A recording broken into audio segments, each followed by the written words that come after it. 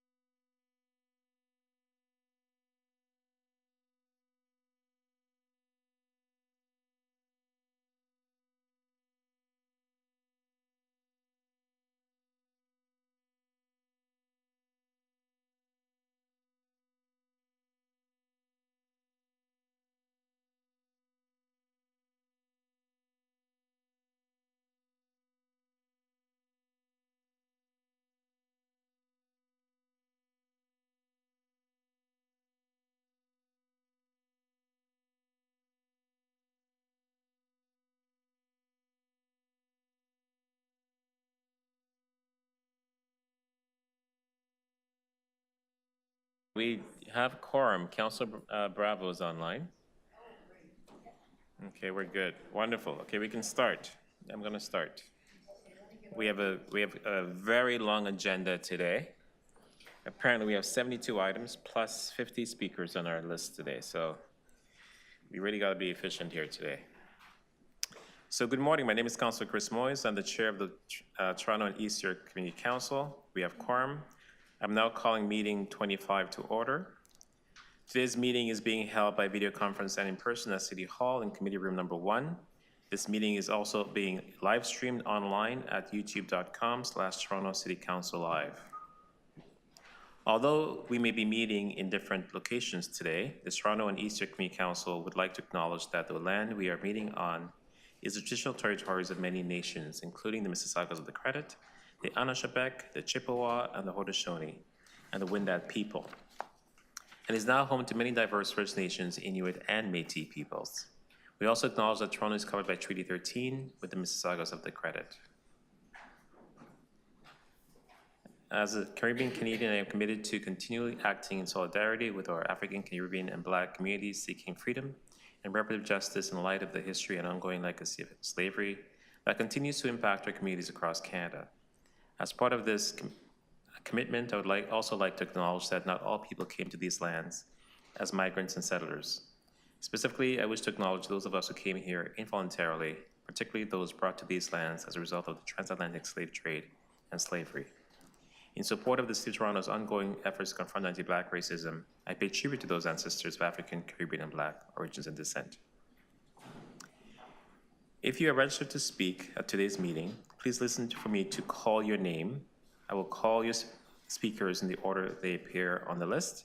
The list of speakers can be viewed online by visiting the Toronto and Eastern Community Council page at toronto.ca/council and clicking the speakers box for today's meeting. Members, the City Clerk has provided all agenda materials on toronto.ca/council and on CMP, the Clerk's meeting portal. Clerk's IT staff are available to members if you need help with your devices. I also want to remind you to please submit and approve your motions by email. Staff are available at tycc@toronto.ca to help with motions. Are there any declarations of interest under the Municipal Interest Act? If you do have an interest, please raise your hand or unmute your mic and indicate the item number and the nature of the interest. Seeing none, okay. May I have a motion to confirm the minutes from our meeting on July 8th, 2025? Councilor Fletcher? So moved, Mr. Chair. All those in favor? Opposed? Carried.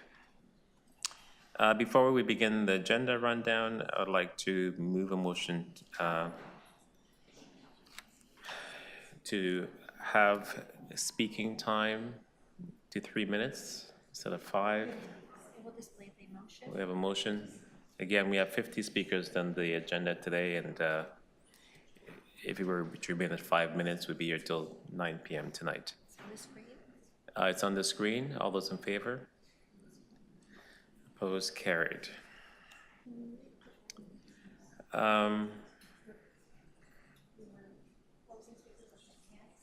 May I have a motion to add new business items, T 25.65 to T 25.72? So moved. Councilor Madlow, all those in favor? Opposed? Carried. Thank you. So items T 25.1 to T 25.12 and T 25.14 to T 25.30 are timed, so we will begin the run through at item 25.13. Okay. Bear with me. So 25.13, I was told we're going to defer this item. I think Councilor Sachs. This is your item 13 to defer? Yes, please. Okay, can you post it? Can you post? Okay, it's okay. Can you post it? Councilor Sachs is going to defer this item. The motion is on the screen. All those in favor? Opposed? Carried. Thank you. T 25.31, changes to Business Improvement Area Board Management. Awards 9, 10, 11, 14, and 19. I'm going to ask, okay, Councilor Fletcher will move that. All those in favor? Opposed? Carried.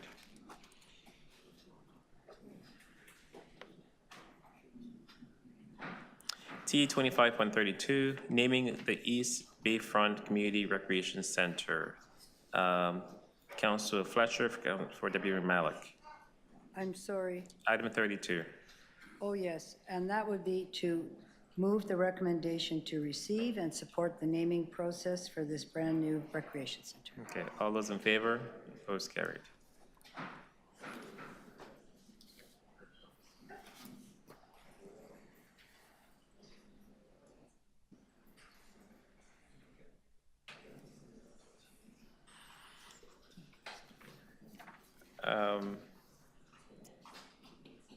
Okay.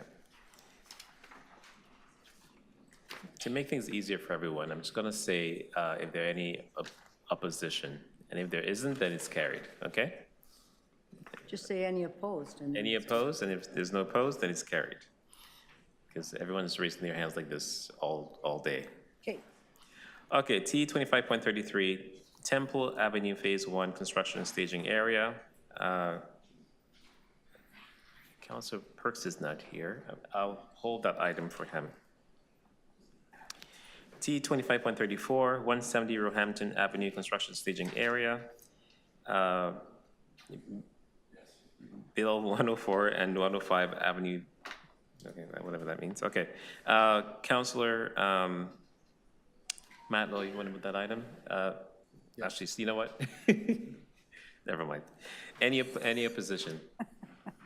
Moved, carried, thank you. Your job. I'm still getting my mojo going here. T 25.35, Dalhousie Street, 241 Church Street, construction staging area. Any opposed? That's carried. You have a motion on that? I have a motion, yes, I do.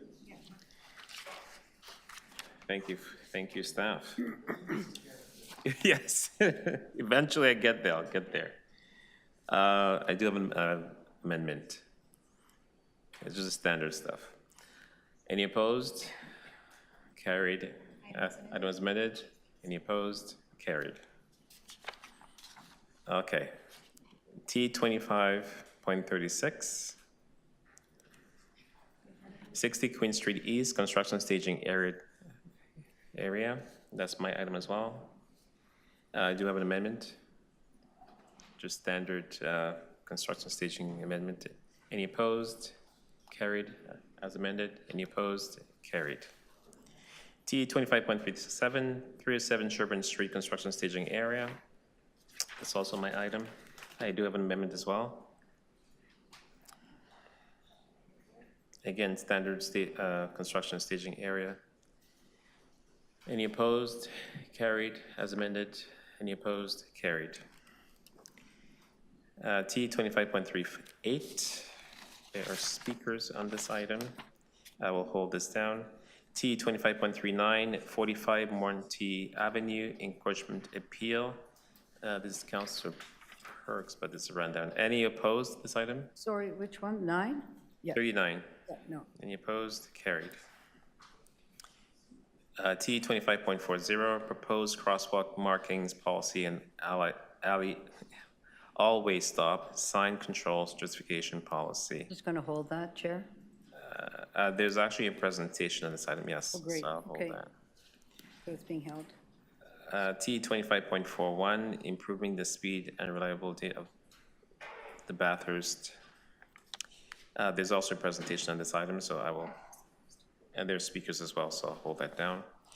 T 25.42, accessible parking spaces, September 2025. I'll move the staff report. Okay. Any opposed? Carried. T 25.43, pay and display and on-street residential permit parking, Dovercourt Road, September 2025. Any opposed? Sorry? Okay, this is carried. T 25.44, Earls Court Avenue accessible loading zone. Any opposed? Carried. T 25.45, I think I have an amendment on this item. 45. Sorry? Actually, it's, I'm going to move staff's rights. Yes. Any opposed? Carried. T 25.46, Melinda Street parking amendments. Moving staff's recs. Any opposed? Carried. T 25.47, introduction of overnight on-street permit parking. Area 9A, Thyra Avenue. Any opposed? Carried. T 25.48. You're not on mute, Councilor Bravo. Here we go.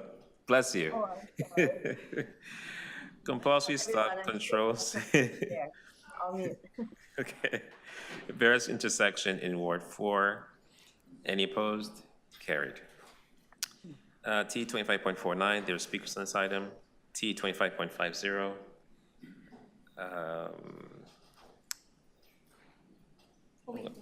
Oh, holding. Yes, I'm going to hold that item.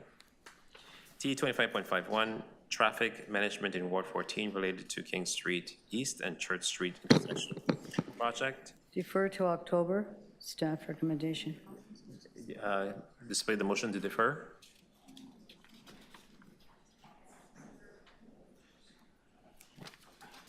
Okay, any opposed? Carried.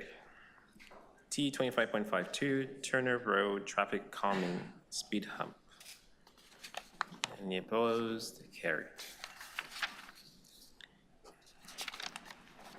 T 25.53, Leroy Avenue traffic calming speed hump. Any opposition? Carried. Sorry, moving the installation of the speed humps. Thank you. Do you have a motion, or you I just, do, but it's a staff recommendation, so do you I have? a believe motion? it is. Yeah, That was just the staff recs. thank you. Well, this is the rundown, right? Yeah, so we have to do I think I'd just like to move the staff recs there. We need to do something. Yeah. Yes. Sorry, I didn't hear what you said, Councillor Matlow.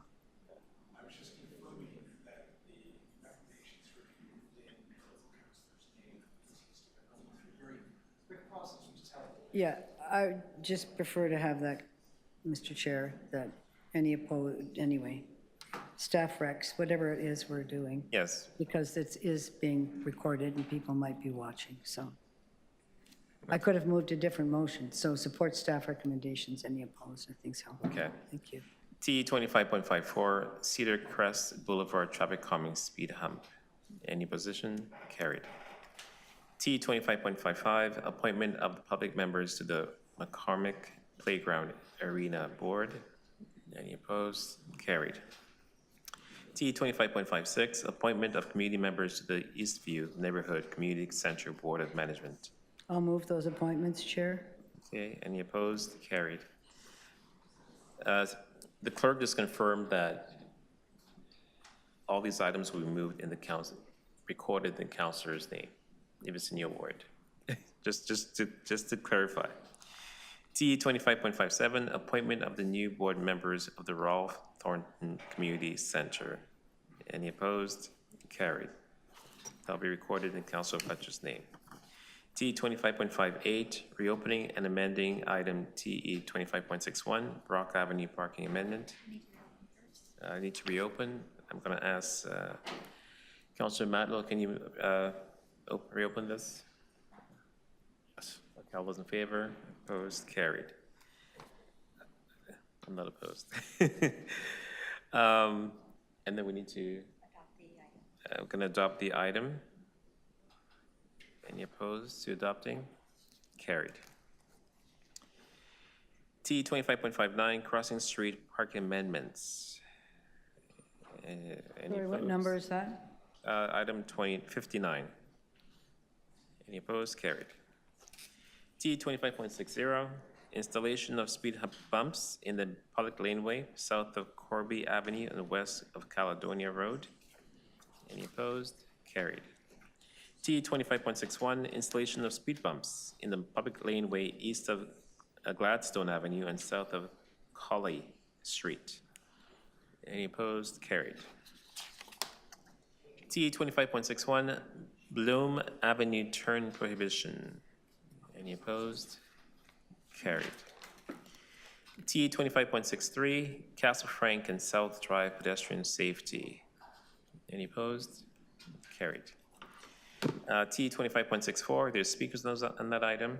T 25.65, establishing a community's safety zone. Sorry.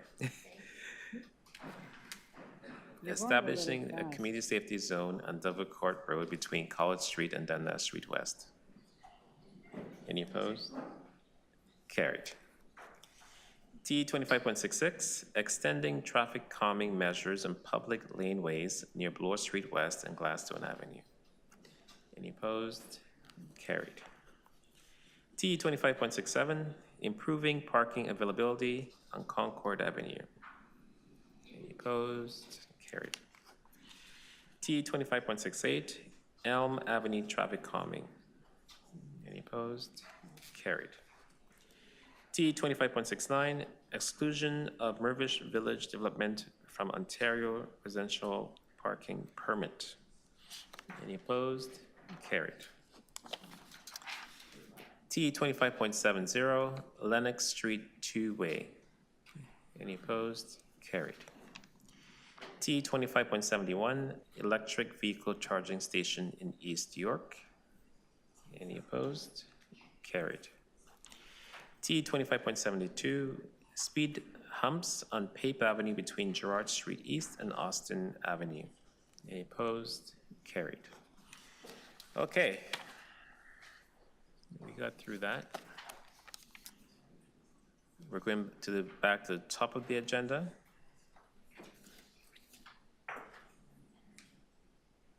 Councillor Bradford. Sorry, I do have these two. I'm just checking with you, Chair, that We do have to add. Ontario Place Event Traffic Management Strategy and Wellington Street Loading Zone, that we haven't done those yet. New items of business from Deputy Mayor. Yeah, yes, I have it right here, Councillor Fletcher. It's okay, I'm just checking because I'm Okay, doing that for the thank Deputy you. Mayor, so I want to make sure I don't miss it, because you're going so fast. If I'm being efficient. I understand, I just wonder where they are. Are they Okay, coming now? so we're now going to add some new business items. So first up is Councillor Matlow. 61 to 75 Brownlow Avenue, residential demolition application. You want to move that item? All those in favor of adding this item to agenda? Opposed? Carried.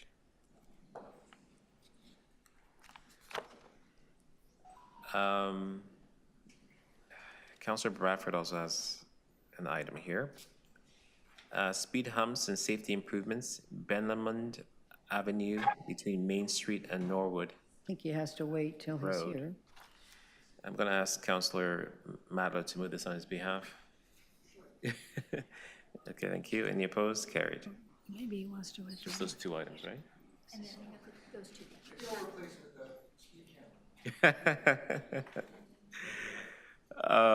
We have two additional items, both from Deputy Mayor Malik.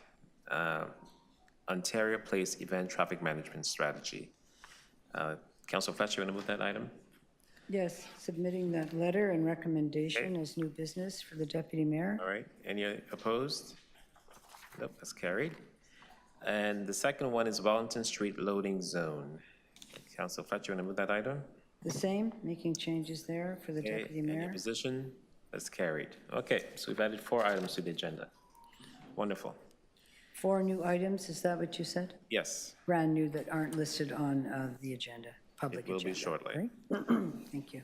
Okay, so T 25.1, naming of a proposed private lane for development at 11 Lord Street West, 980 Dufferin Street, and 90 Croatia Street.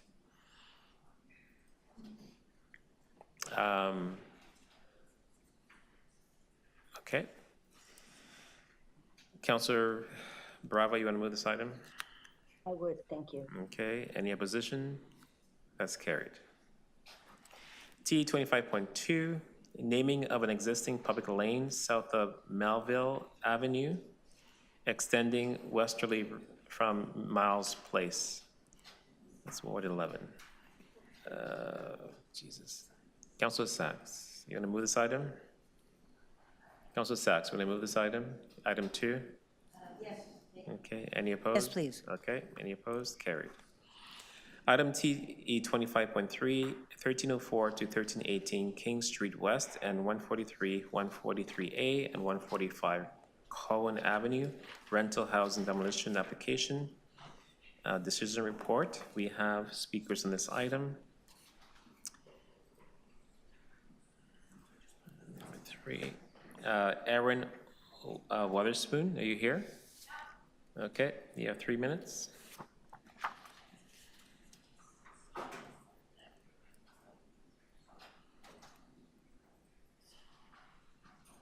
Hello, everyone. My name is Erin Witherspoon. I'm here today to speak with you on behalf of Parkdale Housing Justice Network. In fact, we have been talking to you, all of you, city councilors, KingSett, the Ontario Land Tribunal, for well over 2 years now. I had the pleasure of attending the pre-application meeting for this development back in August 2023, of which countless community members voiced opposition and grave concerns regarding this development. I then attended the community consultation in March of 2024, of which the exact same thing occurred, and KingSett ignored every single community concern. Please hear that. Every single community concern was ignored. And now, here we are today, 2 years later, on the cusp of this development project getting its final approval. Does it not seem truly absurd to any of you here that the actual members of this community, the people who live here, who are saying, have been saying, and continue to say, we don't want this, we don't actually get a say in what our community looks like, and that instead paid professionals like all of you get to decide for us? And then, of course, there's the fact that the paid professionals like you are beholden to capital, despite the fact you're labeled as city councilors to serve the people. I mean, what a joke.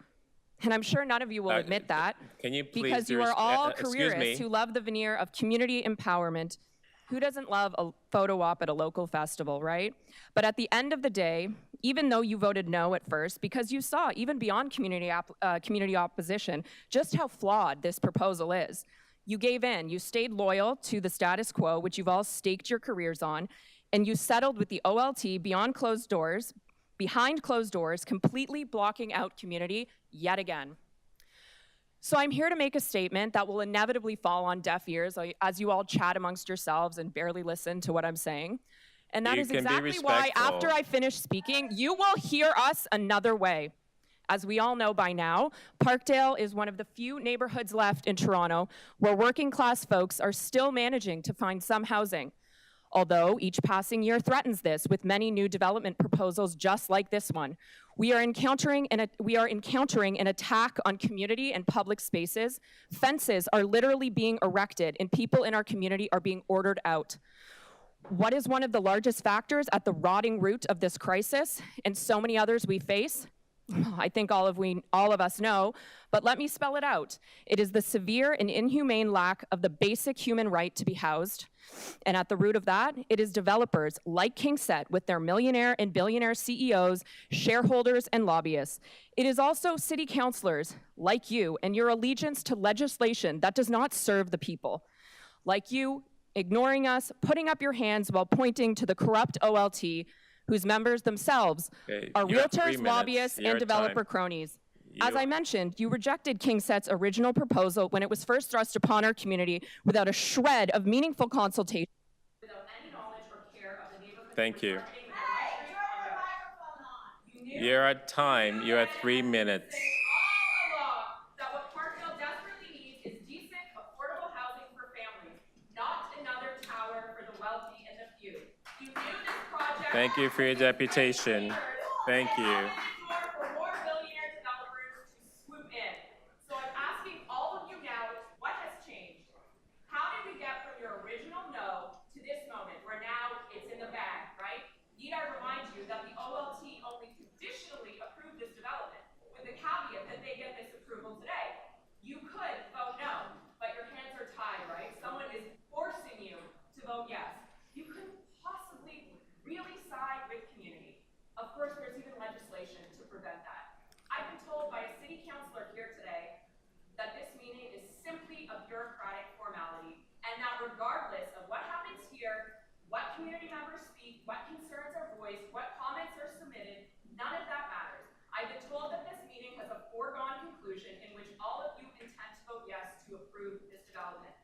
Which I think is actually quite symbolic of the fact that no one has listened this entire time.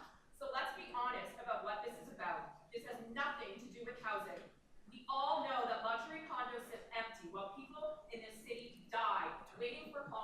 She's, This has to do with KingSett enriching shareholders and your complicity in that. So go ahead and rubber stamp displacements. We'll see you in the streets. Stop KingSett! Stop displacement! okay, you have.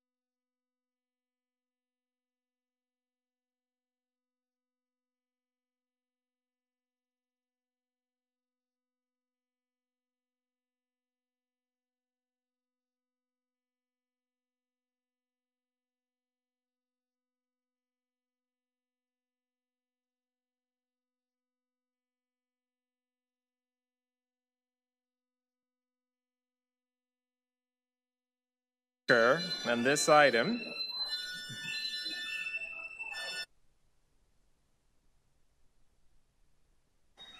Alrighty, the next speaker on this item is Elena Costello from Arid Burles LLP. You have 3 minutes, thank you.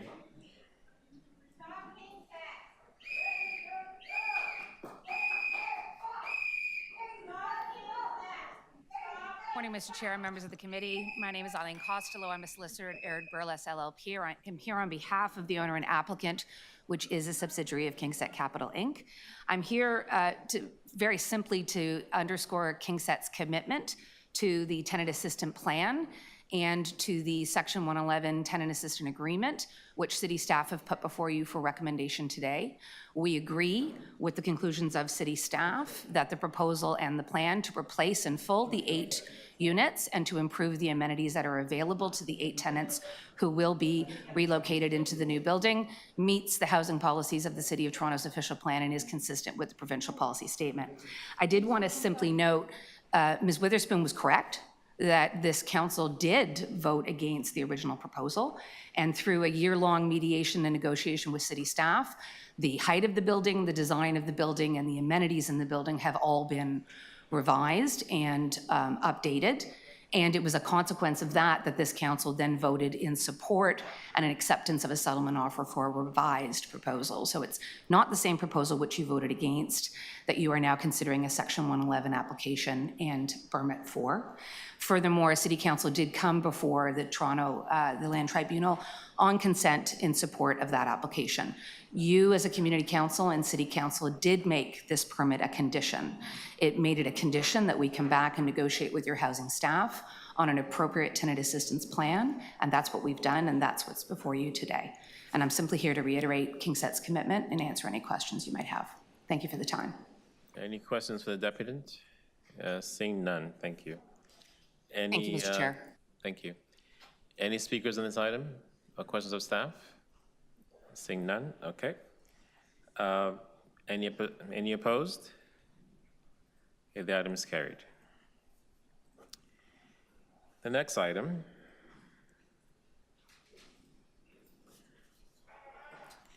is TE 25.3. Nope, that was what I just did. T 25.4, 1648 to 1664 DuPont Street, zoning bylaw amendment application, decision report. We have speakers on this item. Jessica Yee, are you here? Okay, 3 minutes.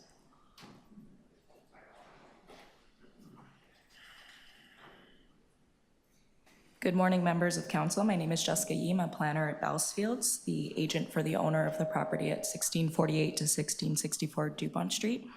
I'll keep my remarks very brief. I did want to extend my thanks to staff, particularly Kashmina Aurora and Dan Nicholson for all their assistance with this application.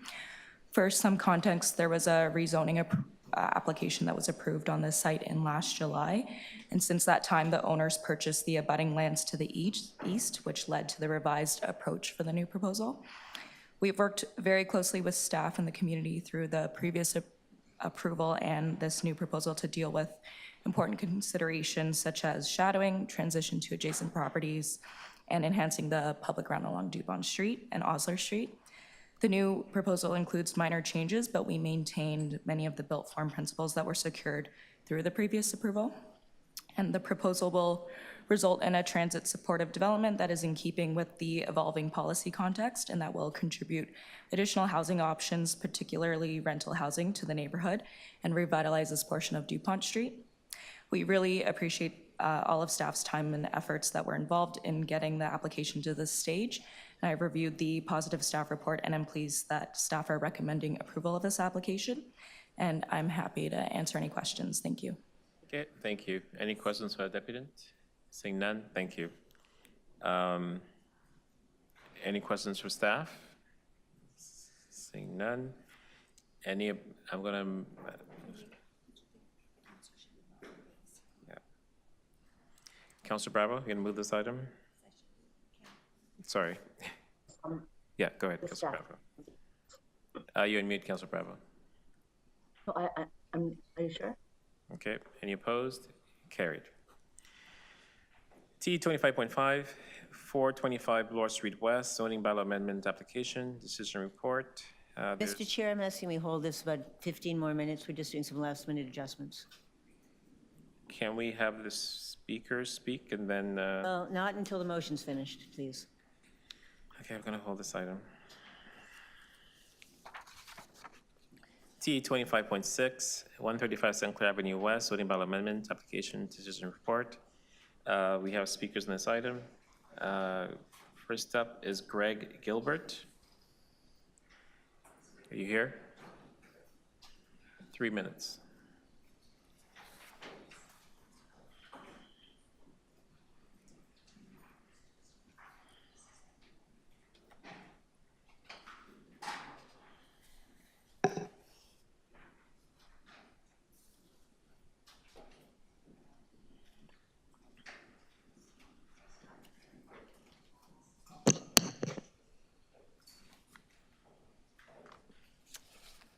Good morning, Chair Moisey and councilors. My name is Greg Gilbert. I'm representing the applicant, Fitzrovia, on this file as the development planning lead. We've been working closely with staff and stakeholders in the community for the better part of a year and support the recommendations in front of you today. 135 St. Clair Avenue West is a 30,000 square foot site at the southeast corner of Avenue and St. Clair. It's currently home to a 14-story aging office building built in 1964, which will be fully vacated and demolished next year. The site is bookended in the Yonge and St. Clair secondary plan, located within the St. Clair subway station MTSA, and supported by mixed-use designation in the Toronto official plan.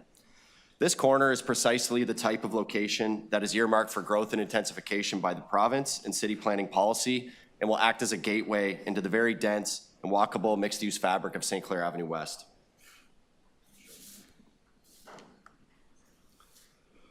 The project is proposed as a 49-story, 500 purpose-built rental apartment site, including our in-house Bloomsbury Daycare Nursery School, 10 Dean Cafe Lobby Bar, as well as 2 additional retail bays along Avenue Road. While the height of the building has raised some concerns among stakeholders, it is consistent with several neighboring approvals in the mixed-use B designation and will contribute to this growing mixed-use community. The proposal has undergone substantial positive changes through the planning process with input from staff, urban design, and the public, and I just want to highlight those visually for this group. The general goal is to decrease the bulk of the built form at the lower levels, to increase space for the public, and improve the overall design and feel along the main streets.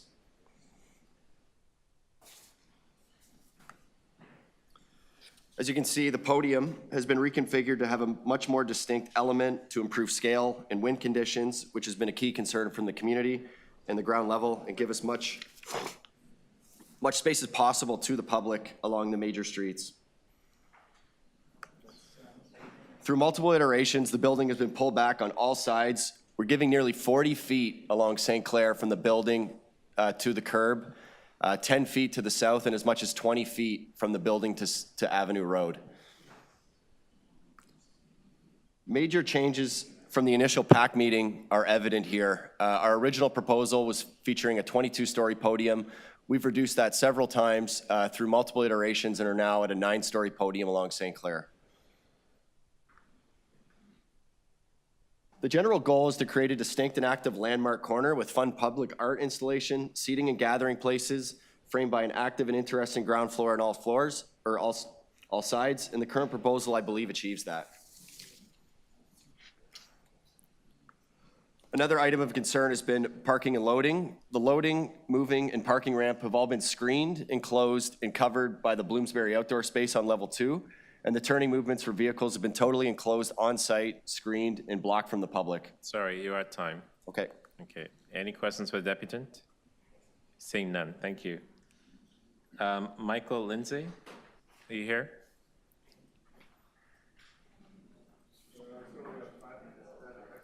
No, it's 3 minutes. We passed a motion at the beginning of the meeting.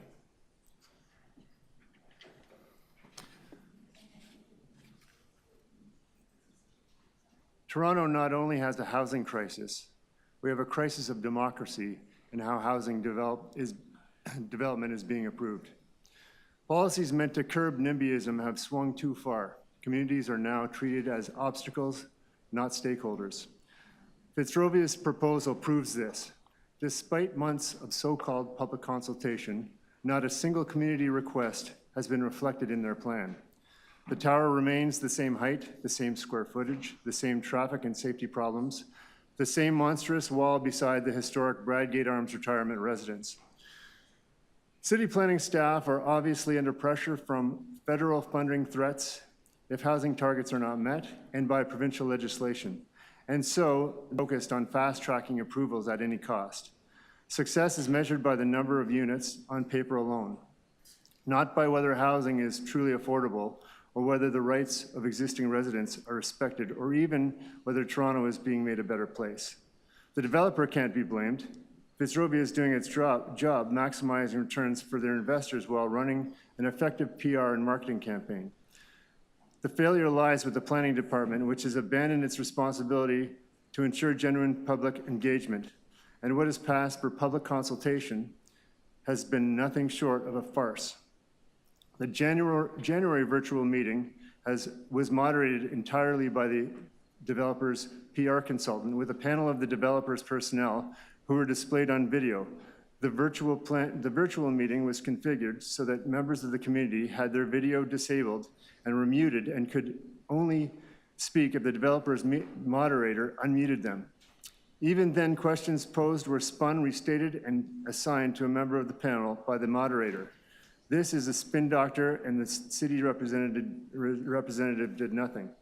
There's a question box, and those questions were also not answered publicly, and there wasn't a public forum for discussion. So the so-called open house at the library was lined with Fitzrovia promotional posters, which we believe are misleading, and critics were pulled aside individually to ensure no collective opposition could be heard. The feeling is that the public is being used to check boxes and allow the city and the developer to say they engaged with the community. This is wholly misleading and disrespectful of many existing residents and their time and effort and very legitimate concerns. After all this, the proposal remains unchanged. This is not democratic. Residents deserve proper notice for a project of this scale. Physical letters of notice should have been mailed to households rather than it being buried on the city website. Fitzrovia should have been required to update the city branded signs on the proposed site. They have the time.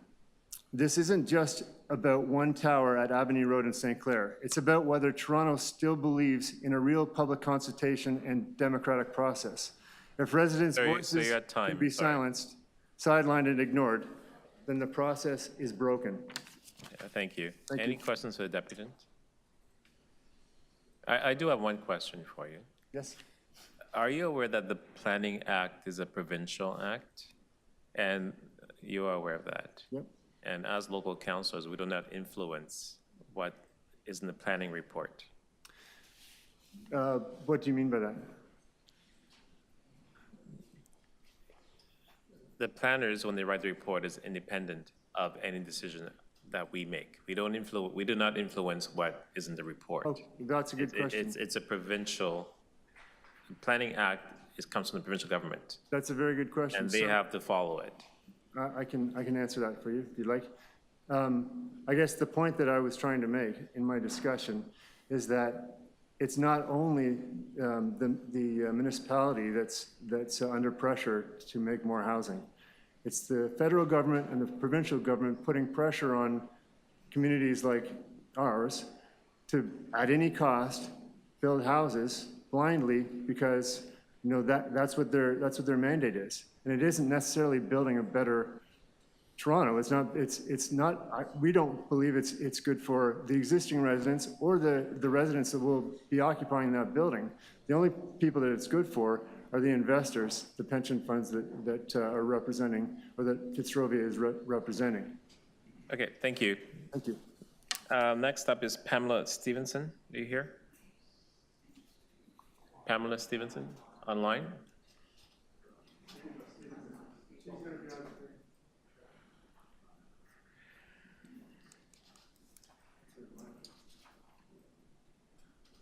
I am online.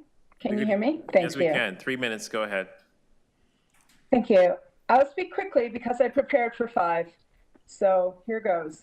I'm speaking today as an owner and full-time resident on Foxbar Road. I've also been deputized by the HO president of 99 Foxbar, who cannot attend today. To be very clear up front, the board of directors and residents of 99 Foxbar strongly oppose the proposed height of 52 floors. Fact.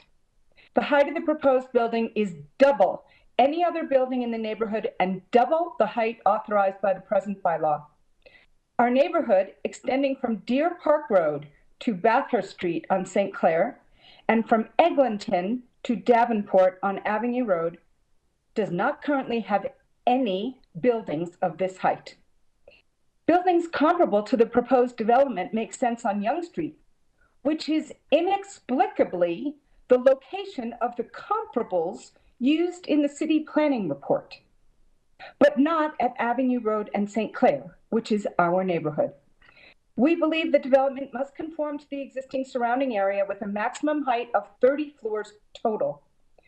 Furthermore, the proposed entrance and exit on Foxbar, a small one-way side street barely more than a laneway, is bound to lead to horrific consequences for the existing ratepayers, which again is against the city's stated guidelines and mission, including gridlock, inability of emergency vehicles to gain access, ongoing excessive noise and disruption, even after construction would be completed, and an illegal parking nightmare. Let's be honest, Foxbar Road is not Poplar Plains, Roehampton, Broadway, or even Davenport. It is a small side street, wholly unable to handle the volume of vehicular traffic this development would create. The entrance must be moved to Avenue Road or St. Clair, where many other high-rise buildings have already set precedent for this. Toronto's official mission statement reads as follows: as leaders and partners, we build a great city through excellence in planning and influential policy. We implement Toronto's official plan for a sustainable city of neighborhoods where life and business flourish. If the urban planning for this project was standard, or indeed excellent, there would be no need to ask for multiple major variations which are being brought forth by this developer. This project is not a minor variation or even multiple minor variations. What is proposed is many, many changes to the official plan. In conclusion, this type of planning requiring multiple major variations is irresponsible, untenable, and makes Toronto an unlivable city. The exact opposite of the city's mission of enhancing a neighborhood where business and life currently flourish. I urge the council to vote against this proposal in its current form, urge all councillors to come visit and get to know our neighborhood personally, and meet with us to come to a true neighborhood enhancing solution. Thank you. Any questions for the deputy? Seeing none. John Taylor, are you here? Online? Mr. Taylor?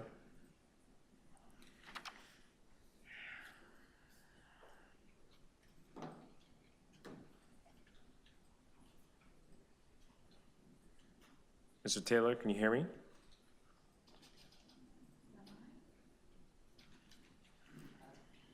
Can you hear me now? Yes, we can. You have 3 minutes. Go ahead. I have a presentation I'd like to show. How do I do that? You have sharing abilities now. Okay, hang on.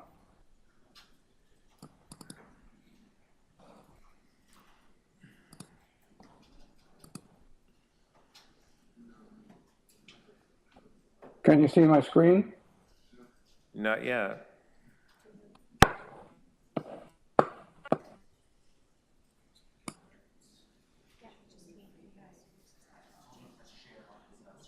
Press share on your screen. Look for the Yeah, I just did. Hang on.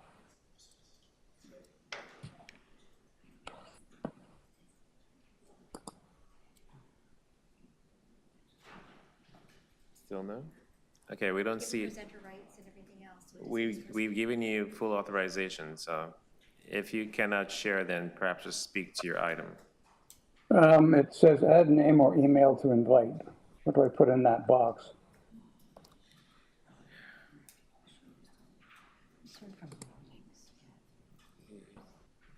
Perhaps speak to the item, sir. Well, it's completely dependent on the show, actually. Can you put me towards the end of the meeting as speaker, and I'll see if I can fix this. Okay, sure. Next up is Craig Perkins. Are you here, Mr. Perkins? Online?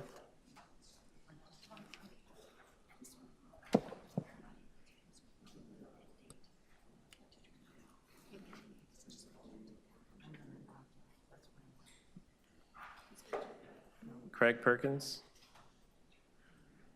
There we go. 3 minutes. Thank you. Well, I have two objections to this proposal. The first is the lack of real meaningful consultation, which has been spoken to by one of the other deputants here. But I will focus on the merits because it appears that the council intends to go ahead and consider and, I suppose, approve the merits of this proposal. Two objections. First, the height of the building is, as has been pointed out, more than double the height of anything in the surrounding area. There have been recent approvals of projects on St. Clair West, just west of Avenue Road, that don't come anywhere close to this. There is nothing in the neighborhood at all close to this proposed height of 49 stories. It's no answer to say that approvals have been given on Yonge Street. Yonge Street is more than 10 minutes walk away from our neighborhood, and this proposed tower would be completely unprecedented and would establish a precedent for what we residents of the area call monster developments, which would fundamentally change the whole neighborhood. The other objection that I want to raise is that the footprint of the tower is much bigger than the standard that is ordinarily considered for such sites. And so the combination of height and footprint would be a massive burden on the city infrastructure and on Brown Public School. So those are the 2 points. I'll make it short and sweet. And I definitely hope that council will require the development to be brought down to a more reasonable size. We recognize that the corner of Avenue Road in St. Clair is ripe for redevelopment. We recognize the need for increased housing and indeed rental housing in the city. But this is a vast overreach in the opinion of the members of my condominium corporation, which is only a 7-story building across the street. And so we urge council to force changes to this proposal. And that's my presentation. Thank you. Okay, thank you. Any questions for the deputy? Seeing none. Greg Nevison. Okay. Yeah, 3 minutes. Thank you for being here in person. Go ahead. We could hear you. The red button's on. Go ahead. Morning, everybody. I'm Greg Nevison, and I represent the Deer Park Residents Group. Our area is immediately to the west, to the east of this proposal, south of this proposal, and north of this proposal. We find that the planning report, the positive planning report that was produced recently, is erroneous. It makes the assumption that this building is really at Yonge and St. Clair. It's not at Yonge and St. Clair. It's a 650-meter walk to the St. Clair subway. So the precedent of putting a 49-story building this distance away from the subway, I think, is terrible. It's not appropriate. The footprint of this building, as just mentioned by the previous speaker, is far greater than the city's policy. The average floor plate is much greater than 1,000 square meters. The city guideline is 750. This is a huge, bulky, tall tower that will cast enormous shadows on sidewalks, on single-family homes, on 2 city parks, and is completely inappropriate in our opinion. It is not at Yonge and St. Clair. That's basically our key points. Thank you. Thank you. Any questions for the deputy? Seeing none. Raheel Shirasalimian. Online. Yes, could you hear me? Morning, 3 minutes, go ahead. Good morning. Good morning, and thank you for the time. I would like to raise a few concerns regarding this proposal. As the other residents maybe mentioned, from an urban design perspective, this proposal introduced a building almost double a scale of any building that we have in this neighborhood. The proposed floor plate for the tower, let's say 49-story, is almost 987 square meter, which is extremely larger than what we have usually in Toronto. The 9 to 13 story of the podium with almost 1,200 again square meter is again the bulky podium and very, let's say, high high street wall for this building, this proposal. Again, we are in the Avenue Road and we are not in the Yonge Street. This corridor is different from the other corridor in our city. The other thing is that we heard about they are proposing some daycare or the other retail, which means that they need some outdoor area. However, only 6 meter setback from the property line of the north has been provided for that one. And let's say 3 meter from the south from that senior residence, that I don't think that it is going to be sufficient for the retail and the commercial, let's say non-residential use that has been proposed for this building. Other thing is that, again, as other people mentioned here, it is 170 meter over 170 meter height for this building, which is more than double of the height that we have in this neighborhood. So it's going to be extremely tall building for this neighborhood. The other issue is about the way, like the traffic and the access. That imagine that 560 units, estimated like 2 person per unit. It's like 1,200 load we are adding to this Foxbar Road, which is very local road. And imagine the scenario of the fire and how even in the emergency, people can get access to any of those buildings in this narrow road. the loading, all the truck and maneuvering is happening outside of the building. So much like noisy area for the people that living in this area. And again, I think that we want to see a good development in our city, but this project is with this current, let's say, plan, raising a lot of issue for this area. Thank you so much. Thank you. Any questions for the Deputy? Seeing none. John Karen?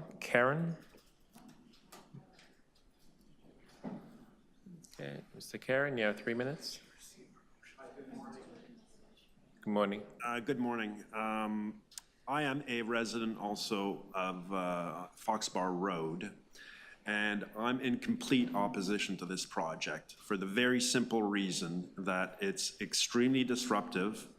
It's going to cause, tons of pollution, and it's going to cause extreme noise for the next basically 3 years. Now, I know what I'm talking about because we're in the direct line of fire again. We've had to live with this when they did Imperial Plaza. Then they built the tower next to it, and then they built, 99 Foxbar. We dealt with this for over 10 years. I don't know how this hasn't been taken into consideration. I mean, any developer can see there's tons of houses here, and yet we're going to be disturbed for an extensive period of time. The pollution is incredible. I see it, we've got a black table, a backyard table. When they were building the other buildings, you could never eat outside. You would clean it immediately thereafter. Within the day, it's covered in dust. We could never open the windows because our couches would get ruined because of the pollution. Now, my son who works from home, part of the time won't be able to. They start at 7 in the morning, usually really at 6:30, make a ton of noise, and we have to be woken up to that every single day. So again, I urge you to oppose this application in its entirety because it's making our lives completely unbearable. That's it. Thank you. Okay, thank you. Any questions for the Deputy? Seeing none. John Tawil?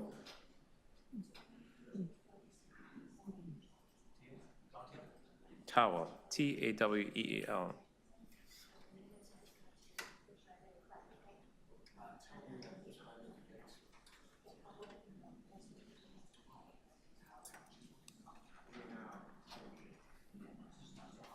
Okay, we don't see John Towell online, not in person. Okay. Pamela Thompson. 3 minutes. Good morning. Good morning. I'm the chair of the Bradgate Arms Residents Council, and I second all of the things that the former speakers have said.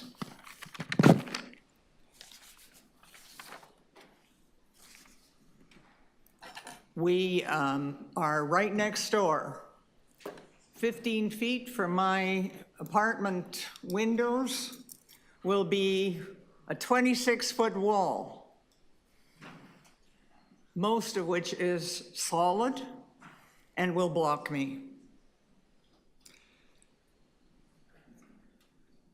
We fear that we are over 120 people, counting managers, residents, and staff. And it is time we were listened to, since we were not invited to any of the subsequent conversations after the public meeting at Deer Park Library. We're going to have no light on the north side. We're going to have no light on the northeast side for 1 apartment, 2 apartments, 3 apartments, 4 apartments, 5 apartments. Please take note of page 5. Incidentally, what we're talking about here and what you've heard with the very first speaker on the other item and the speakers here, we're talking about respect. And what the residents of Bradgate Arms see is disrespect. On page 5, which is this incomprehensible drawing to anybody who's not an architect or an engineer, there are little words at the bottom that really mean something. It says in the bottom to the left, a 3-story building. It's not. It's 5. It says that there's a 4-story building to the left of that. It's 6. It talks about a pole. And there's a line that says absolutely nothing what it is. Thank goodness for the residents' associations who were able to explain to me that that's this monstrous wall that's going to be put up and block all our light, not only to the apartments, but to our gardens and to the patios where I call them the old folks, who are older than I am, sit and sun and converse and read. On page 6, the wall is shown. Okay, so please wrap up. It is 3 minutes. I was told in my notice that there was 5 minutes. Was there an amendment to that notice? And if there was, may I have a record of it? It's on the record. In the beginning of this meeting, we actually voted in favor of reducing time. Well, you were droning on, with all due respect, Mr. Chair, and couldn't be heard. Am I right? Yes. We voted on it. That was one of the first things I spoke Well, to. you didn't ask us, did you? On a point of order. Okay. Go ahead, Councilor Bravo. Just for the participants, we have more than 50 deputants, councilors with multiple pressures today, including myself. I'm sick. If we're going to get to the bottom of the agenda and hear from everyone, which is the democratic approach, we've had to make the unusual move of limiting to 3 minutes, which was announced and is on the public record. So please, can we just proceed? Because by holding up the process, we're going to potentially deny other people a voice in this committee. Thank you, Councilor Bravo.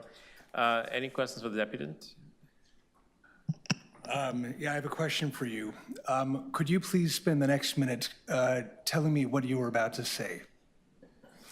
I was about to say that this misrepresentation of how many stories we're dealing with, this representing on drawing page 6 that Bradgate has a green roof or it's a field. It's not even marked as a building. The representation that there's a pole when we're talking about a wall. My point is, if there's disrespect, it's right here. Thank you. Okay. Thank you for your respectful deputation. Kathy McDonald.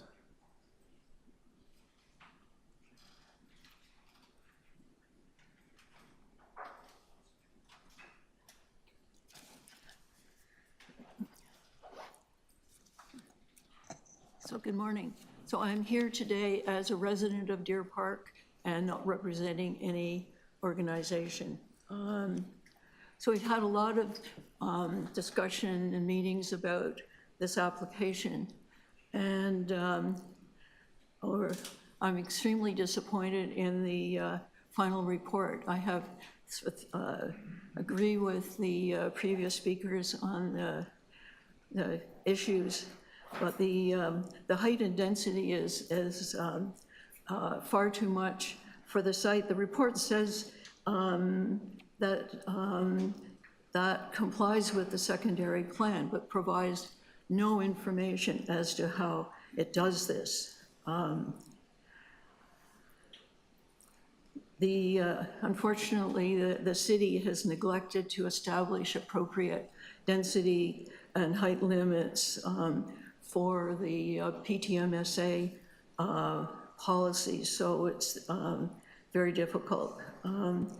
The secondary plan and framework plan both include clear provisions that the highest density in the area is the intersection of Yonge and St. Clair. The second issue is about wind.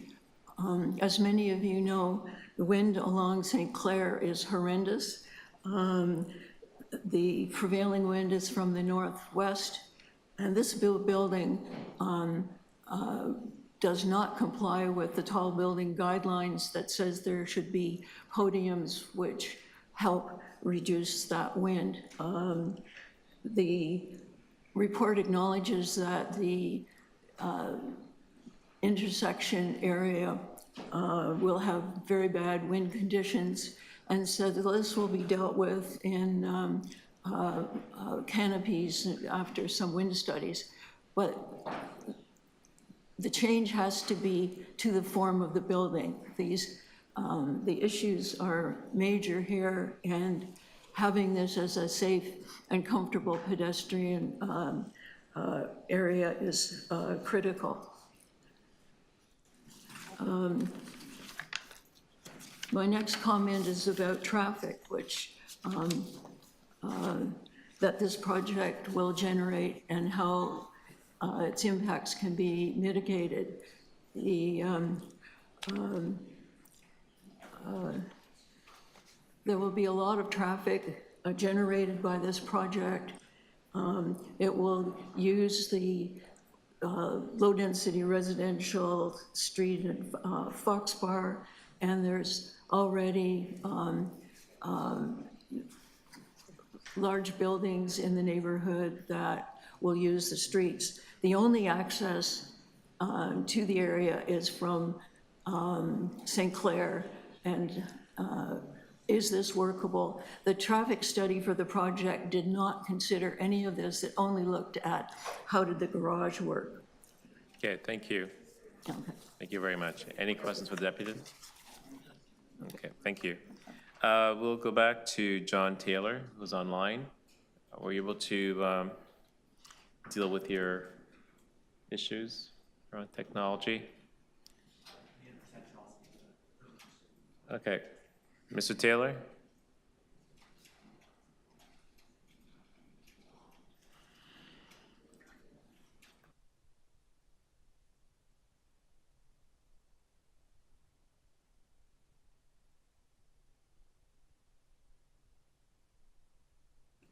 Mr. Taylor, can you hear me?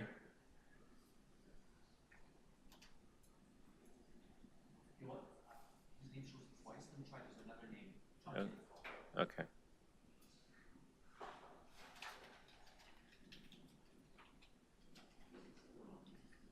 Okay, there we go. Okay, you should have, we can't hear you though, you're muted.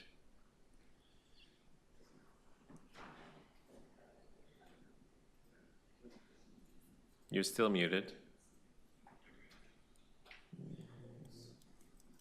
Are you able to unmute him?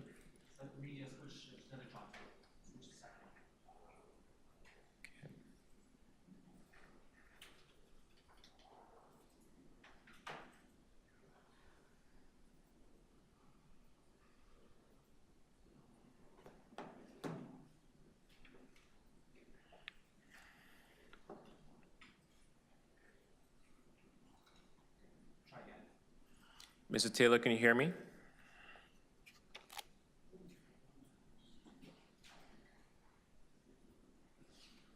Mr. Can you Taylor? hear me now? Yes, we can hear you. Can you hear me now? Yes, we can. Okay, now I want to share my screen.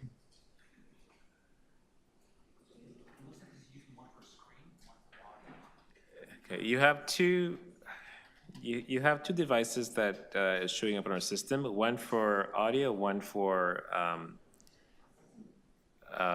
projection or screen. Okay, hang on a second. Are you able to use one device? Yes, hold on a second, I'll try.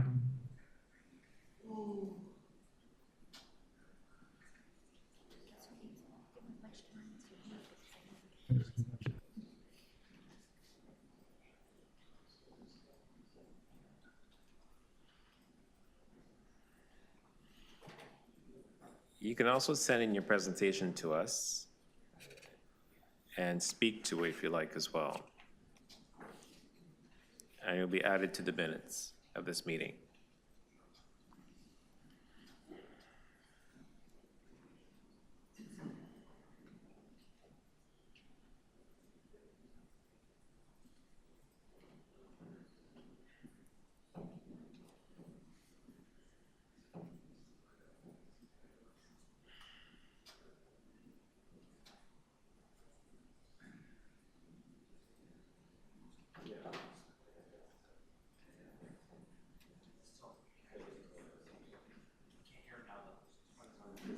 Okay, we cannot hear you. If we hadn't had enough time and notice, we would have been able to sort this kind of thing out.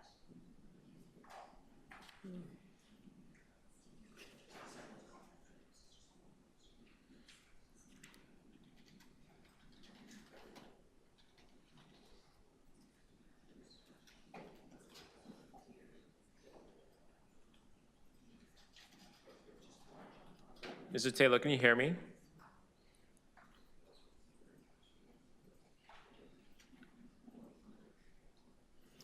Okay, I guess, okay. Okay, we are having issues with Mr. Taylor. We'll have to move on without him. Mr. Taylor, you could submit your presentation to the committee and will be added to the minutes.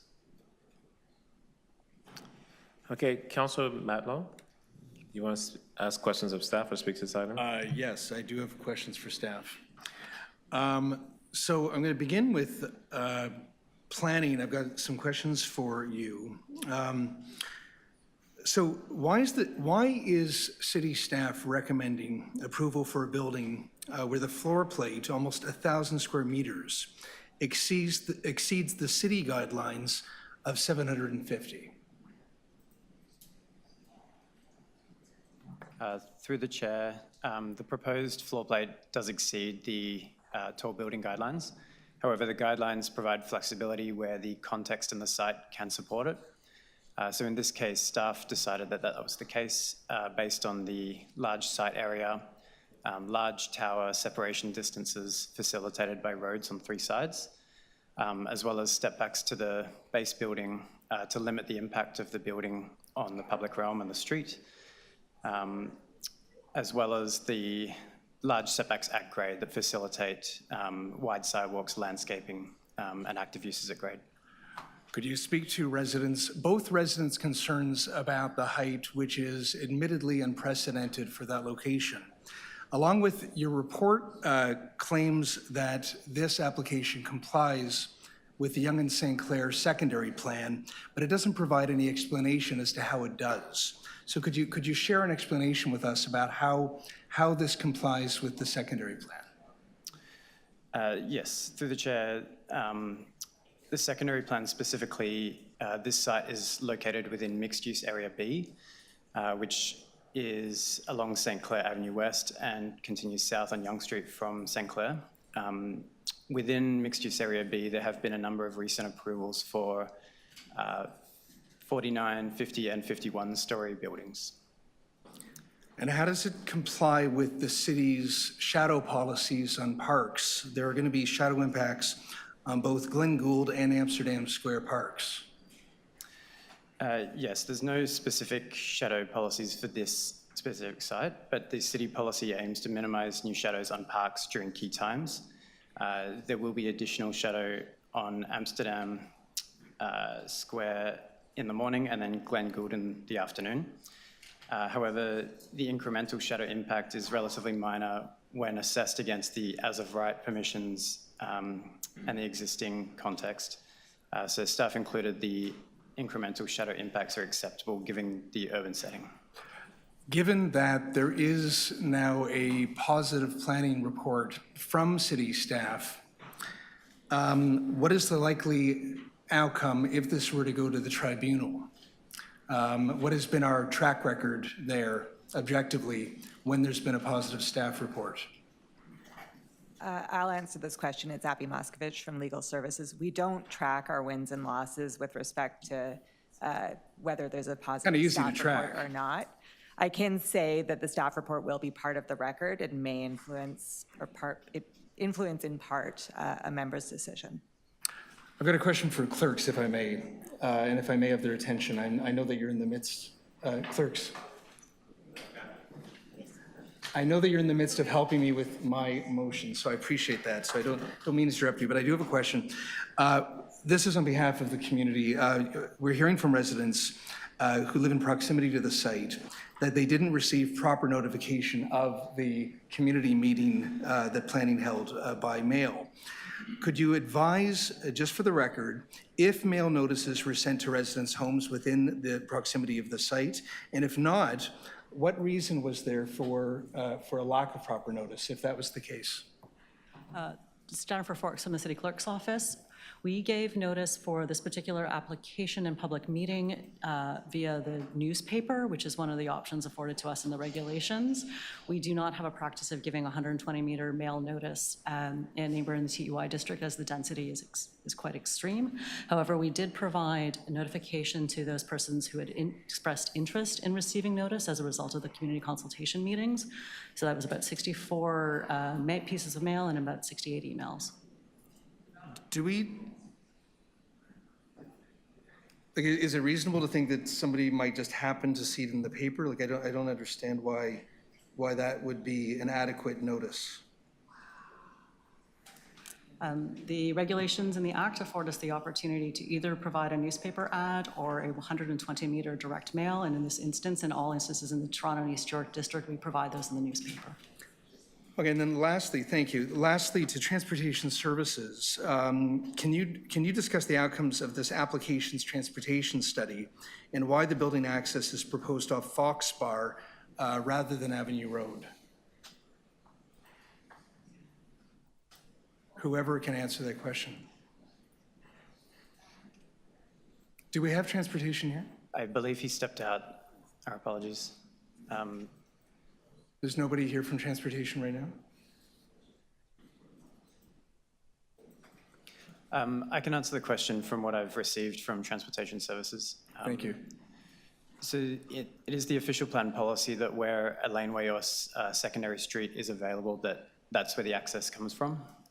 So it was assessed by Transportation Services. There was a transportation impact study that was assessed and agreed to by Transportation Services. Okay. Thank you. Any other questions from committee? Seeing none. Speakers on this item, Councilor Matlow, you want to speak on this item? These are always the most difficult ones because. Do you have a motion, Councilor Matlow? I do. I'm not going to read it all, but I'll explain it because it's lengthy. And I'll get into it if I may just before, but I have a preface, which I think is important. Nobody in the area is happy with this proposal. And I've met at great length with leaders from the different buildings and in the neighborhood, and I've had a town hall meeting with the residents of Bradgate Arms who are really worried. Yes, about the development itself, like the height and the density, but also just the impact on their quality of life through the construction period, which will be directly impactful because they live directly adjacent to it. And I can't imagine anyone not empathizing with what that reality will be like, because construction is awful, and there's just no way to sugarcoat that. Okay, allow the council to speak, please.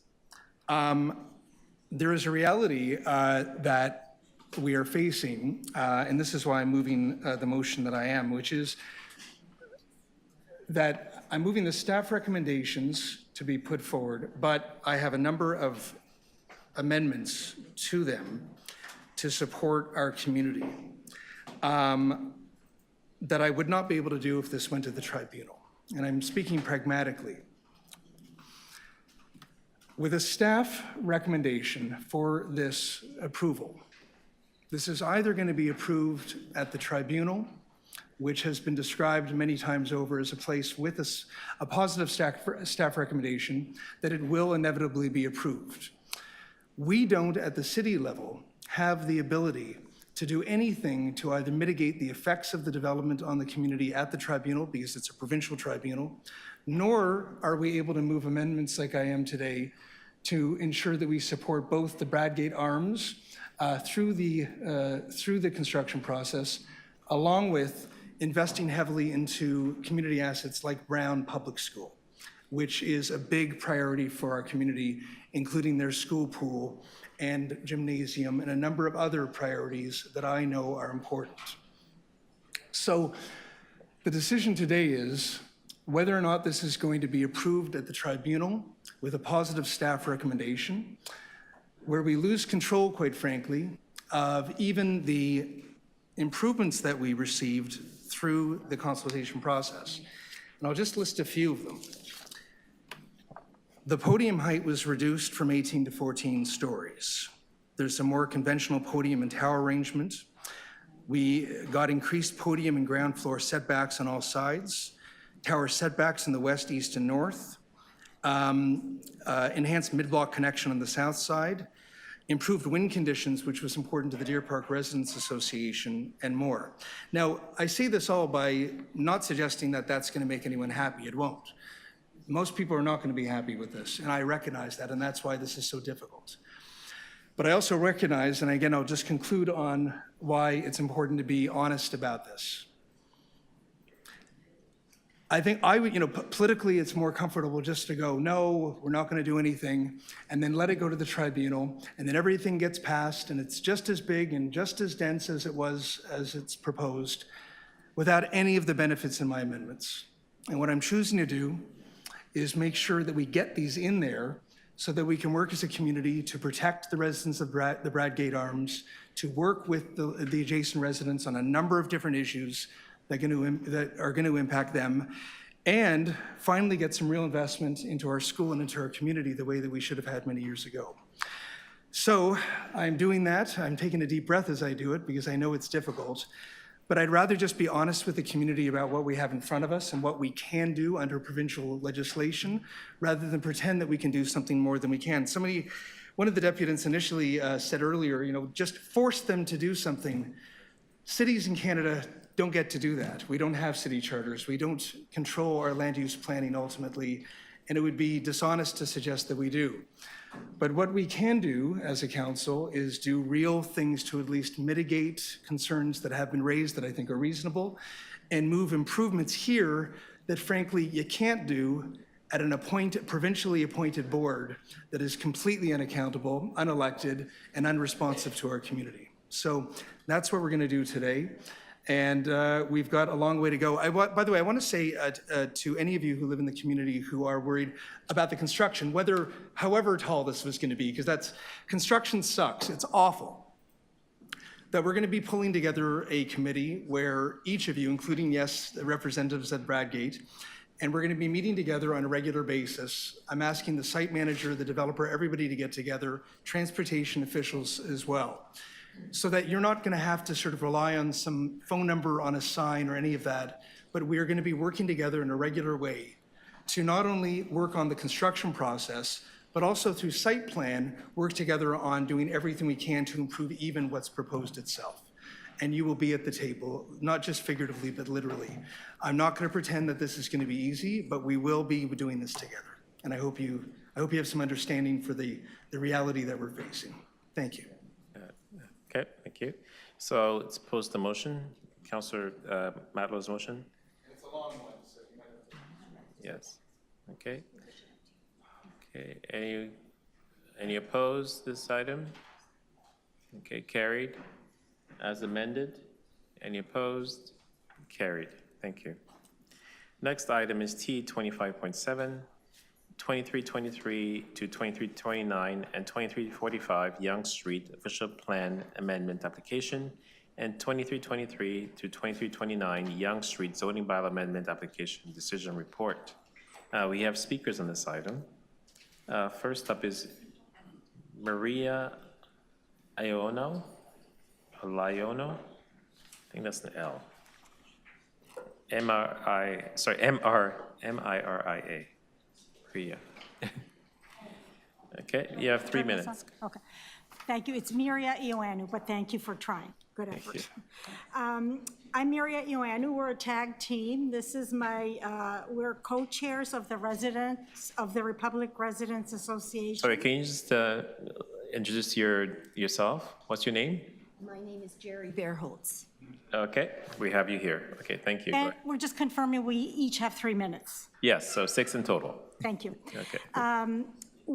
As I said, we co-chair the Republic Residents Association. We represent the interests of residents and school populations in the high-rise neighborhood of Yonge and Eglinton, and have been doing so since 2012. Our mandate is to advocate for the safety, livability, and desirability of our community. We understand the need for more housing across the city, and we encourage development that will provide housing of all kinds. We both live in high-rises and know that this can be an efficient and effective way to house many people. You all know that the Yonge Eglinton community is one of the most densely populated areas in North America and will continue to grow exponentially over the next few years and decades. Our immediate neighborhood, the one in which this development is proposed, is reputed to top that list. For this reason, it deserves special attention from the city. Over the past few years, we've worked closely with city planners, staff, councilors, other Midtown residents associations, and our local BIA and developers to ensure that our community stays safe and livable. The disruption to our community with nonstop building and transit construction has become infamous. You may have heard something about that. We continue to work with developers, including Boosfield's RioCan, who have been amenable to our requests for adjusting some of their plans and for including us in the planning process. We appreciate their collaboration, and we'd like to acknowledge that. The scope and location of this development has the potential to affect the lives of tens of thousands of residents, students, local workers, and vehicles who pass the site on a daily basis over a 5-year period. The concerns we're raising and requests we're making of this committee today have been discussed with Boosfield's RioCan. We ask you to carefully consider our concerns and suggestions now when the proposal can still be modified in order to mitigate the chaos, danger, and hardship at a later date. And I will pass it on to my colleague, Jerry Bearholtz. Here are the major items that we ask you to take into account for this project. First, consider the construction management plan well in advance of city approvals being granted. CMPs are usually approved well after it is not possible to make any substantial architectural changes. Secondly, ensure that all construction staging takes place on site and not on the sidewalk or street. This is particularly important on this site because of the offset intersection of Yonge, Roehampton, and Orchard View, which is already recognized as hazardous for pedestrians, people with mobility issues, and vehicles. If this construction staging bleeds onto the sidewalk and road, that further imperils people. Thirdly, provide a logical plan for the ingress and egress of traffic from the property onto Roehampton, both during construction and when the building complex is completed. Fourth, ensure that pedestrian safety is guaranteed during peak school and rush hour periods. 5, encourage and support the establishment of local businesses and services that meet our community's needs. 6th, ensure that traffic, parking, air quality, and construction noise mitigation bylaws are enforced, even at the expense of the developer. 7, ensure the continuing existence and growth of small businesses which are often demolished or replaced by large franchises, box stores, or banks when large-scale development happens. We want to acknowledge Catherine Deschamps, Senior Project Manager, Construction Coordination and Traffic Mitigation, and her team, as well as our counselor, Josh Matlow, and his staff for doing their very best to address many of the issues that have challenged our community and continue challenging it. But our community is unique, and requires unique consideration. According to StatsCan, our two-block high-rise neighborhood is currently home to approximately 12,000 people, a total which exceeds the combined populations of Gravenhurst and Huntsville. What's more, our immediate neighborhood is conservatively projected to house more than 20,000 residents by the time this project is completed. In conclusion, we ask Boosfield and RioScan to continue collaborating with us to preserve this, we ask the city and Boosfield to continue collaborating with us to preserve the safety, livability, and desirability of our beleaguered Midtown community. Thank you so much for your consideration. Any questions for deputants? Seeing none. Thank you for coming in today. Next up is David Charazenko.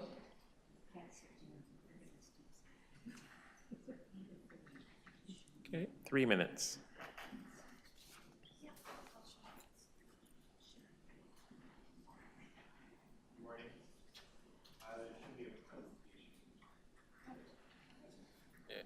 Actually, just plug in your device if you have it. Yes, of course, sure. Yeah, of course, I'm sorry.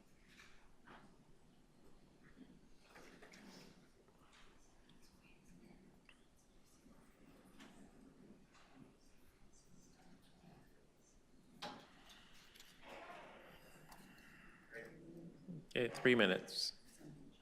Thank you very much.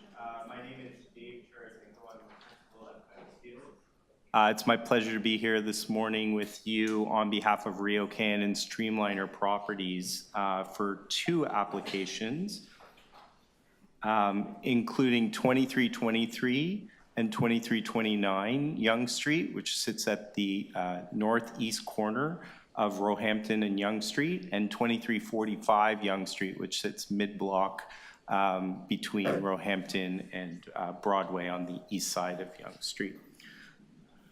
These two applications, the first of which includes an official plan amendment for both 2323 and 2345 Yonge Street to provide relief from the Yonge-Eglinton secondary plan policy for 100% replacement of office space and reducing that replacement to 25% in a combination of affordable housing and non-residential space, and a zoning bylaw amendment application for 2323 Yonge Street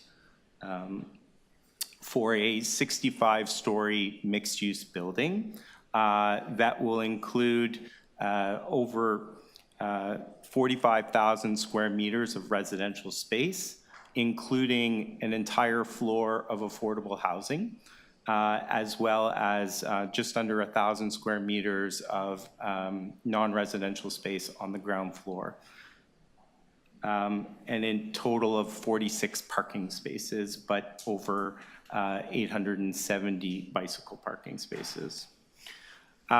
Through considerable community consultation in the form of community consultation meetings, public open houses, meetings with residents associations, and multiple design meetings with city staff, we've arrived at a revised proposal that is presented to you today in the staff report. One of the key interests that we had was improving the public realm on both Yonge Street and Roehampton. You can see from this view in the revised proposal, we made considerable efforts to pulling the podium element, which is a 3-story element, back from both frontages. And you can see the undulating balcony projections on both the 2nd, 3rd, and 4th floors create quite a variety of open spaces and relief, frankly, from the corner element at Roehampton Yonge Street.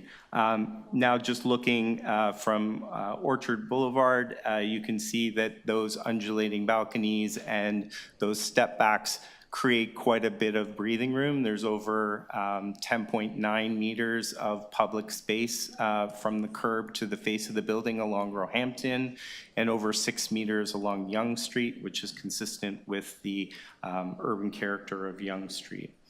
And finally, just looking at this last picture, you can see the activation of Roehampton, which if you look at the current conditions, is less than ideal for residents and passersby. Thank you. Any questions for the Deputant? Seeing none, thank you.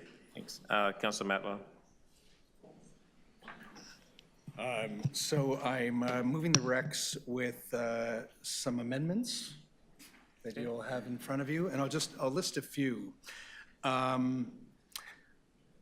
And these are amendments, many of which reflect directly what the Republic Residents Association was speaking to. It requests that we establish a neighborhood liaison committee with the Republic residents, Eglinton Park residents, and NTCI representatives, along with others, along with staff and the applicant's team. That we work together on issues like limiting the right-of-way occupancy for construction staging, regular cleaning of the streets, sidewalks, and adjacent properties for dust and debris, adequate notice to residents for any disruptions impacting noise or creating transportation or pedestrian impacts that affect their quality of life throughout the construction period, which is never easy, as I've said before. We also want to explore the ability to retain small-scale retail floor plates in the project. We don't want to just see big Shoppers Drug Marts or banks or big American franchises on our main streets. We want to see more fine-grained retail to the best of our ability. And issues like wind mitigation measures, opportunities to enhance tree planting and greenery, and public realm improvements to Roehampton in collaboration with transportation services neighborhood projects. First of all, I want to thank the applicant for working with my office and the community so well. I want to thank them for not forgetting design excellence in their application too. It's nice to see a building that has a real focus on design. And I encourage much more of that in our city to create a beautiful urban space. I want to thank the residents who, they don't just come in, and I just want to say something about our Yonge and Eglinton community. They don't just come in with a no. Yes, they challenge issues that they believe are of concern. They ask for better. They challenge false assumptions. But they demand a great quality of life. They also recognize the need for housing in our city, and they recognize the need for young people to be able to live in this city, older people to be able to afford to continue living in the community that they've always loved and called home. But they are asking for reasonable improvements that will both benefit this project and benefit the community. And again, a credit to the applicant for being so receptive to working so well with us to achieve these really good goals. That's a constructive way to achieve the right kind of yes, and a yes that we can all be very proud of. So I want to thank everyone involved. We're working as a team, and as you can see from my motion, the teamwork will continue through the process. Thank you. Thank you. Councilor Matlow. Let's post the motion on the screen. Okay. By the way, just a small typo. It's Roehampton Avenue rather than Boulevard, if you could correct that. Thank you. Okay, we'll make that change.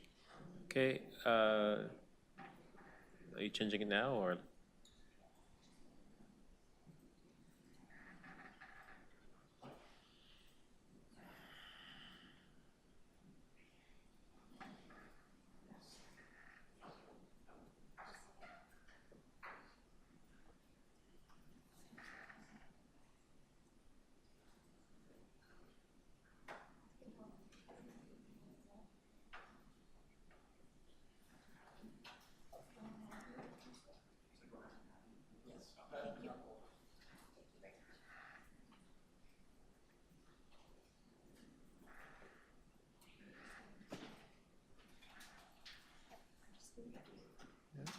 Okay, it's going to be on the screen in a flash. There we go. Okay, Any opposed? Carried. Motion is amended. Any opposed? Carried. Thank you. T 25.8, 15 Toronto Street Official Plan and Zoning Bylaw Amendment Application. We do have one speaker on this item. Christina Glass, are you here?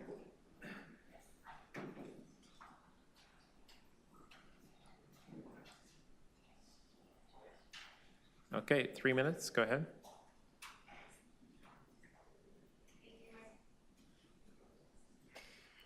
Thank you. My name is Christina Glass, and I'm here on behalf of the owner and applicant of 15 Toronto Street, Madison Group. The subject site is located at the northeast corner of Toronto Street and Court Square. And we have worked with our neighboring properties as well as city staff on developing a block concept plan for this block. This application dates back to July of 2022 for our zoning submission, and we've worked over the past couple of years with city staff extensively, our neighbors, as well as community groups, including 2 community consultation meetings. Our last community consultation meeting was held in April 2025 in public, with the councillor's office in attendance as well. And since that time, we've been working on a block planning exercise with the St. Lawrence Neighborhood Association, which ultimately resulted in a resubmission in June. And since that time, we've been working to finalize some technical details. So the point that we're at today is an approval report that's in front of the committee. And we have support from staff in reviewing all of our reports, such as our shadow studies, transportation, engineering reports as well. The proposal in front of us today is for a 56-story building, including 394 residential units. We have retail at grade with those residential units above. Included in that are 13 affordable units that will be secured for a social housing provider. And so those units will be owned, operated, maintained by that social housing provider. A question that came up during our community consultation from the councillor's office as well was regarding the unit mix proposed in the building. So 40% of family-sized units are being secured in the building in accordance with the downtown secondary plan and the growing up guidelines, just in a slightly different configuration. And that's been supported with staff and was discussed extensively with planning and CEPA staff as well. In terms of the proposal, we've been able to achieve retail fronting on both Toronto Street and Court Street, activating the public realm and improving the streetscape, as well as widening the curb for additional pedestrian clearways on Toronto Street and Court Street. Just to pull some of the renderings up of the design, I want to thank staff through the numerous iterations that we worked on with heritage, urban design, planning staff on the design of this building. We've been able to achieve a really fantastic building design with high quality materiality, an active public realm, and keeping in respect the St. Lawrence Neighborhood Heritage Conservation District.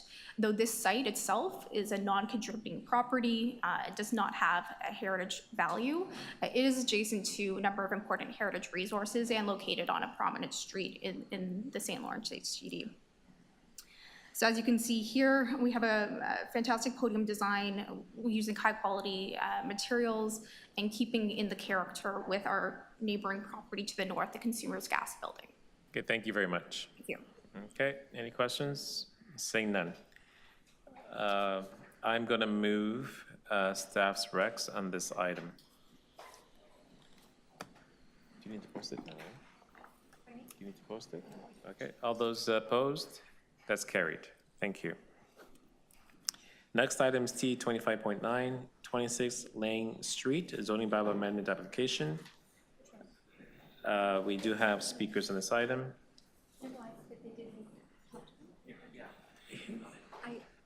For item 9, so people have withdrawn? Okay, both speakers have withdrawn on item 9. Okay, so there's no speakers. Anybody wants to speak on this item? Seeing none. Okay, Councilor Fletcher, this is your item. Thank you very much. I'm going to simply move approval and thank everyone for their work on this and the look forward to a new development on Eastern Avenue. Problems got worked out for the street, which is a very small street. This will go to council. I am considering how people that move there will understand that they're living across from, say, South Central Canada Post, the Fire Academy. It's an industrial on the other side, and perhaps at council we can have requesting some language for anybody who's moving in to understand exactly the condition that will be remaining on the other side of the street. So we don't have people wanting to change what's going on. They're accepting those conditions. So that's the one thing that I'll do between now and council. But with that, I'll just move approval of this, please. Okay. Any opposed? That's carried.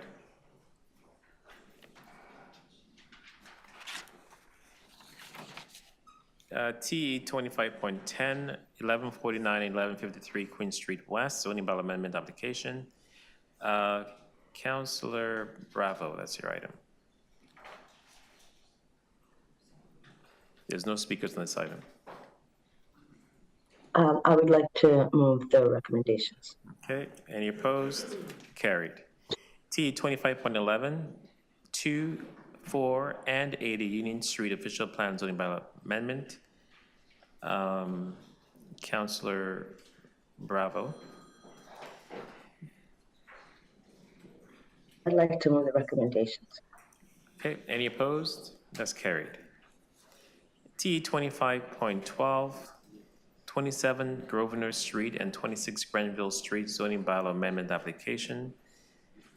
An amendment to section 37 agreement. This is my item.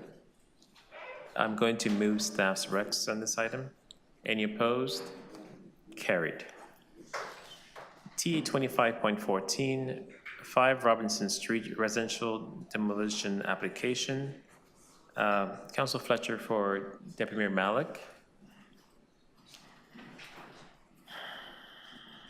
Item 14.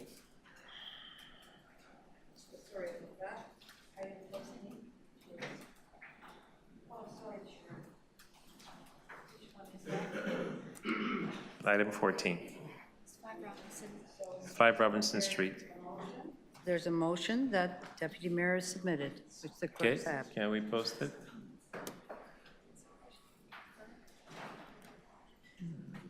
This is being deferred. There you go, it's a Okay, deferral. any opposed?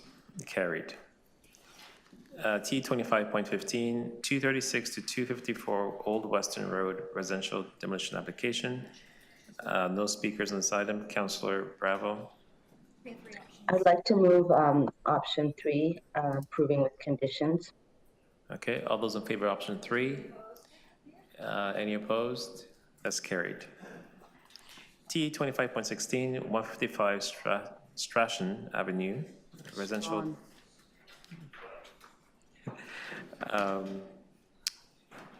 Yeah, residential demolition application. Council Fletcher. There's a deferral motion from Deputy Mayor to October 22nd. Thank you. Okay, there's a motion for deferral. Posted up.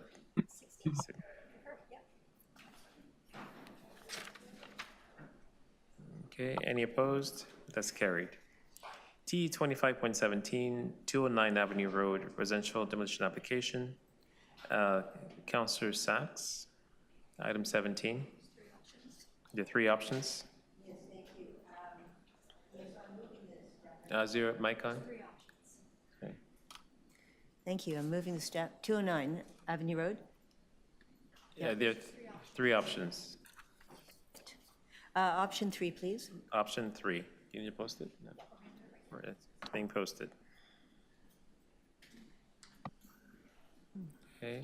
Any opposed? Items carried. Thank you. T 25.18, 501 Palmerston Boulevard residential demolition application. Yes, Mr. Chair, that application's been withdrawn. Palmerston. David. There's a speaker on this item. Yes, but the speaker intends to withdraw the application. No? Okay. One moment while the council speaks to the clerks.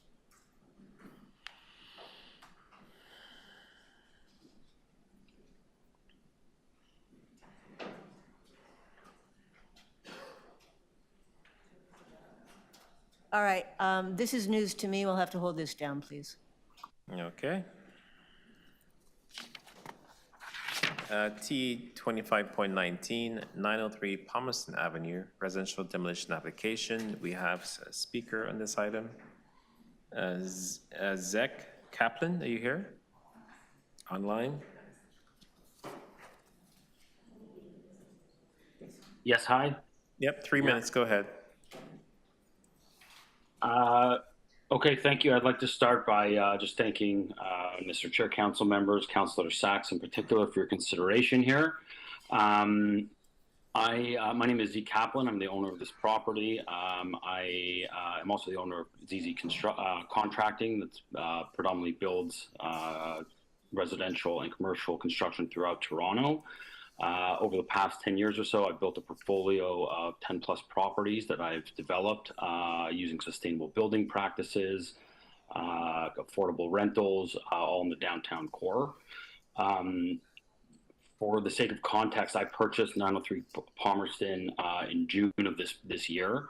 And since purchasing it, I've conducted a designated substance survey, structural inspection, and I've found the property, the existing structure to be in a significant state of disrepair with concrete piers that are falling apart. One of our addendums or attachments included the structural report. We've also found asbestos in the site, and really we're requesting approval to demolish this structure with the intention of building an as-of-right residential commercial building on the site. The existing structure has long been vacant for 10 plus years. The existing structure is a significant state of disrepair. It's hazardous and not suitable for occupancy. And as the owner, I have a liability concern as far as break and enters and you know, anything else, squatting and such. And really it's a safety, insurance, and liability concern. So I would like to get your consideration to move forward with demolishing this structure. All of the motions that have been recommended, I'm in support of, including Councillor Sachs' additional two. So I'm in full cooperation with doing this thoughtfully and in collaboration with the councillor and the community. Thank you.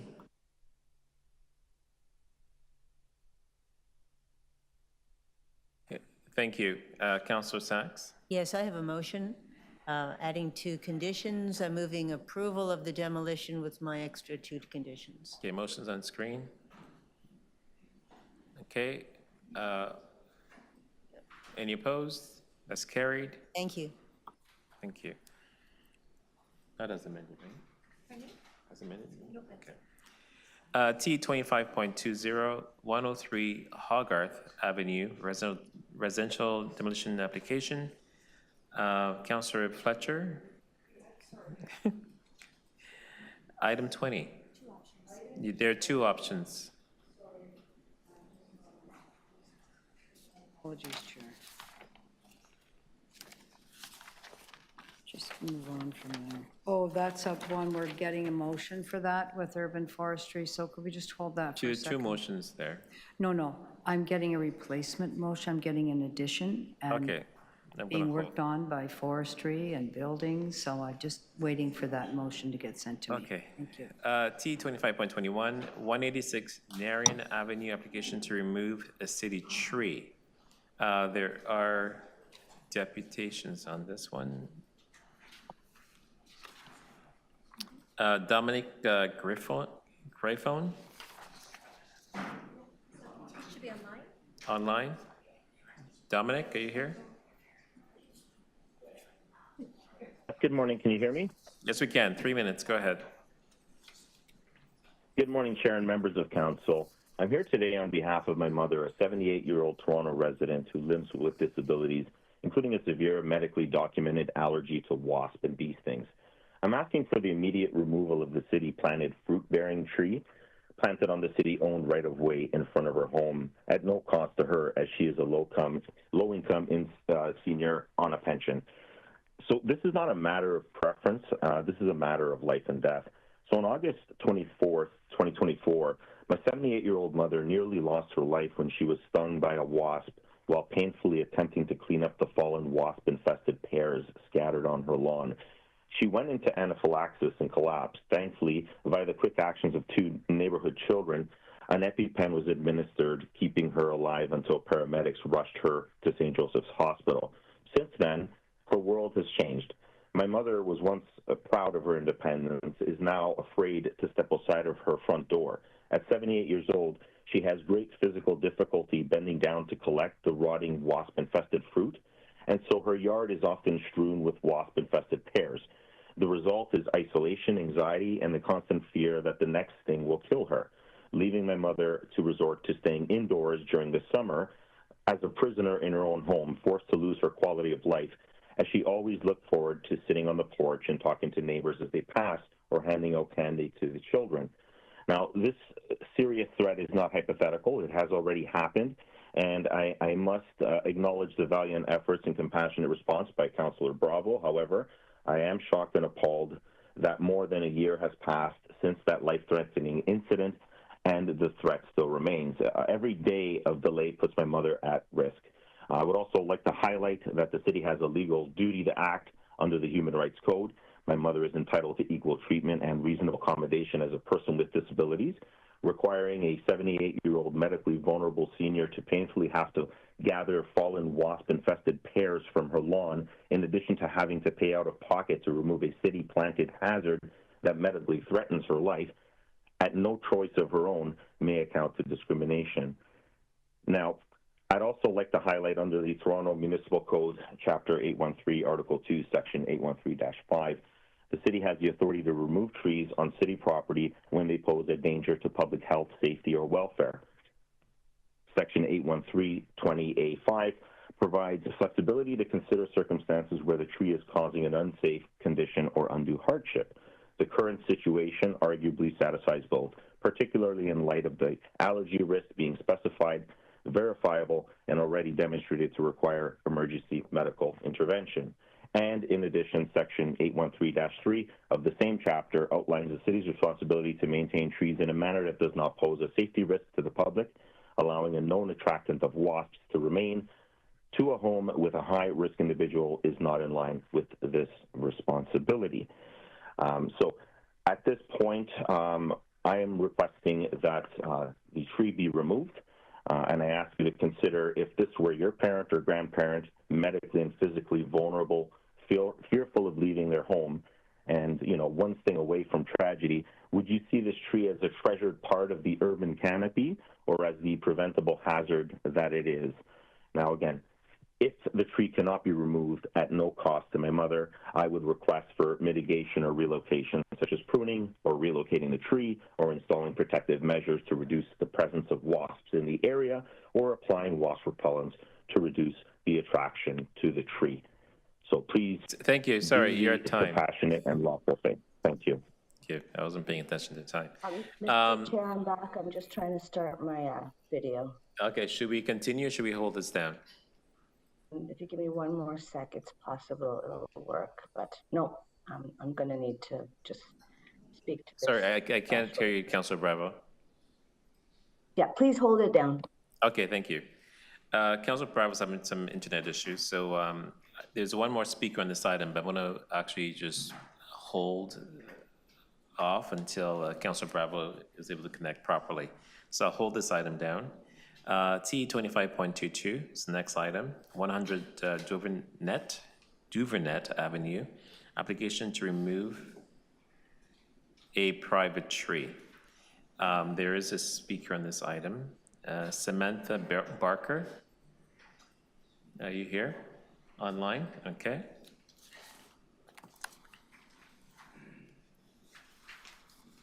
Samantha, can you hear me? Hi, can you hear me, Speaker? We can. You have 3 minutes. Go ahead. Thank you. First, I'd like to thank you all for being here and even hearing me out. I have a beautiful tree at the front of my yard. Unfortunately, it is damaging the foundation. I'd like to share my screen with you if that's okay. I did submit an engineering report, and I do have some pictures I'd like to show. just so you can see what I'm talking about. Yep, you do have the ability to share. Perfect. 1 second. All right. So, do you have access to the report there, the engineering report? Actually, let me see. So, you just let me know when my screen is showing. We can see it now. Go ahead. All right, awesome. So there's an image here that I'm showing you, which is of the heaving in my foundation, in my basement. There are multiple spots you can see. We've repaired this actually twice with the concrete in the basement. The tree just continues to grow at such a rapid rate. You can see just quite how damaging it's been. The engineering report does show that there are risks of plumbing issues underneath the ground. My major concern is that my house, the center of my house has actually started falling in. So as you can see there, that's about 1/2 an inch that the center of my home has started to fall, which is quite scary. I do, if possible, I would welcome the city to have their own engineers come through and take a look and do their own assessments. And I would also like to propose, if possible, to have some sort of a compromise where I will plant 5 trees on my lot, just somewhere where it's not damaging my home, where it's you know, I'll plant them in my backyard, my front yard, wherever. I need, like, this tree is only 30 years old. It's massive. Show you what it looks like. It's touching my roof, my neighbor's roofs. You can see it's hanging over electrical wires. It's beautiful, but it doesn't serve a purpose on a residential property. And I can understand why they denied it, but because it's beautiful and it's huge, but it's just damaging my home, unfortunately. Okay, thank you. Any questions for the deputy? Thank you. Okay, thank you. You're done, right? Thank you. Yes, I'm done. Thank you so much. Okay, didn't want to cut you off. Next up is Nicole Corrado. Are you here, Nicole? Online?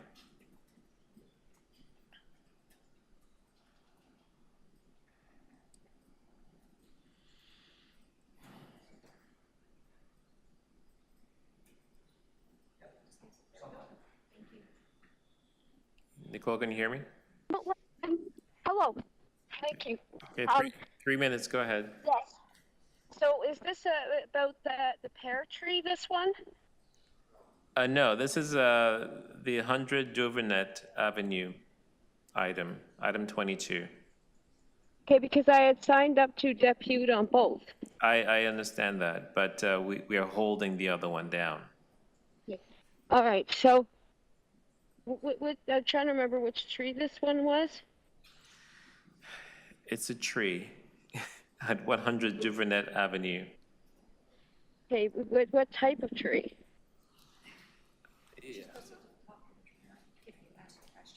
You're supposed to be deputing, not asking me questions. Okay, well, I would like to say that the tree needs to be saved because, and I think it in fact is possible to save the tree because, yes, if a tree is getting into the foundation, then that's a structural problem with the foundation. It's not a problem with the tree.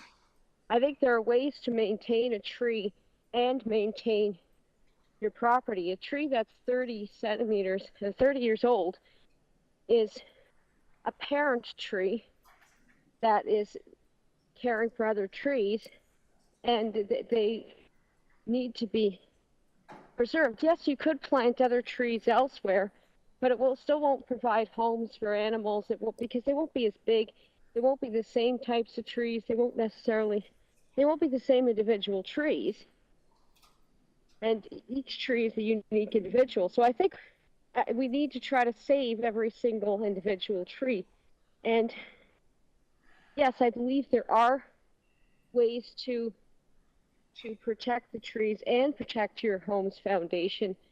I've grown up with trees really close to the house, and the trees tend not to go into concrete. They have a good, or pipes, if they have a good water source and a good source of nutrients, that they don't need to go into your home's foundation. I mean, it would be a lot of energy for the tree to try to break into concrete. I think the tree would rather their roots go into the soft soil rather than the hard concrete of a house. I imagine that that it would be very unlikely. Yes, a tree theoretically could get into the cracks, but I would think that there might be cracks because there's water leakage rather than the tree that would give the tree opportunity to get in there, which is a problem with the foundation rather than a problem with the tree. And even then... Okay, thank you. You're at your time, Nicole. Thank you very much. Any questions for the deputy? Seeing none. Councillor Bradford. Thank you, Mr. Chair. I'd like to move some alternative recommendations here. Okay, go ahead. Oh, you want to speak? Okay.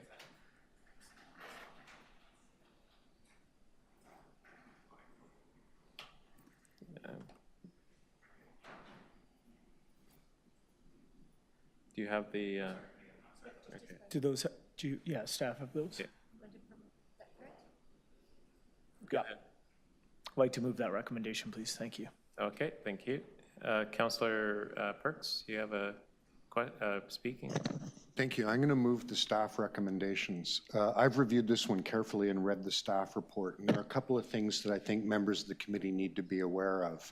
First, although the deputants didn't address it very clearly, this is actually tied to a front yard parking pad application. And the City of Toronto bylaw does not permit the removal of a tree to accommodate a parking pad. And I think that needs to be in our minds when we vote on this.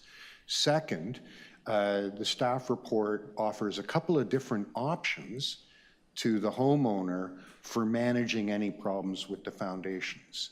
As all of you will know, trees don't by themselves cause a problem with foundations.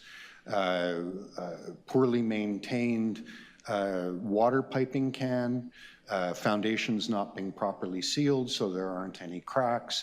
There are many, many ways to manage foundation without removing a tree, and city staff have spelled it all out here.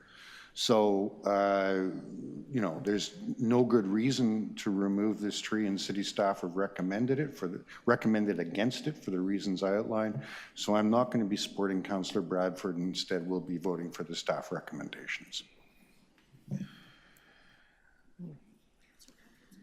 Okay, I'm going to post Councillor Bradford's motion, and I'm going to ask all those in favor of Councillor Bradford's motion to raise their hand. All those in favor? I'm going to vote in favor of that. All those opposed? And it does not carry. All those in favor of staff's recs? Opposed? Carried. Okay. Next item is T 25.23. 35 Curzon. Mr. Chair, if you, I'm ready to speak to. Okay, thank you, Councillor Councillor Bravo. Yeah, we'll go back to that one item. Yeah.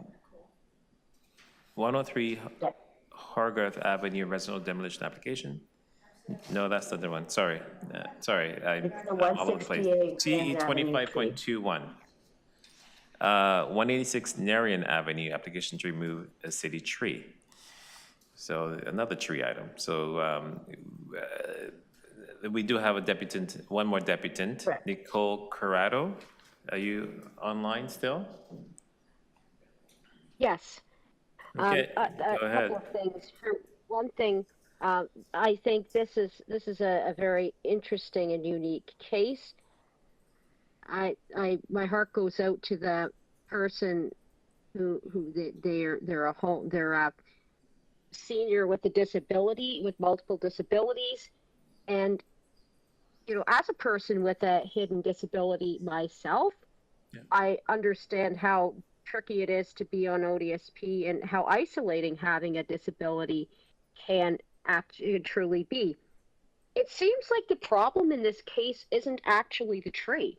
It seems like the real problem is the social isolation that this person is facing. The thing is, even if you cut the tree, there will be wasps everywhere.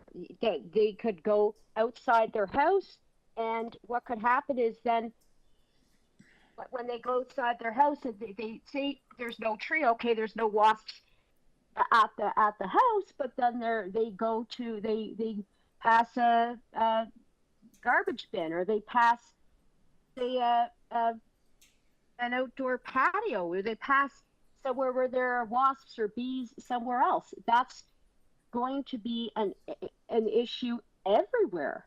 And I'm so glad the person was able to get treatment. The issue is social isolation. I'm so glad. I thank these two children for giving an EpiPen.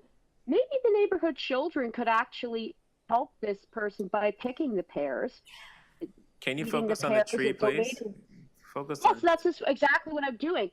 The tree, having the tree would remove a food source for both humans and animals. And there are ways to coexist with wasps. You're not necessarily going to get stung. The person who lives at the residence absolutely should not have to pick up the pears, as this is not something they're able to do. Just like I should not be expected to drive because my disability would impair me from driving, this person should not have to pick up the pears.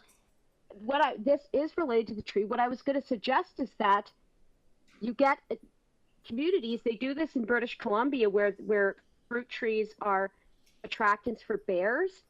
They'll have neighbors help pick the fruit, donate the fruit to food banks, sell the fruit, and any fruit that's on the ground and not good for human consumption can go to wildlife rehabilitation centers. You could give it to the Toronto Wildlife Center, the fruit that's on the ground and not human grade, and any fruit that's human grade can be Thank you. donated. You're at time.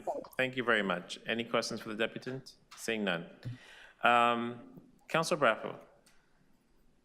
I just want to, if the staff are available, to ask a couple of questions. Yep, go ahead. Thank you. Thank you for over many, many months working with our office on this particular situation. Is this an unusual situation currently sort of not contemplated within the city's tree bylaw, in which there's a city planted tree which requires an enormous amount of work on behalf of the property owner, and that can be a threat to life? Hi there, through the chair. It is a bit of a unique situation where the provisions of the bylaw would not address this type of request. Do we, is it city policy within forestry to continue to plant fruit trees? Through the chair, I do not believe that we actively plant fruit trees as street trees. Some of them do end up producing fruit. But generally speaking, just large leaf trees, large shade trees. Correct. And in this situation, did we explore, sorry, my voice, did we explore trimming the tree, dealing with it in other ways? And did you advise me that the tree is, the more it's maintained, the more fruit it will bear, and that it's the responsibility of the property owner to collect the fruit, and then whatever drops is also their responsibility. Is that correct? Yes, through the chair, that is correct. The more pruning it is, the more the tree is stressed, the more it can produce some fruit, which would attract a number of wasps to the area. This is part of property maintenance in this case, and the debris, in this case, fruit or any of the sap, would be the property owner's responsibility to maintain. And when we do the review of the city's tree bylaw, are these some of the questions in terms of setting policy or parameters to what should be expected of property owners in particular circumstances? Is this the kind of thing that we can review and make some policy on? Through the chair, I am not part of the unit who is doing the bylaw at the moment, so I would have to take that back. Okay, thank you. And can you just confirm that we have met with staff and forestry in our office many times, and there's been many attempts on behalf of staff to help, and that what the contents of my letter reflects to some degree the conversations that we've been having over at least more than a year, but possibly 2 years. Yes, that's correct. Thank you so much. Okay. Those are my questions. Thank you. To speak, do you have go ahead, Councilor Brown. So I'm hoping that committee members can look at my motion, which I'm about to move, in the spirit of what you've just heard. A situation that's not contemplated in our bylaw.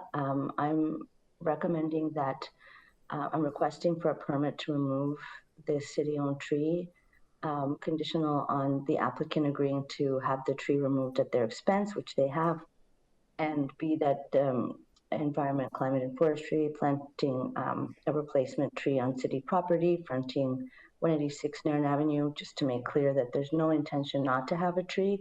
It's just the situation of this particular fruit-bearing tree.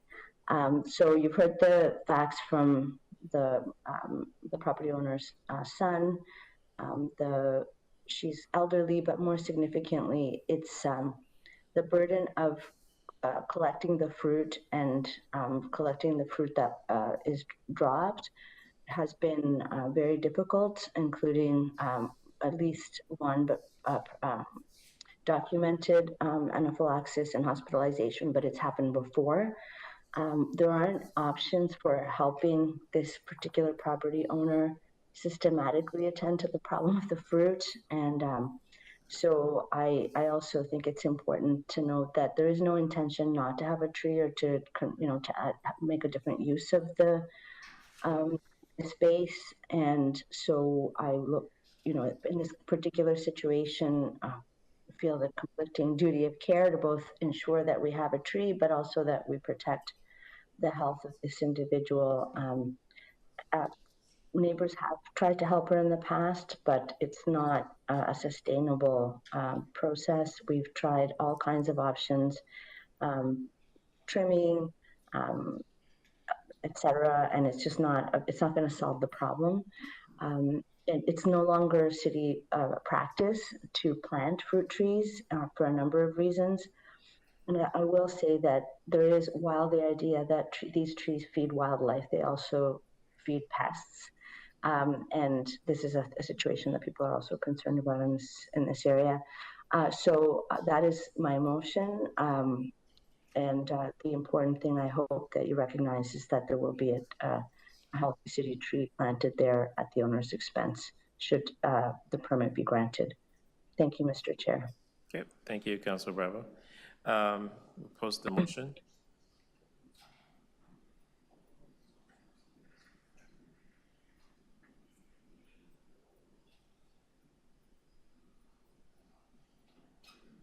Okay, there we go. Any opposed? Carried. Thank you. Councilor Sachs has asked that I go back to item number 5. T25.5, 425 Bloor Street West, zoning bylaw amendment application. We have 2 speakers on this item. First up is Eileen Costello. Are you here? I've been informed that the speakers no longer wish to speak. We've reached agreement on a motion. See if there's anybody else who wishes to Yeah, there's a second person here that's on the list, Stephen Venetis. Okay. Okay, and so Councilor Sachs? Yes, I have a motion.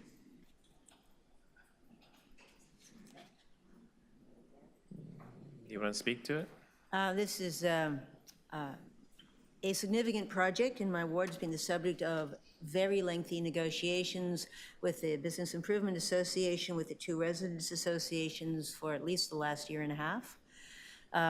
Extensive work has been done about the future improvement of Robert Street, the parkettes.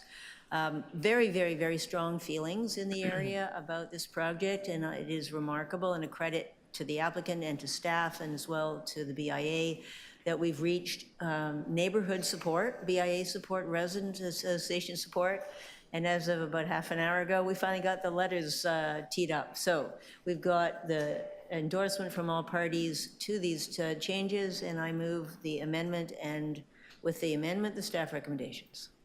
Okay, thank you. Amendments, any opposed? Carried as amended. Any opposed? Carried. Thank you, Mr. Chair. Have speakers on this item. Lewin, Allen? Sorry, Lowen, my apologies. 3 minutes.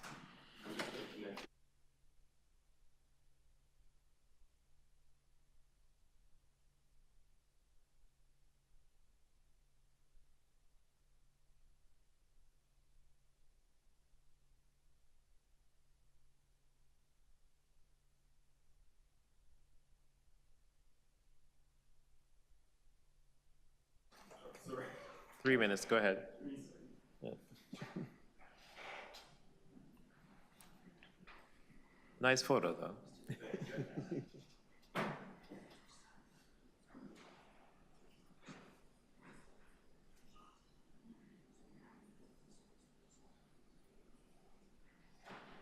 Okay, great. Good day, Councillor Royce, and good to meet you finally. And hello to the Toronto community. My name is Logan Allen. I'm a resident of Leslieville, so this is obviously east of the city. I live at 35 Curzon Street, which is basically Leslie and Queen area. I'm here for a fence exemption, hopefully an approval. And I just want to state my case. Basically, the approval, I actually had to replace a very old chain link fence that was about maybe 3 feet high. It was about 100 years old. It was actually a hazard, and it was actually a safety issue to myself and my neighbor to the north. So my objective is what I ended up doing. I replaced it, spoke to my neighbors to the north, and then I did that. I didn't realize that I was supposed to submit anything in order to do that. I considered it a replacement, not necessarily a new fence, but it was something that needed to be done to ensure that those around that surrounding area would be safe.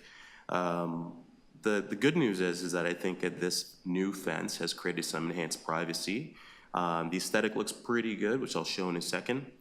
And obviously, as I mentioned earlier, from a safety standpoint, I think it's a lot better than what it was previously. Happy to show my support to the city. Happy to work with you guys if you're not happy with what I've done. I realize that Paula Fletcher has some concerns about the way I went about creating this new fence.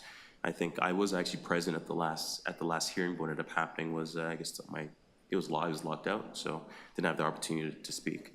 And the fence is in fact on my property, which I think was one of the other concerns that Ms. Fletcher brought up. This is an example. This is what the fence looks like as of yesterday. It's not completed because when I got the notice from the MLS team, they'd indicated that I should probably just wait until I had the opportunity to speak to kind of talk through what I'd like to do and try to come to some sort of compromise or consensus. The benefit, enhanced privacy, the appeal, I know that the cladding that I put on there, which is kind of mimicking a boxwood sort of appeal, you can see some of the natural greenery that's actually coming through, which I think it looks pretty good. Realize that fences that are 10 feet in height are probably not as common in Toronto. The goal is to allow for this because I do have a laneway suite that was recently built that will be shared amongst myself and obviously those that reside at that laneway suite. So I want to keep it very simple to allow for the opportunity for that to be private for the neighbors beside me. As an example, if by chance that's not doable by the council, then I'm happy to acquire basically freestanding artificial hedge, which is actually available for purchase, and that can be replaced. And then I can certainly make adjustments to the existing fence and have the opportunity to have standing hedges, which shouldn't be a challenge given that they're available for purchase. And that's it. Okay, thank you. Any questions for the deputant? Councillor Fletcher, go ahead. I'm just going to indicate that I did defer that so you could come and make your case, but Thank you, I appreciate it. just to look that is 10.4-foot fence. Is that 3.17 meters? Is that? You're probably right. I think you're right. I think Mr.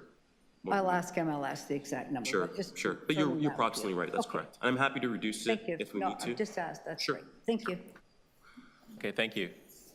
That's it. I had one last comment. Is that all right? Sorry, no, you had 3 minutes. My apologies. I just know there's a variance. Did you want to ask a question to him, Councilor Fletcher? Okay. Go ahead, Councilor Fletcher. Just wanted to ask, confirm from MLS, just confirm the number, that the request is for an exemption of 10.4 feet, correct? 3.17 meters, which just a little over 10 feet. Through the chair, yeah, I had a measurement of 3.15 meters. Oh, sorry, 3.15. So just basically 10 feet then for a fence. Okay, confirming the number. Thank you. Yes. And it is on my property. Oh, I'm sorry. That was one of the concerns you mentioned, so. That's the only question, Councilor Fletcher? Of MLS? Yes. Okay, so to speak, it's your, sorry, I don't know what's going on. Are you speaking now? Yeah. Okay, go ahead. Yeah, this is an exemption. I often do give exemptions, but 10 point some feet is excessive. Very nice laneway suite, everything that's built there, but I can't approve this fence exemption, so I'm going to move to deny that. It's too high. Thank you.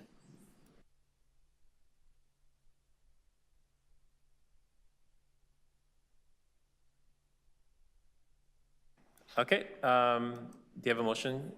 Just adopt Adopt the item. All those, any opposed? That's carried. Okay. T 25.24, 34 Tubman Avenue, application for fence exemption. This is my item. There's no speakers on this item. 24.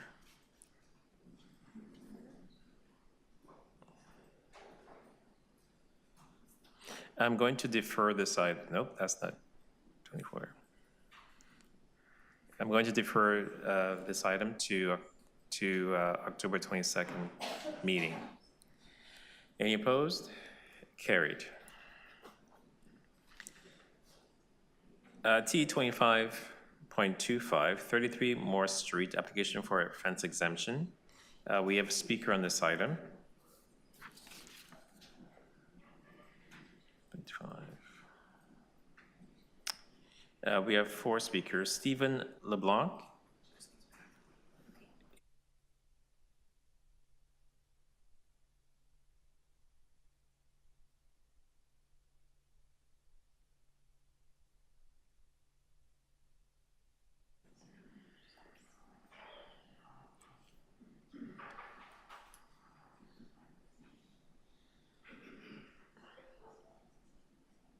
And before you start speaking, to all the speakers on this item, please focus on the fence exemption itself, the fence itself. I was made aware that there may be a video and there's people in the video. That is not permitted in this committee for privacy reasons. So focus on the fence. 3 minutes, Mr. LeBlanc. The photo that we see on the screen shows the current situation. The neighbor to the north has floodlights and a video surveillance camera mounted to the east wall of the neighboring property, and they both overlook the applicant's property. The applicant has asked for the surveillance to end and for the floodlight to be relocated, and the neighbor has declined. Sorry, that's nothing, that's a private matter, I believe. Let's stay to the Let's just focus. The issue before us here is the fence Sorry, exemption. we have to stay on the matter, which is, thank you. So let's focus on the fence. The purpose of the increased fence height is to block the video surveillance camera and the floodlight. And the floodlight illuminates the applicant's property in a manner, it's a motion sensor floodlight, and it illuminates the property in a manner that impairs the usability of the garden in combination with the video surveillance. This is a picture of the floodlight right here, and this is the location of the video surveillance camera. And both of these impair the usability of the backyard. This is a photo showing the floodlights spilling over and illuminating the garage at the rear of the subject property. And you can see right here, this is the hot tub that belongs to the applicant, and it's completely illuminated by the floodlight at the neighboring property. So the purpose of the increased fence height is to eliminate the overview from the surveillance camera and to eliminate the spillover of the floodlight into the rear garden at the subject property.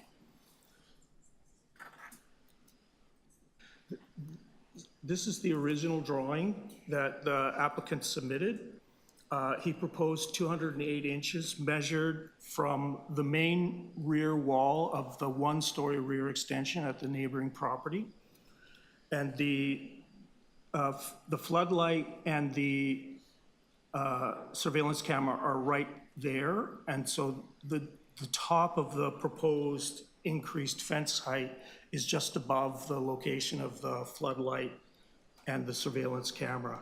This is another original drawing that the applicant submitted. Now, in July, the applicant asked me to amend the application to increase the horizontal distance. The original proposed. Thank you. You are 3 minutes. Okay, thank you. Any questions for the deputant? I'm sorry, I just missed your professional qualifications. I'm a design consultant. Design consultant, engineer, landscape architect? Residential renovations. Thank you. Okay, thank you. Did you have anything to do with the trees that were cut in the? No. Is that anything to do? Sure. Just asking. Well, focus on the fence, right? Well, in order to build the fence, the trees were cut, so I'm asking if that was. No, I have no knowledge of that. Thank you. Okay. Madalena Fuller. 3 minutes.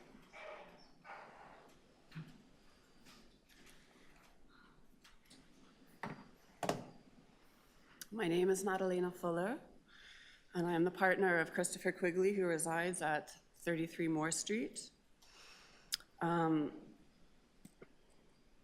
This is mainly about a campaign of harassment and video surveillance that has been perpetrated towards us, which has completely destroyed our privacy and security within the property. So, ma'am, just focus on the fence itself. The fence itself was necessary to protect us from video and audio recordings that were collected over a period of several years and that were distributed to other people in the neighborhood, other third parties, and which were posted online.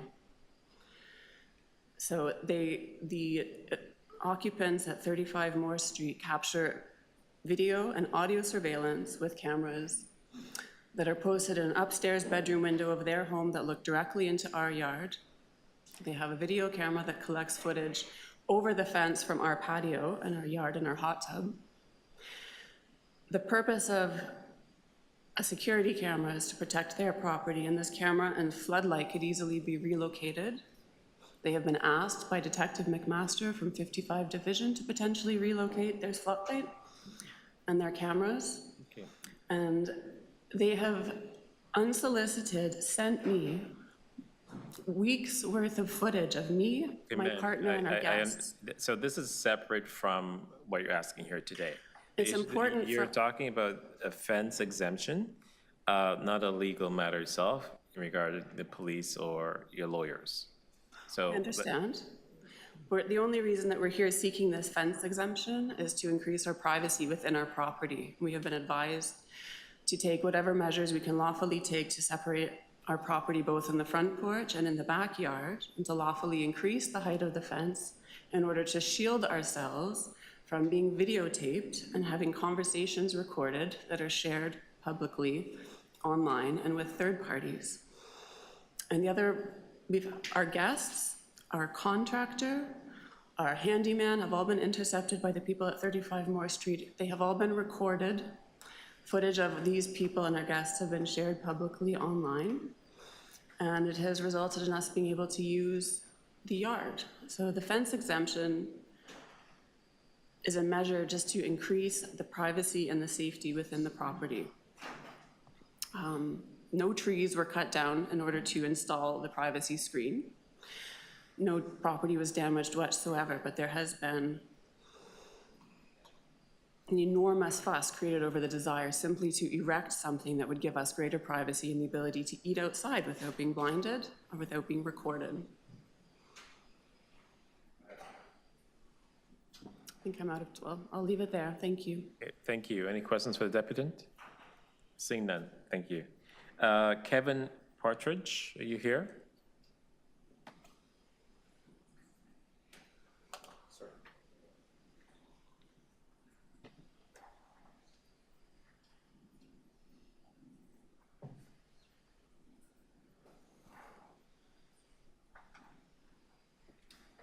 Mr. Chairman, just prior to my time commencing, I just have a question. I was the one that inquired about the use of the video. Is it okay if I used a screenshot from the video depicting a person, or is that not allowed for the city? I just want to make sure I don't run afoul. For privacy reasons, please, no people should be in the, a person should be in the video. Okay. Okay. Just focus on the fence. Okay, no problem. So again, so my name's Kevin Partridge, and I live at 35 Moore Street, and I'm opposed to the fence exemption. The proposed fence exemption would return the structure to the height that you see before you. This was a structure that Mr. Quigley and his contractor built in contravention not only of the material but the height bylaws, and this would be what you do my property to be for the foreseeable future. This affects the value of my home, it affects the dampness, it blocks the sun, and it is visually unappealing. That structure there was investigated by the City of Toronto for almost 2.5 years, and it was refused to be brought into compliance. The wood that you can see other than the tarp is actually the 2-meter height, and the current structure that Mr. Quigley has built is already 0.25 meters over top of the height of the City of Toronto bylaw, and I'm opposing any additional height. And in fact, I want the fence that's currently there to be brought into compliance. I note, yes, I do have and I'm gonna quickly fast forward. So Mr. Quigley has damaged trees on our property. That is a depiction of a 40-foot maple tree that Mr. Quigley or his associate has sawn in half to repair a fence. I'm gonna quickly scoot over the next two because I had a presentation and I don't want to include photographs of people. So I'm just gonna quickly, this was the tree canopy prior to the trees being cut down on my property. You can see on the left, the view from the bedroom, that Mr. Quigley's property is entirely blacked out from the tree because of the tree canopy.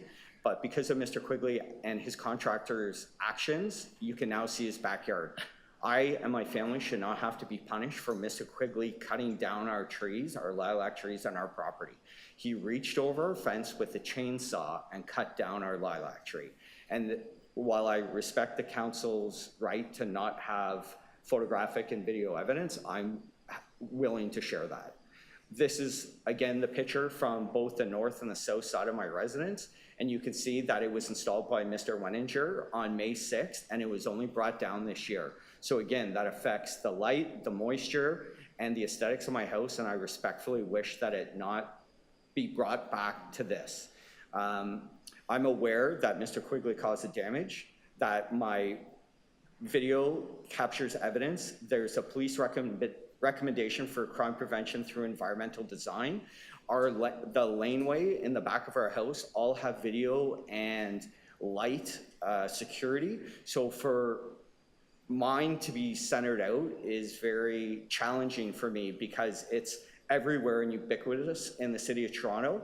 And it would be a common practice for crime prevention, and you're lessening my security. And one last point, the city of Toronto has examined this and found it to be compliant within the city of Toronto bylaws. Yeah, thank you. Thank you. Any questions for Deputant? Sorry, just remind me what the City of Toronto said is compliant, Mr. Cartridge? The City of Toronto, at the request of Mr. Quigley, came and examined our security camera and our security light and found there to be no issue and left immediately. And there's no order. Not sure that that's one of the things that I'll ask the staff about that No after. problem. There's no order for me to bring it into compliance. No, I understand that, but I'll just ask, I'll Okay. confirm that that's one of the roles the city plays later. Thank you. Thank you. Okay. Thank you. And the last deputant here is Chris Quigley. 3 minutes. Good morning, Council. I would like to first start off by saying thank you for the opportunity to express myself. I'm absolutely terrorized by my neighbor, who is a police officer. Okay. I'm making this very clear. You focus on the fence. Yes. Without this fence exemption. Not interrelationship issues. That's fine, sir. This man is terrorizing me with his lights and his surveillance cameras. Without this fence exemption, he knows that I will not be able to live in this house anymore. I have PTSD, I am diagnosed with PTSD, and I can't take this harassment anymore. He is sharing video of me and my partner. He is surveilling me. He has got this light on me, and there is no other way I can live in this property without a fence exemption. I'm letting everybody know this. Bad things will happen. I am at the point of no return with this individual. There is a peace bond enacted. Sir, and there is also a cease and desist order. Excuse me, I'd like to finish. A cease and desist order has been sent by, we had to hire a lawyer, sir, to serve this on this individual. That is how incredibly traumatizing this has become. Okay. Thank you. Thank you. And I did not cut down the tree at all. First of all, just for the record, I trimmed a little piece that was on my property. If a contractor went over an inch on his property, that is what he's complaining about. It was not planned at all. We just want to get along. Why doesn't he move his surveillance camera and his light down a fraction of an inch so we all wouldn't have to be here? That's what I'd like to know. All he has to do is move the camera down a little bit, and none of us would have to listen to this anymore. He refuses to do so because he is terrorizing me. He wants me out of my home. Okay. All right, thank you. Council Fletcher, do you have any questions for the deputy? Yes. Have you agreed to mediation? You've been offered. I would love mediation. Sorry, I asked you if you agreed to that. MLS has offered mediation. I'm sorry. Have you agreed to that? Nobody has presented me that option, to be honest with I you. believe that you were presented that. I was never presented that option, Ms. Okay. Fletcher, ever. Thank you. And your contractor did cut branches down on the other property, 35. Do you agree Correct, with that? trimming my side of the fence, yes. And he did, the forestry people came out and said absolutely, there was no at all offense committed at all. They investigated it and it's fine. It's a diversion. This is all a diversion to take away his campaign of terror against me with his spotlight and his searchlight and his video surveillance. And that is what this is about, nothing else. Thank you. Thank you. Okay, Council Fletcher, this is all yours. Go ahead. Their deputant. No, there's not. Well, I may just hold this down. I just wanted to ask, I said I would ask staff about that. If you okay where cameras can go, one of the deputies, I don't think, Mr. Chair, I just want to establish our practice. Once you're finished your deputation, you go back to your seat. Yeah. Yes or no? He's gone back, Council Fletcher. Pardon? The deputant has gone back to his seat. Okay, because earlier you were leaving deputants there through the conversation. Thank you, which I think is not a great practice because they think they're part of the conversation. Can you just tell me what the role of the city is as far as saying whether you can have a camera or not, pointing at somebody's yard or anywhere else? Yes, through you, Chair. Municipal licensing standards does not govern security cameras. It's a matter that we typically push over to having be addressed by Toronto Police. Municipal licensing standards does not address security cameras. It's not written in the legislation of Chapter 629. It's an item that we typically refer over to Toronto Police. So might that be confused, because our deputant said that the city had come out and said those cameras were okay where they were, but that's not the city's role, you're telling me? Correct, through your chair. Municipal lighting standards does not govern security cameras or the placement of them. We would have no governance of that, and we would not have approved or denied it. Again, we have no legislative authority to address it at all. Okay, maybe I'll find out more. And just from urban forestry, there were branches cut down and a larger tree cut down to, not cut down, but the larger tree injured. Urban forestry did look at that, but you don't know who the contractor was, is that correct? Through the chair, yes, I believe compliance and enforcement was on site back in 2022 to investigate the matter. 2022. Okay, thank you. Sorry. Okay, sorry to interrupt, Councillor Fletcher. We need to extend just a little bit for this item, if that's okay with the committee. I'm happy to consider it because I've got some new information here, that what motion I will be making. So I was just going to ask to hold that down so I can have a further that's fine. consideration. Okay, so we will hold this item down and we will recess until 1:30. Thank you.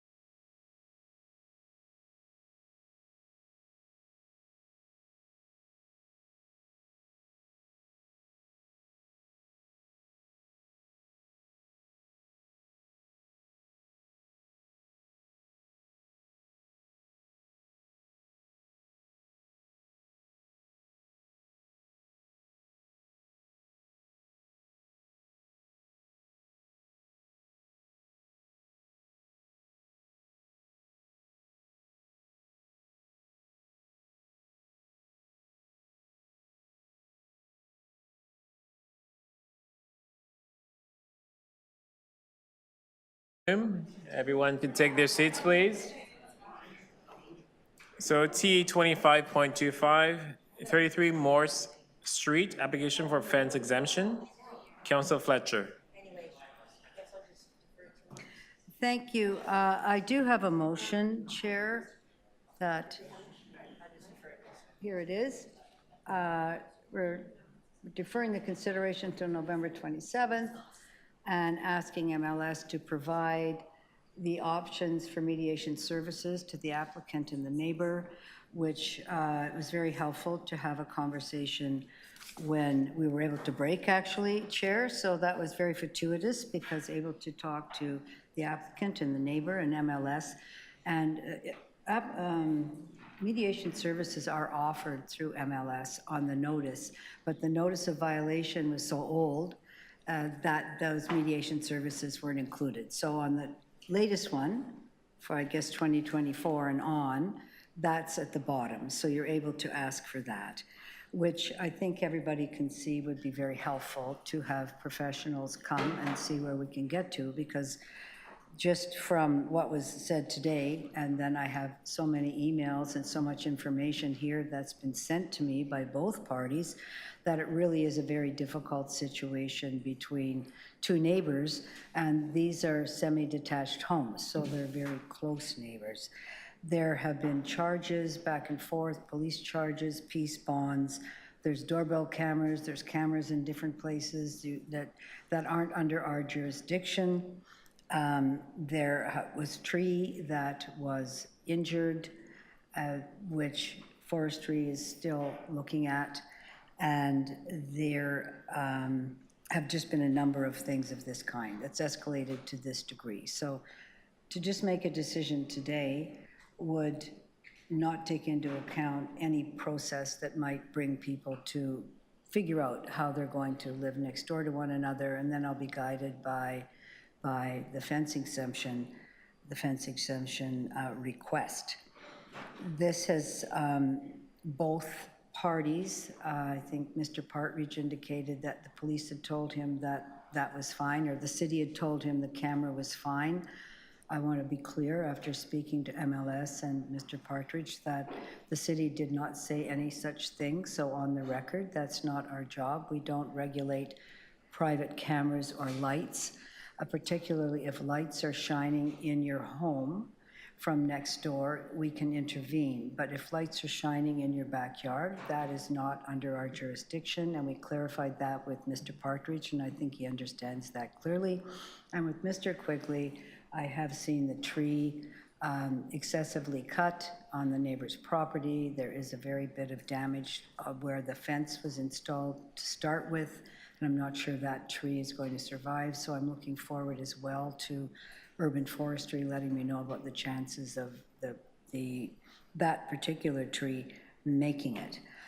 St. Stephen's is the mediation group that's used through MLS, and that's now on all of our notices. Also, I have spoken to the superintendent at 55 Division, and I will follow up with Superintendent Hales to ask that his staff work with St. Stephen's to have a more fulsome mediation here, and then we'll make a decision one way or another. I'm going to encourage both parties to stop sending me videos, to stop sending me emails, and to just stand back and undertake the negotiation. That's really up to them, that they, I hope, choose to do that. But at this point, I think we have enough information, and all of that information should really be part of any mediation, Mr. Chair. So that's my motion here, and thank you very much for standing this over until after lunch, where we were able to work with the clerks on this motion and with MLS. And thank you very much for MLS for your assistance today. Okay, thank you. Motion on the screen, please.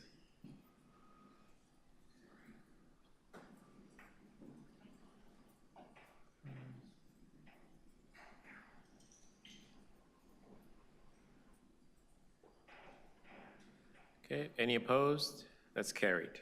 Thank you.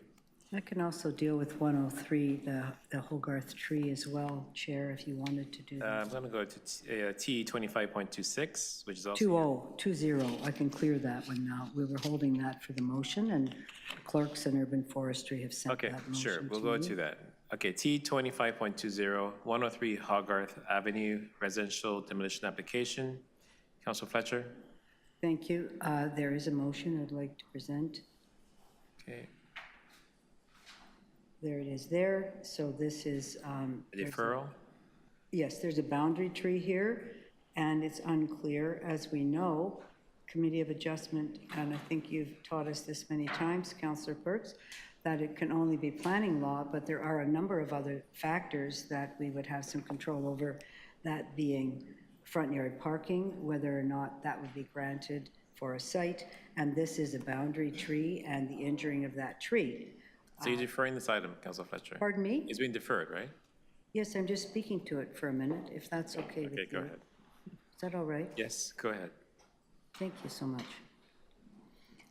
So I think that that's pretty important. It's a little complicated, but this will allow us whether or not to approve or not this application. I'm just drawing to your attention, anybody who's new to Community Council and to City Council, that there's factors that aren't included at the Committee of Adjustment that we have to have a look at here. And Councillor Perks, when you've been chair, you've made that clear. If you want to have front yard parking, the committee can't give that. Tree issues, the committee can't give that. That's got to come back here, and that's what I'm looking for exactly here. So I hope that's helpful to you, Councillor Moyes and Sachs, that that's some of the kind of vagaries that we deal with from the committee here at this TEYCC. Thank you very much. Yeah, thank you. So defer item to November 27th, 2025. Any opposed? Carried. Next item is T 25.25, 33 Morse Street. No, we just dealt with 33. Sorry, yeah. Are we dealing with that again? No, no, no. No, thank you. I think we're waiting. We decided to go to November with that. Yeah. T 25.26, 31 Winfred Avenue, application for fence exemption. There are no speakers on this item. Councilor Fletcher. I have a motion that clerks have. Please post that. Thank you. To approve it. Okay, any opposed? Carried. T 25.27. Can I just say about that, these are garage doors that are like fences that. Let me speak to this. I just need to. No, I'm talking about the last one. You're really hurrying me along. I've had nothing here today until now, Chair. You want to speak to the item we just passed? Just do want to point out that there's a new feature that a garage door at the lane also looks like a fence, and technically it's not a fence, so they have to get a fence exemption, but technically it is the garage door. So I'm looking at you, Councillor Sachs, which you're going to have some of these same things, and I just have clarified that with MLS. So yes, that's the approval for that particular one of Winifred. Thank you so much, Chair. Okay. T 25.27, 20 Berkshire Avenue, application for fence exemption. We had one speaker who withdrew. So Councilor Fletcher, that's yours again. A motion there to approve. Thank you. It's not an egregious height. It's going to work. Thank you. You want to speak to this item? No, I've got the motion up there. We've heard enough about fences today.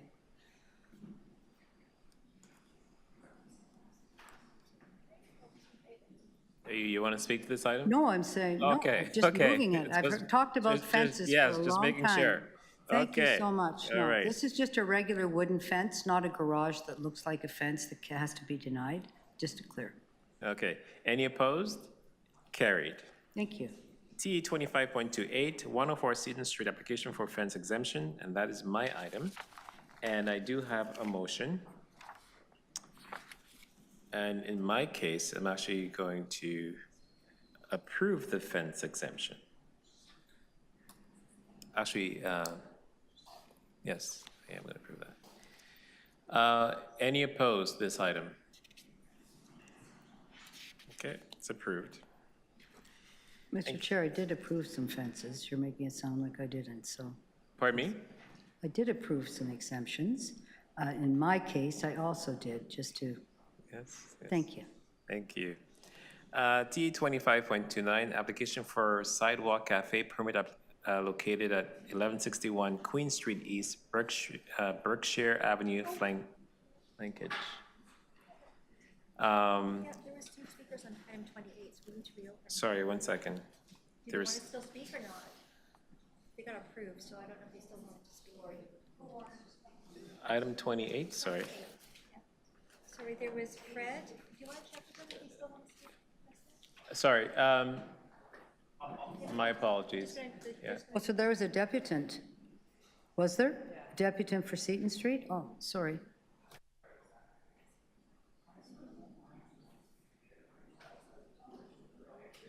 Okay. Okay, they're satisfied with my decision. Easy breezy. Somebody really happy today. I aim to please Council Fletcher. Yes, so T 25.29, application for sidewalk cafe permit located at 1161 Queen Street East, Berkshire Avenue, flankage. And Council Fletcher, that's yours. Yes, I'm deferring that indefinitely. Okay, is there a motion for that?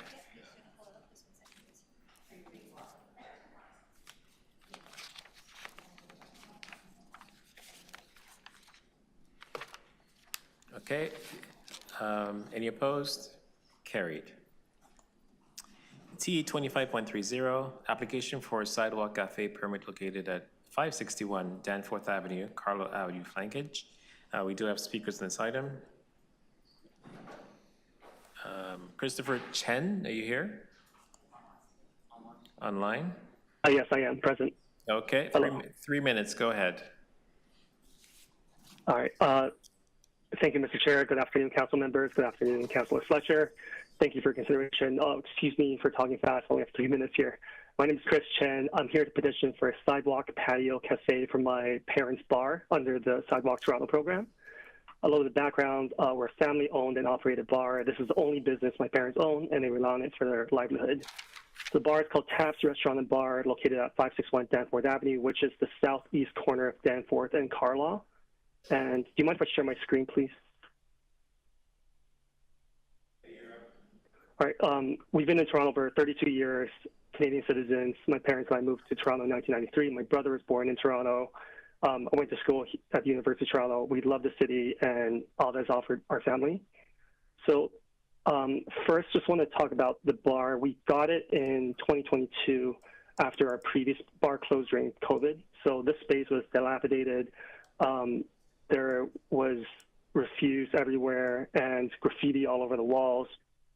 To the right.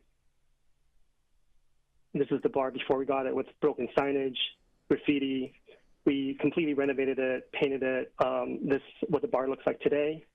And then this is inside, and this is what it looks like on a Leafs game day. So our ask here is for both a patio space along Danforth, which is you see on the top here, and then a call-all going up and down. So there are many, many restaurants in this area that has very, very similar patio spaces. So I have a map here. The red dot is where Taps is located. If you look at all of these restaurants here, they all have patio spaces similar to the ones we're asking for.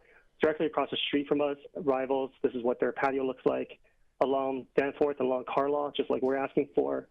If you look at El Fornillo, and then Katsu Sushi right across the street, they have similar patio spaces. So we're not asking for anything more than what is located on the street currently. And within a 2-block radius, there are 20 patio spaces that are similar to the ones that we're asking for. So some of the concerns that, before even this, this has been almost a 3-year process. We went with the Alcohol Licensing Board, and we had a 2-day tribunal.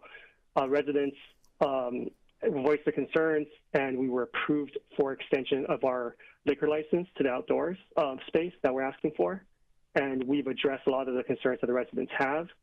I guess, lastly, to wrap up, on the balance of probabilities, this patio application is in the public interest, in our opinion. We have a handful of objectors, but then we also have about 700 signatures on the petition for local residents that want us to have this outdoor patio space. And we feel like we are a benefit to the community. Thank you for your time. Thank you. Any questions from the deputant? Okay. James McNabb, 3 minutes. Okay.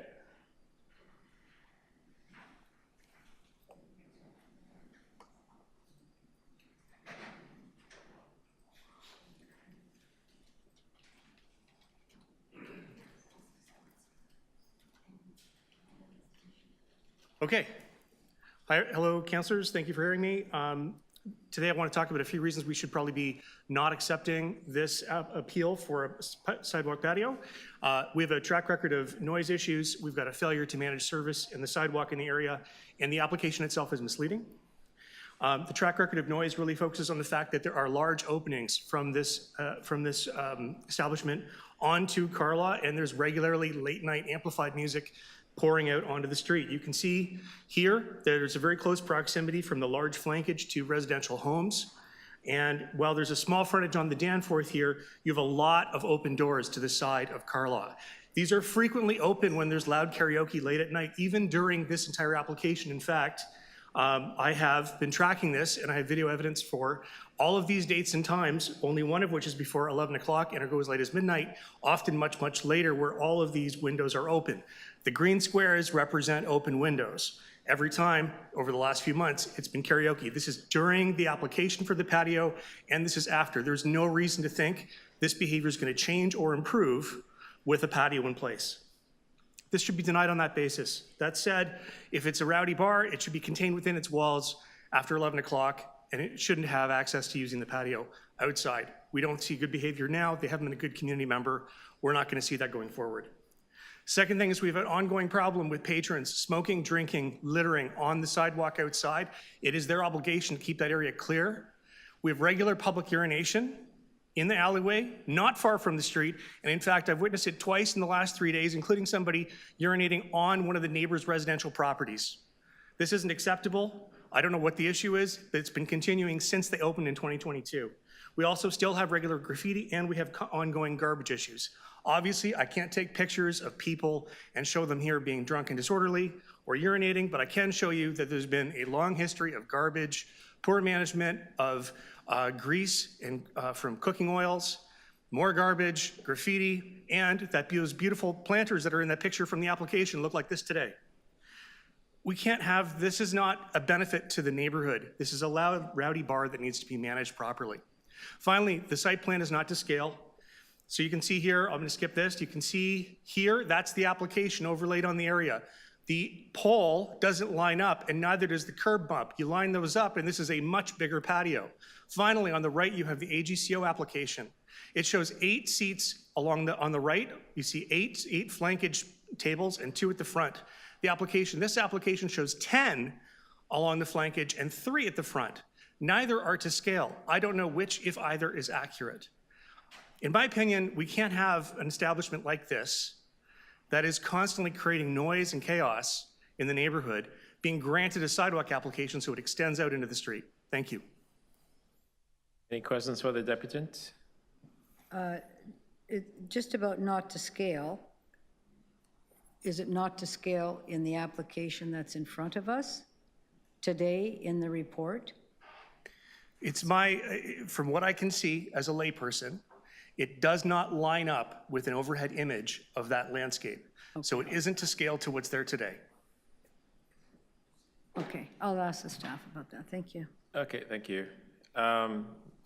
Okay, Councillor Fletcher, go ahead. Questions of staff? Thank you.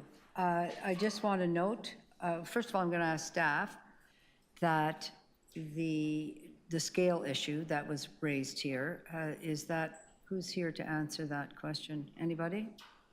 No? Nobody from patios? Yeah.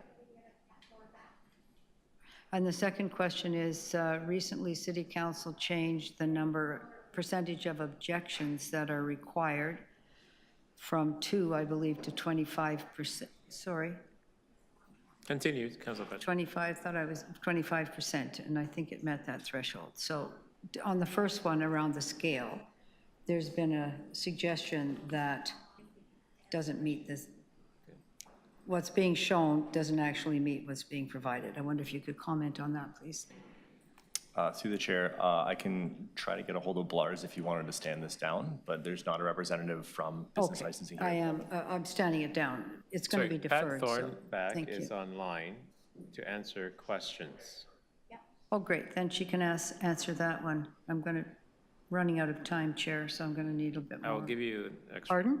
I'll give you an extra minute. Yeah. Okay, then let's leave it, because I'm going to defer this, and that information can go into the main thing.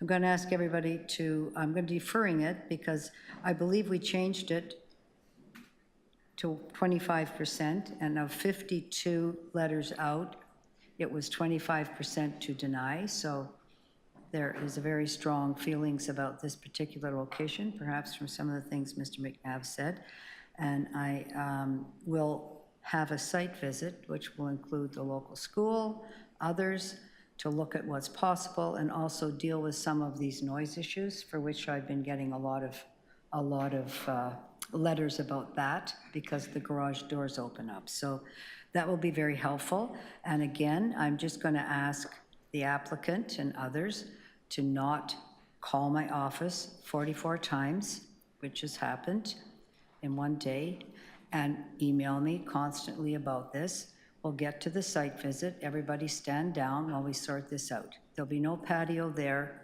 this fall because it's coming back in November 27th. So that's the direction I'd like to go, and I'd like the support of Community Council for that. Thank you. Okay, motion on screen, please. Defer to November 27th meeting. For a site visit, it's conditional. Okay, any opposed?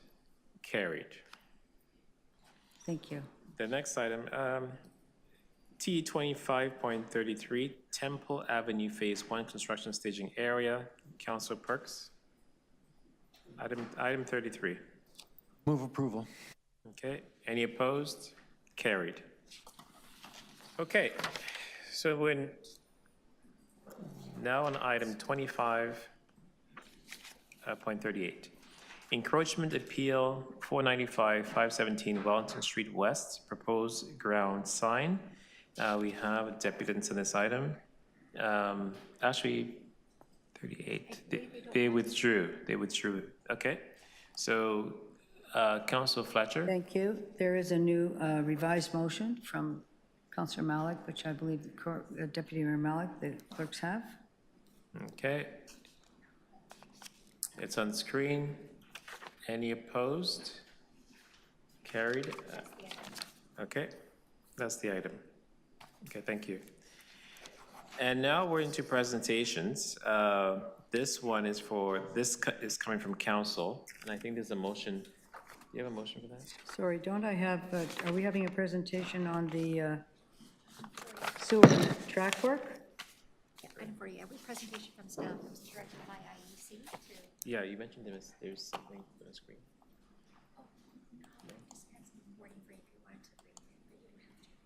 I won't have to. Okay.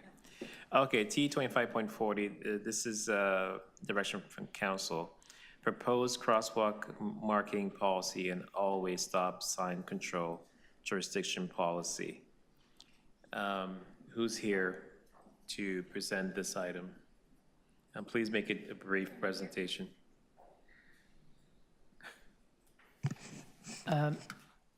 Our apologies, staff are not here yet. They're on their way. If you want to. That's fine. Our next item is item T 25.41, improving the speed and reliability of the 7 Bathurst. Councilor Sachs did ask for a presentation on this item from TTC and Transportation. Are they here to?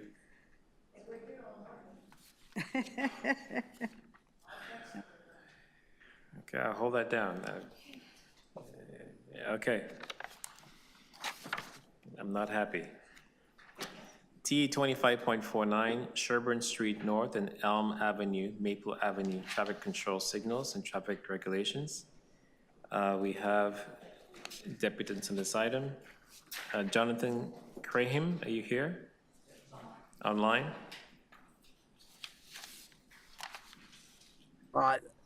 I'm here. It's Jonathan Crane. Yes, 3 minutes, go ahead. Yes, I live at 27 North Sherburne Street. I've lived within 100 yards of that intersection for 70 years.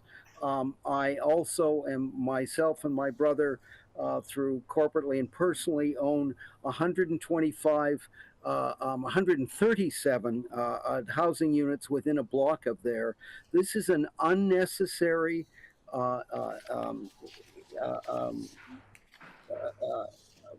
proposal.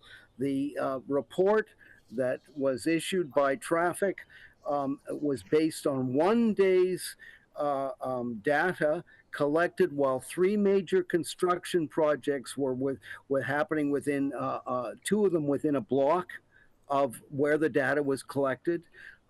Councillor Sachs, in a meeting on Tuesday, has agreed with the neighborhood to defer this for a year, and where the matter can be more studied, and we're very grateful.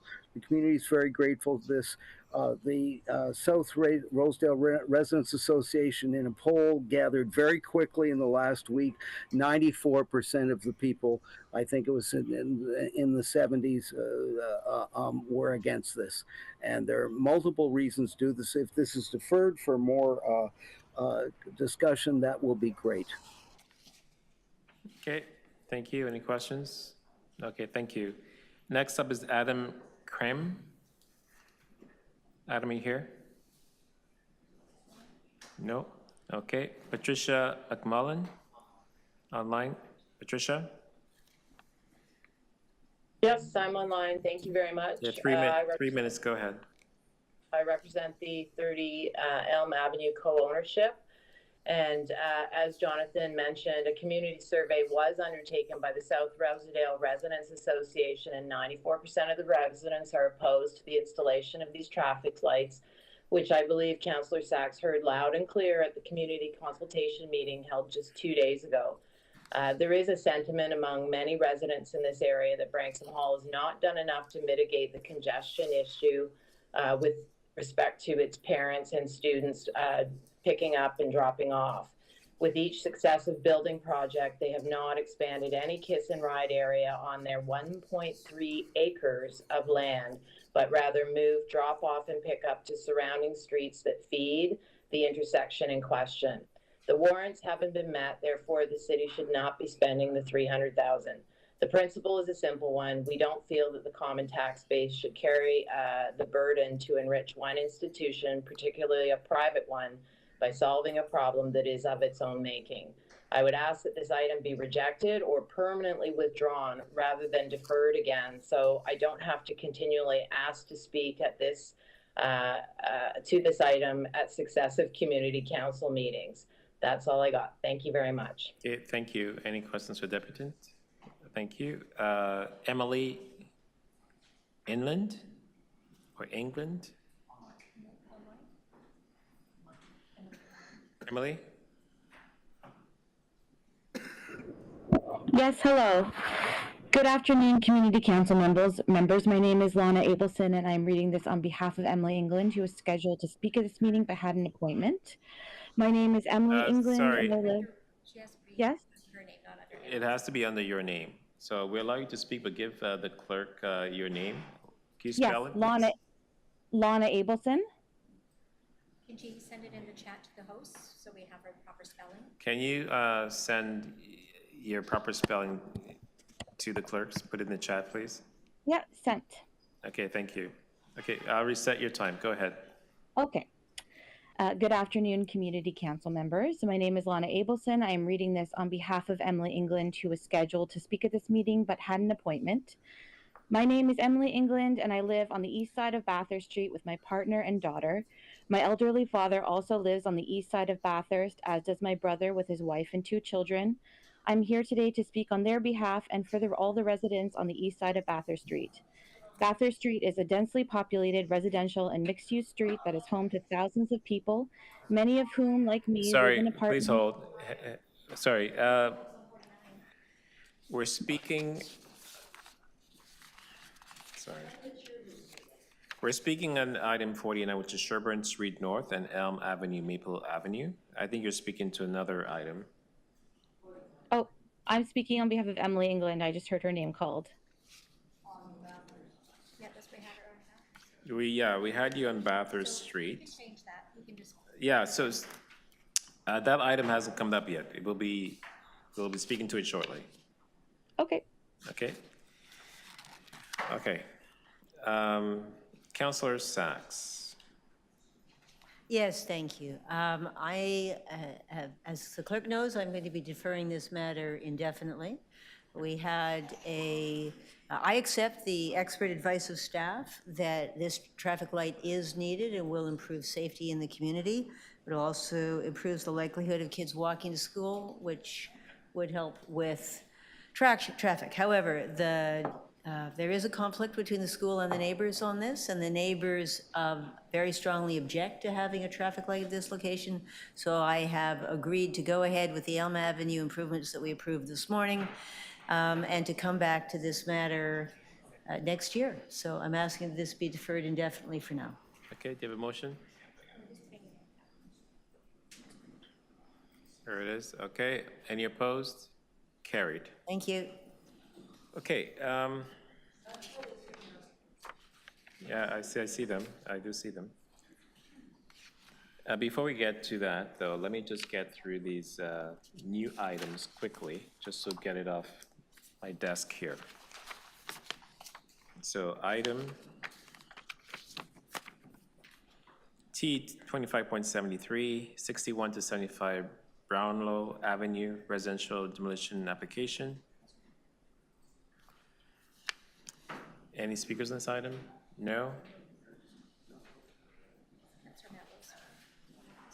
Councilor Matlow, you want to speak to this item? Yes, I moved my letter. Okay. Moved his letter. You opposed it? No, we don't need. Okay. Any opposed? Carried. T 25.74, speed hump and safety improvements, Bellamond. You have options, right? So Sorry. there's 3 options on that one. Demolition. Yeah, so. Sorry, back to that. Okay. Yes, there's 3 options, yeah. My mistake, sorry. No worries. We're going back to item 73. I'll take door number 3, please. Okay. Option 3. So we'll display it. To be displayed. Thank you.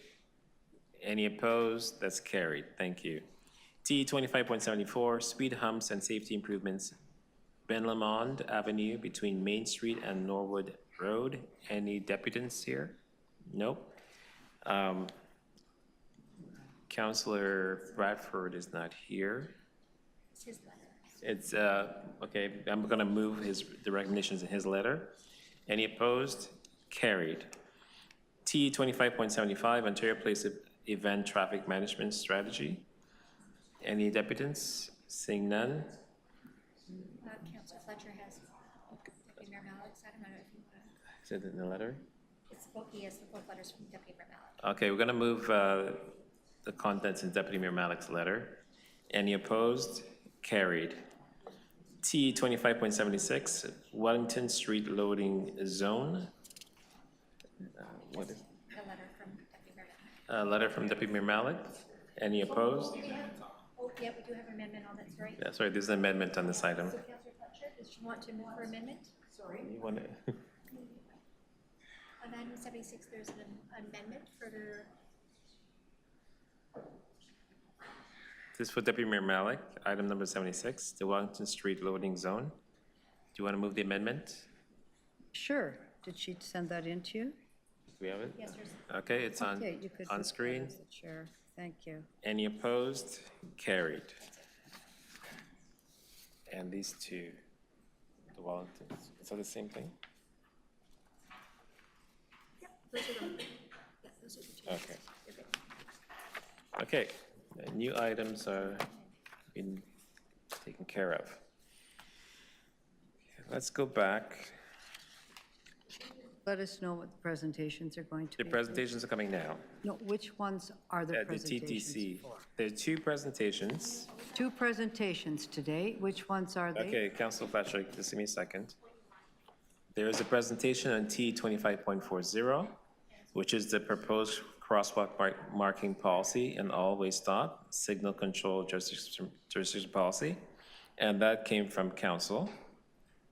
And T 25.41, improving the speed and reliability of the 7 Bathurst.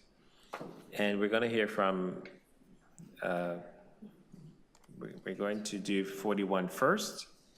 And there's a presentation, I believe, from TTC and Transportation. Hopefully it's a brief presentation.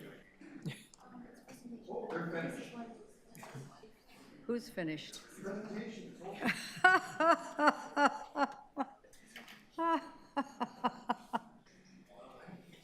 Thank you, Chair. We'll be as brief as you need us to be. Thank you for the opportunity to be here today. Just as we set up the technology, I'll introduce myself, Josh Cole at the TTC, with my colleague Stephanie Simard.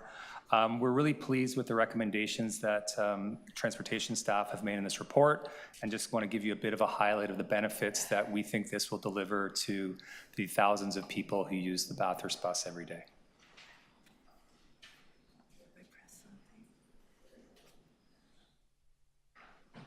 We're just waiting for the technology to show up on the screen. Do I press something? They'll assist. Wrong one? Sorry. I just know turn it off and turn it on again. That's the extent of my... Okay, again, thank you very much for this time. We'll be brief. As you know, if you want to just go to the next slide, maybe. The Bathurst bus is one of our higher volume buses. We have over 20,000 riders every day on it. But like many of our routes, the bus and its thousands of riders are stuck in traffic for most of the day, especially in the PMP because the bus travels northbound on Bathurst. And I'll hand over to my colleague Stephanie to continue walking us through this. And so because of the construction, or the congestion and parked cars, they're all creating delays, which leads to poor reliability on the corridor. In this particular stretch of this report between Bloor and Eglinton, it's a very small stretch with many challenges. The bus travel times have lots of variability within them. As you can see on the northbound section between Bloor and Davenport, we have very slow speeds of 7 kilometers an hour, and it can take anywhere from 6 to 12 minutes to travel just that short section. The focus of the recommendations is on improving the reliability, having consistent travel times along this portion of the route, and that will in turn help the entire length of the corridor. And these problems persist throughout the afternoon, throughout the entire week. The intent of this is to show the variability is not just on the weekday, but also on the weekends, Saturday and Sunday. And, this data just reinforces the acute problem in the northbound direction every day of the week. So the focus, along this corridor, I do want to highlight that TTC has done many things already to improve the service along the corridor. We have transit signal priority. We've added route supervisions. We're taking a very focused effort through our bunching and gapping program. However, there's more that needs to be done to improve the reliability of the service, and that's the intent of the recommendations in this report. They're very tactical, simple items, simple actions that we can take to improve the speed and reliability of the service. And of course, while we recognize those impacts, there are impacts as well to parking. But we think that these tactical improvements along the corridor will really make a difference for our service, and especially on the northbound direction, where we're having lots of reliability challenges. just want to reiterate that the recommendations in the city report are easy, tactical tools that we think will make a big difference and minimize the impacts on local businesses and adjacent communities, while greatly improving the reliability and speed of our service. And we're happy to take questions. And so I'll just end with, well, we all know that south of Bloor, we're having much more kind of, I would say, aggressive interventions with rapid TO to get buses moving. We haven't done that north of Bloor, and so these are some much more targeted, tactical, incremental changes that we think will have an impact on those riders on the Bathurst bus. Okay, thank you for your brief presentation. We do have speakers on this item, and we have many. We're going to have questions after the speakers then, Chair? Yes, as we always do, Councillor Fletcher. Thank you. First up is Michael Hoffman. Are you here? No. Brad McCollin, are you here?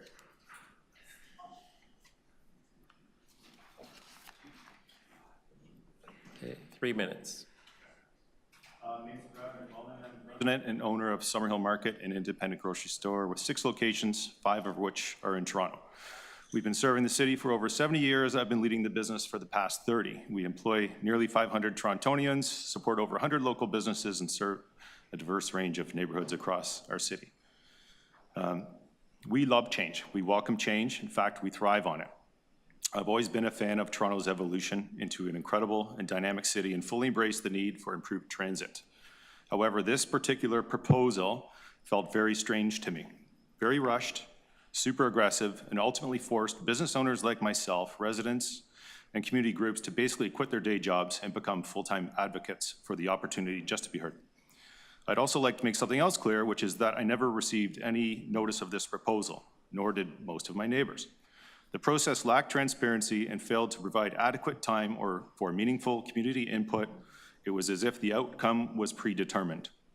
Over time, it became evident that the mission was singularly focused on TTC ridership and the TTC in general. When we tried to raise concerns, we were met not with dialogue, but with hostility, online attacks, seemingly coordinated one-star reviews, and even in-person verbal abuse directed to my staff. All of this with seemingly little regard for the communities most affected. In Seton Village, where we've operated for the last 6 years, we've witnessed a remarkable transformation, one that has been compared to the revitalization in Ossington, and Summerhill Market's played a key role in that change.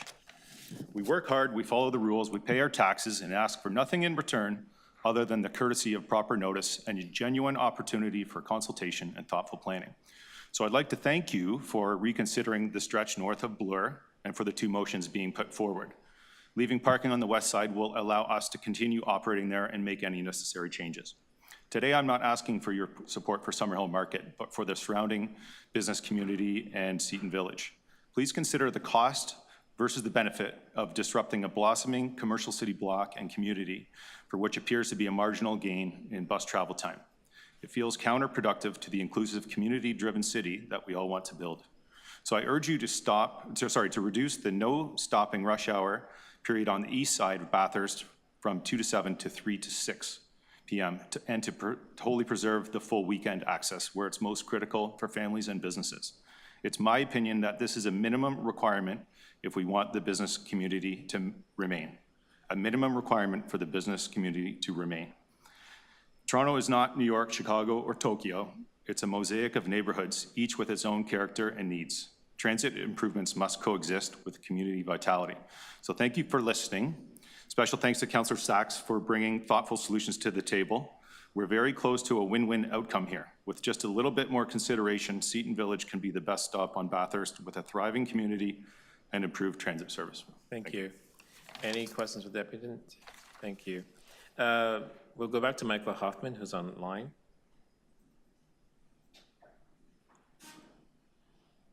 There we go. Go ahead, Michael.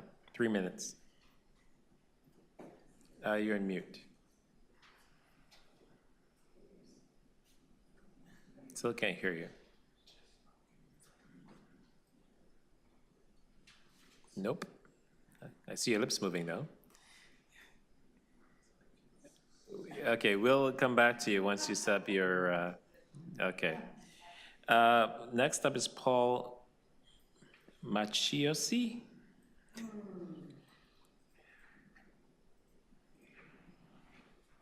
There you go.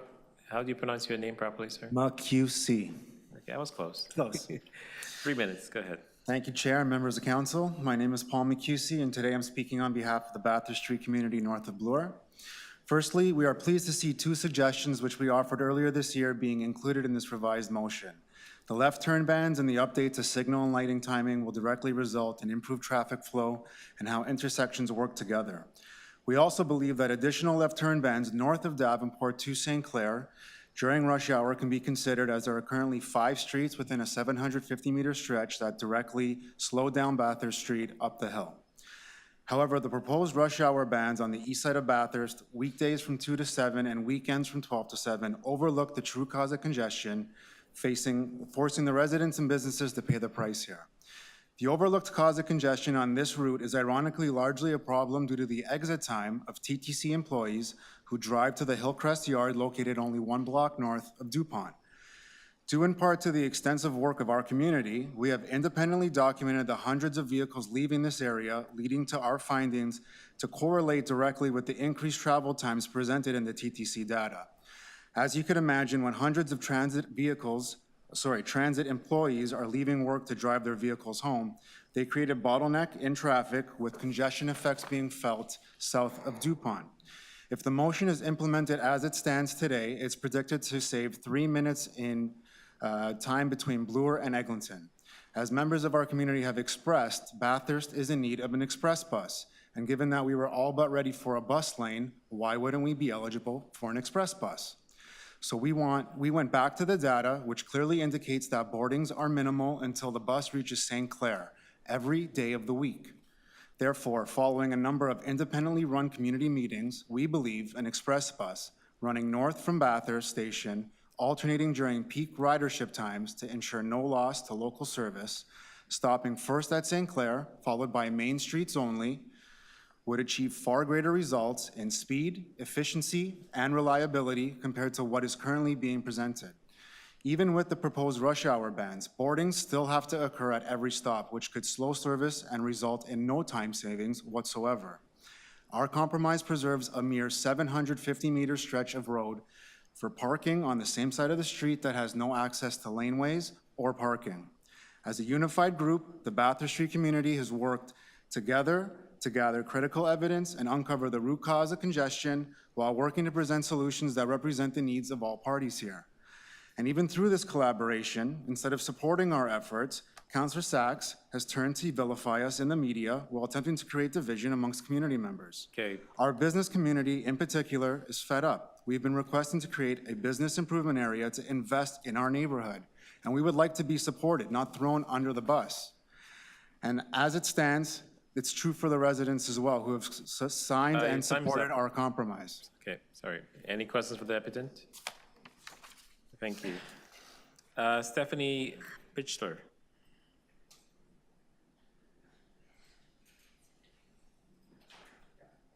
Online, Stephanie? Hi, yes, I'm here. We could hear you. 3 minutes, go ahead. Can you hear me? Yes, 3 minutes. Thank you for the opportunity. No problem. Thank you for the opportunity to voice my opinion on this matter. Toronto is the city that I know and love. I have lived here for my entire life and have always had a connection to Bathurst Street. Specifically, I have lived on the east side of Bathurst since 2010.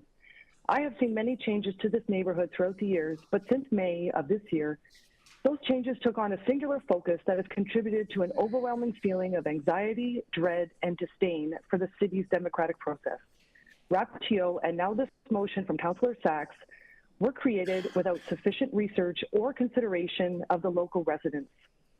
It is a house of cards built upon faulty statistics that have never been shared with the public despite assurances from Councillor Malik.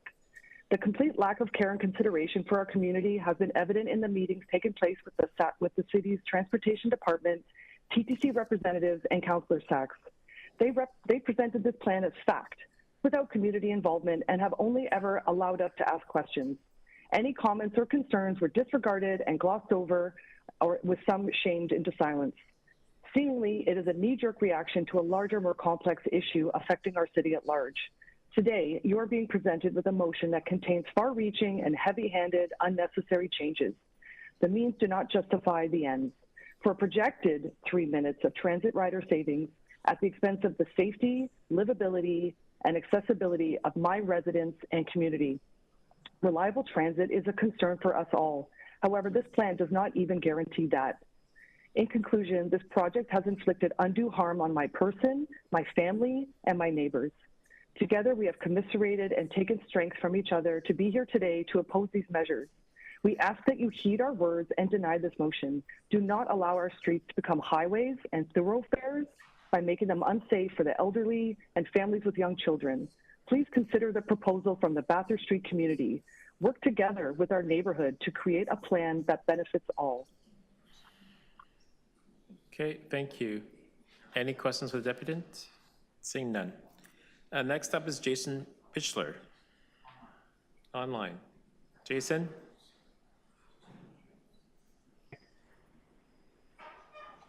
Hi, my name is Jason Pichler. Thank you for having me, City Council. I want to talk to you about the design of Bathurst Street. The official plan for complete streets is a document or a guideline design of streets in terms of construction and project. The complete streets is on the City of Toronto website. It's a document. It often mentions streets should be designed to be more than just a corridor for transportation. The streets should be designed to represent the community. The proposed designs for Bathurst appears to provide a corridor for simply just movement. That is something that the policy is complete streets is saying to avoid. They are saying to design it in a way that includes the community and avoid creating a corridor of movement. The City of Toronto seems to be micromanaging projects across the city, and one of the problem addressing one problem after another. I urge council to look at the city as a whole and not to just piece parts together. The plan on Bathurst Street may seem like under pressure for the buses, but will create other issues throughout the city if the profound congestion on smaller streets throughout. That's it. Thank you. Thank you. Any questions for the deputant? Seeing none. Winston Segal, are you here with us? Winston's not online. Winston's not in the room. Marco Santaguida, online.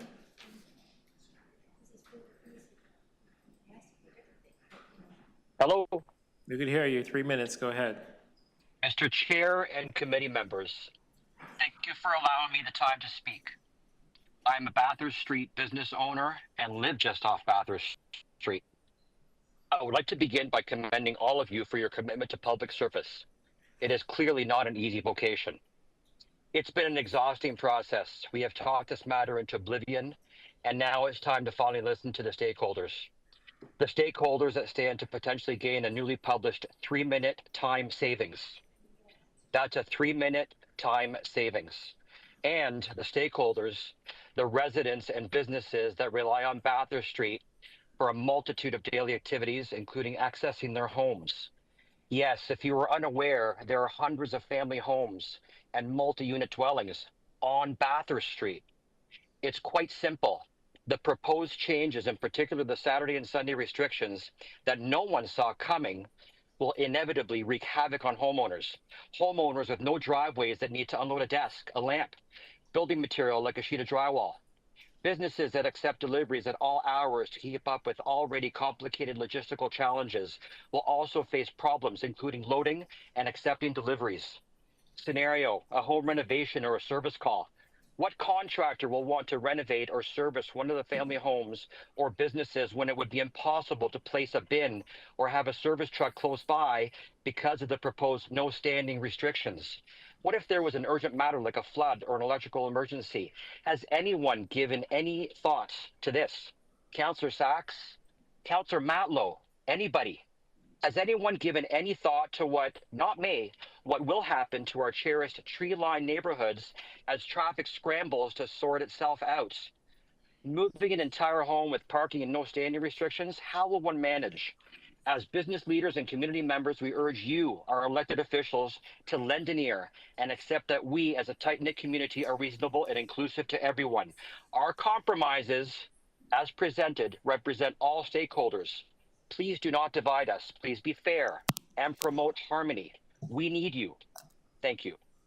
Thank you. Any questions for the deputant? Seeing none. Jordan Hattie, are you here? Okay. 3 minutes. Afternoon. Resident. I often drive the full length of Bathurst Street from Steeles to Fort York multiple times a week. And looking at this proposed changes to the street initially kind of created upset. So I'm here kind of just to show my support for maybe reducing TTC influence on that street. While it's important to have buses, and buses are a key way of traveling the city, it's also important to recognize that one way to reduce traffic and encourage bus ridership is to make the bus experience better. If we want to create smoother traffic, we need to incentivize people. And if you look at transportation systems around the world, there's better ways of doing it than just creating, this is a symptom of a bigger issue, I find, because this TTC is stepping in and kind of forcing neighborhoods to change the way they work, the way they act, and it's something that I think a lot of people have made their minds up of that we need to kind of go along with. So I just want to show my support for the street and allow drivers to have easy access to where they need to go. And if they can't have that easy access, we need to make a suitable alternative. That's all for me. Thank you. Okay, thank you. Any questions for the deputant? Seeing none. Andrew Pulsifer. 3 minutes. 3 minutes. Hello, everybody. How you doing? I regretfully forgot my harmonica at home today, so I apologize. My name is Andrew Pulsifer, and I'm the Executive Director of TTC Riders, a membership-based transit advocacy organization. I take transit every day. I speak with riders across the city every day, and I'm here to speak in support of the recommendations in the report before you. But I do want to stress that I hope, and TTC Riders hope, that this is seen as phase one, an interim step towards eventual full implementation of rapid TO bus lanes. Transit riders are tired of waiting, and the 7 bus does carry more than 20,000 people a day north of Bathurst Station, yet travel speeds are painfully slow. A trip that should take half an hour can often take much longer, but worse than that, it's unpredictable. And that's why these measures matter. Extending parking restrictions and no stopping rules in the afternoons, restricting left turns through the whole day, and adjusting signal timing, these are common sense solutions. They can be put in place quickly, and they will make service faster and more reliable right away. Transit riders will notice these changes, but they are still compromise solutions. Buses will still share lanes with cars, riders will still face delays. And that's why it's so important that this council and city council at large treat today's motion as the first step, not the last. Transit riders continue to deserve priority on Bathurst. We need a clear timeline for full implementation of rapid TO dedicated bus lanes from Bulbour to Eglinton, ideally further. We need transparent monitoring so everyone can see if travel times and reliability are really improving. So I urge you, approve these changes as phase one of rapid TO. They'll help riders now, but also commit that Bathurst riders won't be left with half measures. They deserve speed, reliability, dignity, and priority. Okay, thank you. Any questions for the deputant? Seeing none. Next up is Fuad Aga. Fuad Aga. Nope. Okay. Michelle Morgan. Online. Michelle Morgan. I'm here. 3 minutes, go ahead. Hi, I'm an artist and the owner of the Annex Art Center on Bathurst Street, the east side, just south of DuPont. I've been there for 14 years. We are a community art space with established and successful children's programs, summer camps, and art gallery events. The proposed weekday restrictions to the northbound lane would have a huge effect on my ability to continue operating in the example, for instance, of my after-school program, which will overlap my classes by hours on both ends. My clients include families and artists from neighboring areas, and the practicality of having curbside pickup and drop-off is so crucial to maintaining my clientele. The broad time span of proposed Saturday restrictions would effectively eliminate my ability to host weekend events, which include art workshops, special events, and gallery showings.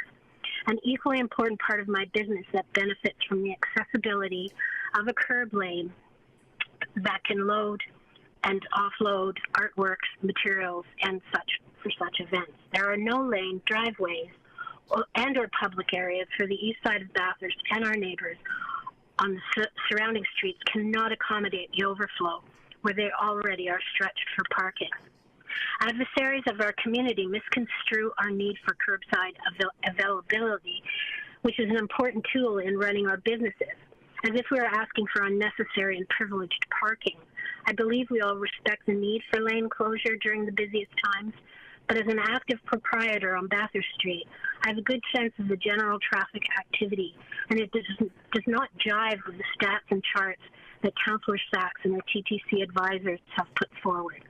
During the current lane restrictions, the only really visible and consistent snarl in the flow of traffic, as my colleagues have also reported, is north of DuPont at Bathurst and Bridgman during TTC employee shift changes. Our awareness of the change to the lanes on Bathurst, again, has been said by many of us today, were unknown to us well after a year in Rapid TO's planning. What is more troubling is that our councillor declared that we had been informed. This was only so to a select part of our community. Our fight to be heard and our opportunity to be part of a sound and agreeable solution was skewed by this misrepresentation. Also, failing to deliver our 35,000 plus signed petition to, did I say that? Yeah, whatever. Petition to City Council that shows a considerable population of people in the community with our shared concerns. And most disheartening is falsely claiming before Council that her proposal had the full support of core business members of our group. On the contrary, we are a very strong and passionate community, and we are asking to be part of a discussion for a reasonable solution. Okay, thank you. Your time. I believe my efforts enrich our neighbors. Chair, I just want to ask you to advise the deputants not to personalize things with councillors or say something was false or whatever. That's just not something we can tolerate. That doesn't happen here. So that's your job. Please inform them of that. Okay, noted. August Peranath, are you here?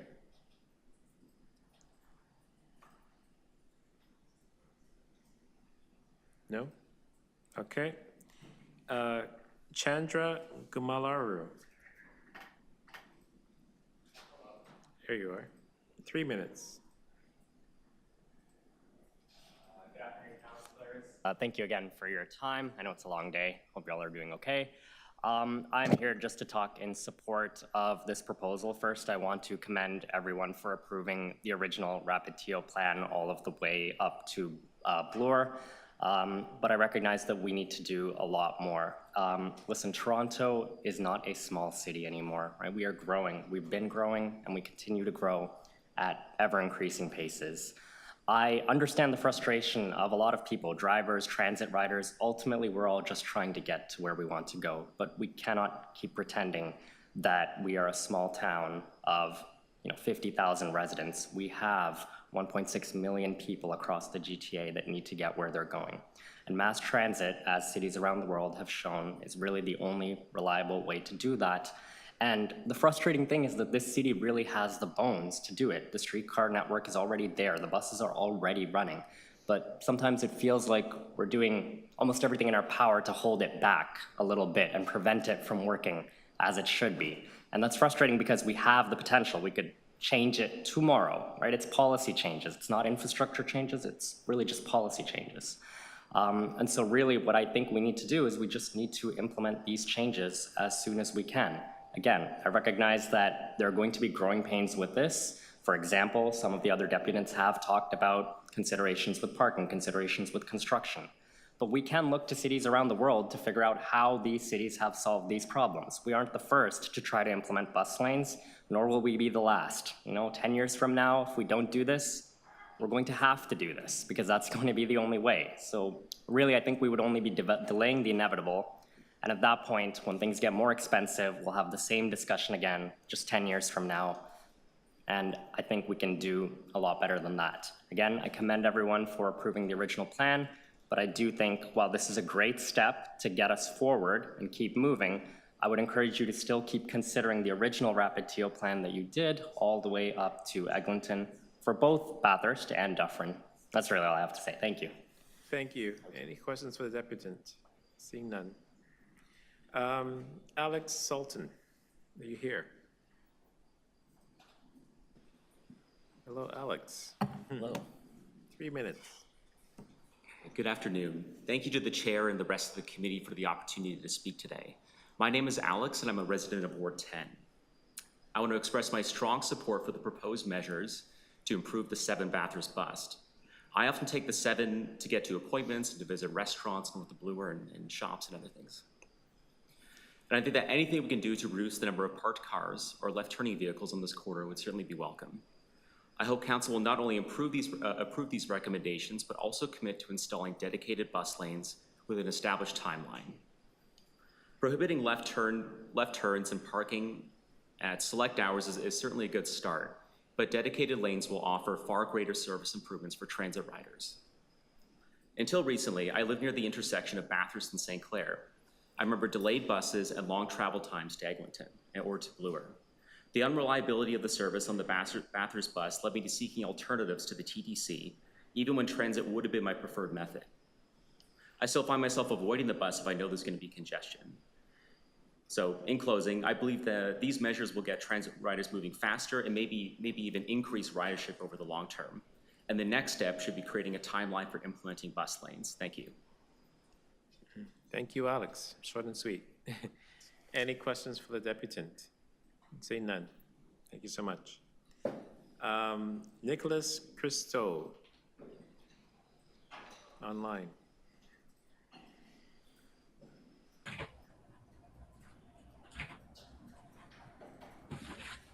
Nicholas, yeah. Nicholas?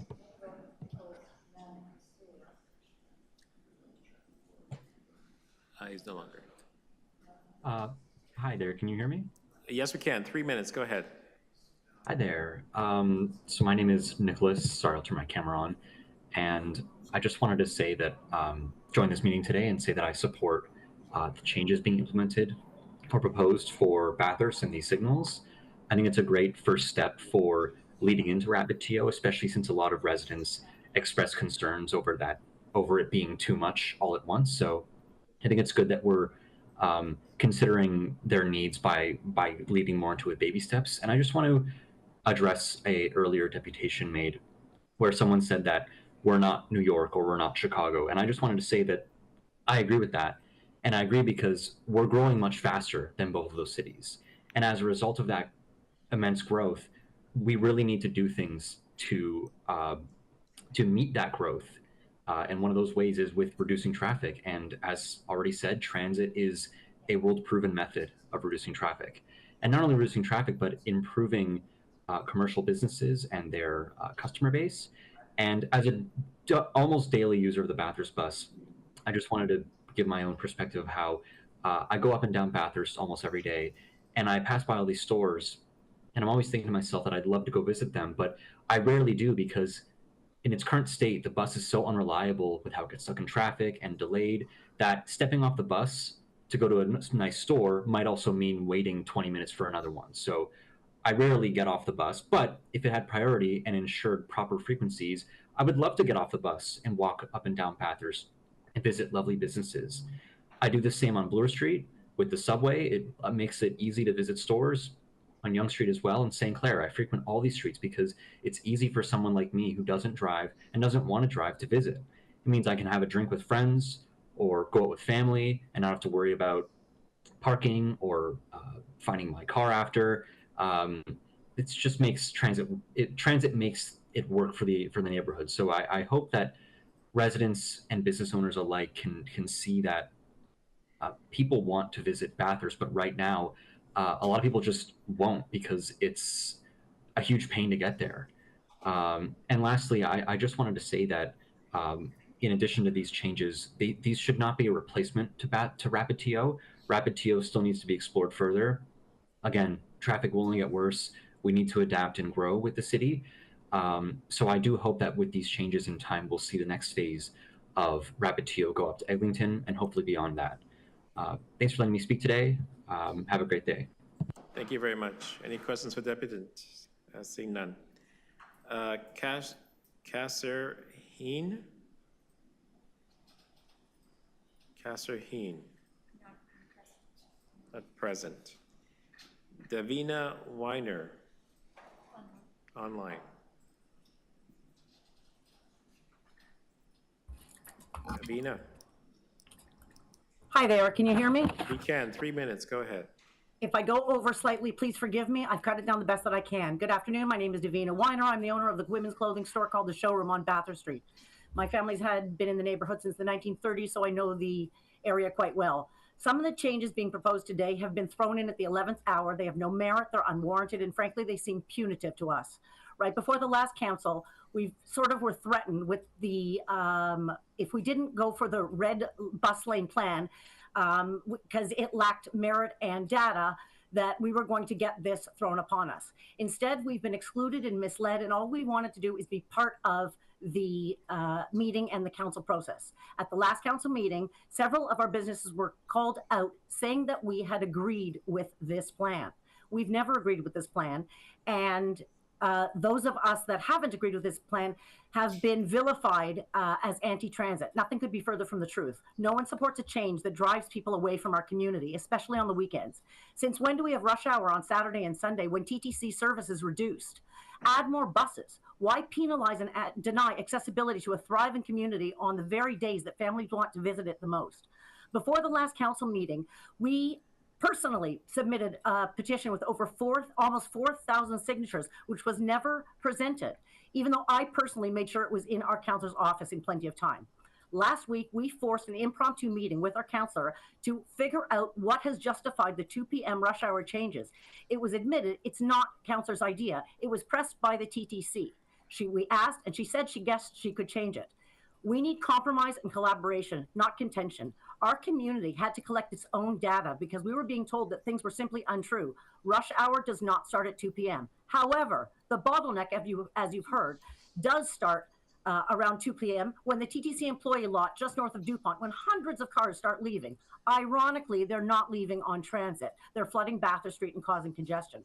At the last council meeting, the TTC's inefficiencies were acknowledged, yet service hasn't improved. Footage shows that multiple buses leaving together, bunching in long service gaps. Instead of fixing the failures, the TCC just shifts the blame onto the community. We are unified as a community of hundreds of businesses and residents. We found many data-based solutions: left turn lane restrictions, reasonable rush hour modifications, express buses, even fair parking rate increases. These changes would work without destroying our community's vibrancy. A full proposal has been submitted to councillors by Paul McCusey and is now available. I ask council to defer the implementation until proper consultation has taken place, until the TTC proves it can deliver reliable service, and to adopt the sensible data-based proposal we're presenting today. The radical changes are being forced through without the community's knowledge. The more neighbors I speak to, the clearer it becomes that no one knows about these weekend and 2 p.m. changes. Don't take their silence as approval. If it's Thank imposed, you. these changes will shut the doors on accessibility and threaten the survival of small businesses where owners Okay. have invested our livelihoods. And getting 3 minutes at what cost? If people can't come to our neighborhood, they won't. Okay, thank you very I much. may be one voice, but I stand unified with our community. Thank The you. sensible Thank you. Thank you. There must be no questions for the applicant. Okay. Let's go back to Michael Hoffman. Are you still with us? You want to try a second time or a third time? Hello, can you hear me now? Yes, we can. 3 minutes. Hello? Okay, excellent. Okay, so here we are again. The councilors must love hearing from us on this issue. I'm Michael Hoffman. I'm a resident of Ward 11. I'm in strong support of the motion as in the staff recommendation. I think, we had some bold changes to improve transit for all Torontonians before us and Rapid TO. This is quite a bit watered down, but, I think as a compromise, we will have to accept it as a first step. I think we need a lot more. I'm, really disappointed to hear that as watered down as this is, people are asking councilors to water down it even further. I have to let you know, you will never satisfy these people. Like, there's just no point. Like, stop doing what they're asking for, because you'll never do enough. Like, do what's right for all of Toronto. As a resident of Ward 11, I'm a frequent visitor to the Seton Village and West Annex neighborhood.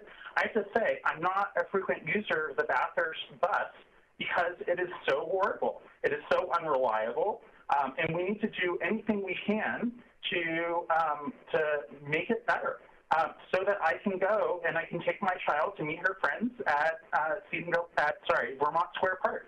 I can take her to some of the businesses that have been mentioned here, like the Annex Art Center, Gathering Wild. Right now, that isn't accessible.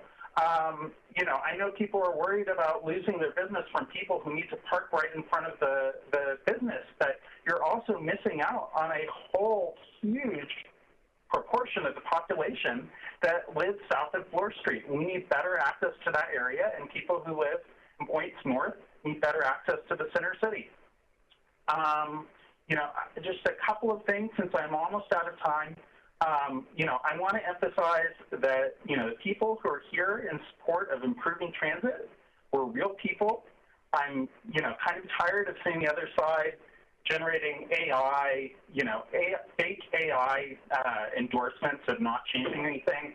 I know you got a petition from, quote, the Bathurst Street community. I hope you will look carefully at the signatories. You will notice that one person signed 25 times, once for each property that he owns in the area. And this is Toronto, it's Canada, it's a democracy. You don't get an extra vote for every property that you own. You need to think about the thousands of people who take the Bathurst bus and would take the Bathurst bus, and not give people who are property owners extra votes. Their opinions are way too much. Anyway, thank you very much.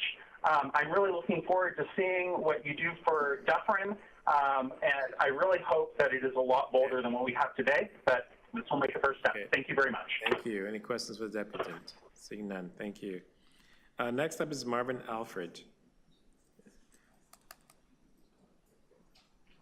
Online, Marvin Alfred. Go ahead, Mr. President. Good day, can you hear me? Yes, we can. 3 minutes. Thank you. Good afternoon, everybody. I'm Marvin Alfred, President of ATU Local 113, representing the workers who operate and maintain the TTC. I'm here today to speak in support of the staff recommendations. I'm also here to advocate for better service on the Bathurst bus. Local 113 members operate buses and streetcars across Toronto and maintain vehicles and service all across Toronto. I was a bus operator myself before being elected to the union board. We see how the competition for space on our roads is making the TTC less reliable. There are lots of places where parked cars and traffic are having significant impact on service reliability. Using our roads to store cars is the least efficient use of the valuable space. For businesses, a handful of parked spaces in front may represent a few customers every hour, but a busy bus stop represents many more times and many for people. Transit needs to be a priority on all of our roads, along with pedestrian space, because every transit rider is also a pedestrian at some point. Having dedicated lanes is also an important tool to make service more reliable. So we need space, absolutely, but we also need service. My members know that the TTC is not running enough buses, and what it shows on the schedule wasn't reflected or isn't reflected in what riders see on the street. Things need to be fixed to make authentic service improvements that riders can rely upon. So I ask the Community Council to vote today to adopt the staff recommendations. It's not a complete solution, but it's an important step. Anything we can do to remove obstacles to TTC vehicles is welcome. We look forward to working with Council to make sure the TTC keeps its promise to maintain and improve service and make this route a success. Thank you. Thank you. Any questions for Mr. Alfred? Seeing none, thank you. Emily England, online. Emily? Can you hear me? We can. 3 minutes. Go ahead. Good afternoon. My name is Emily England, and I live on the east side of Bathurst Street with my partner and my daughter. My elderly father also lives on the east side of Bathurst Street, as does my brother with his wife and 2 children, and I'm here today to speak on their behalf and for all of the residents on the east side of Bathurst Street. Bathurst Street, as you know, is a densely populated residential and mixed-use street that is home to thousands of people, many of whom, like me, live in apartments or homes without access to driveways, laneways, or on-street permit parking. For those of us who live directly on the east side of Bathurst Street, it's important that this council understands that the curb is not a convenience or a luxury. It is, in fact, our only point of access to our front doors, which are on Bathurst Street. It is where we unload our groceries, where we load and unload our children into car seats, where deliveries are received and elders are supported into their homes. While the proposed amendments may technically still allow parking outside the extended no stopping period, they remove access for a disproportionately long time, 7 hours on weekdays and 7 hours on weekends, almost 3 times the restrictions that we currently plan our lives around, and which is precisely when residents need it most. Please think about what this would mean for the residents on the east side of Bathurst Street who are arriving home from work at 5:30, families who are returning from school, heading to after-school programs, unloading groceries, accepting deliveries, or even having a pizza delivered for dinner at 6 o'clock. All of these would be prohibited under this amendment. You are effectively saying that residents may only access their curbside and their front doors between 10 a.m. and 1 p.m. Monday to Friday, which is when most of us are at work, or after 7 p.m., which for many families with young children is not possible. This plan isn't just inconvenient, it functionally disrupts the rhythm of daily life for those of us without alternatives. And this problem of curb access becomes even more serious when you consider all of the residents and visitors on the east side of Bathurst Street who have accessible parking permits. Currently, anyone with an accessible parking permit can park in any of the green P parking spaces without paying or time limit. For this population, the curb is the only legal and safe option for proximity-based access to their front doors and to our community. By creating no stopping zones, no parking zones for huge portions of the day, you're saying to people with legally protected accessibility needs that they cannot access their homes or this community outside of a very small window. That is not equity forward, it's equity backwards, and a violation of Accessibility for Ontarians with Disability Act and in contravention to the city's own Complete Streets mandate. Let me be clear, accessibility is measured by impact, not intent. We realize the stated objective is improving the speed of the Bathurst bus. We want that too, but we can't do it in cases where it disproportionately disadvantages the residents who actually live here. I believe in a Toronto that can build an equitable transportation ecosystem that advances access, but not at the expense of vulnerable residents, but in partnership with them, which is all we have asked for from the beginning. Please hear us. Okay, thank you. Any questions for Deputant? Seeing none. We have Fuad Aga in the room. Okay, you have 3 minutes. Yes.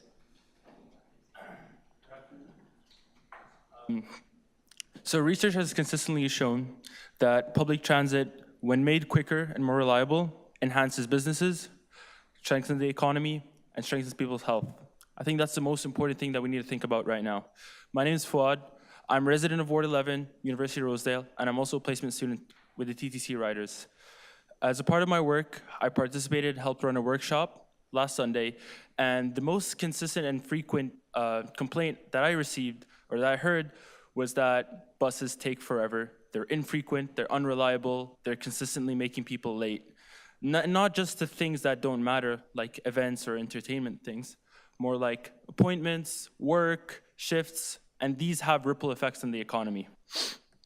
Buses are the most widely used form of public transit in Toronto. They're the backbone of the TTC.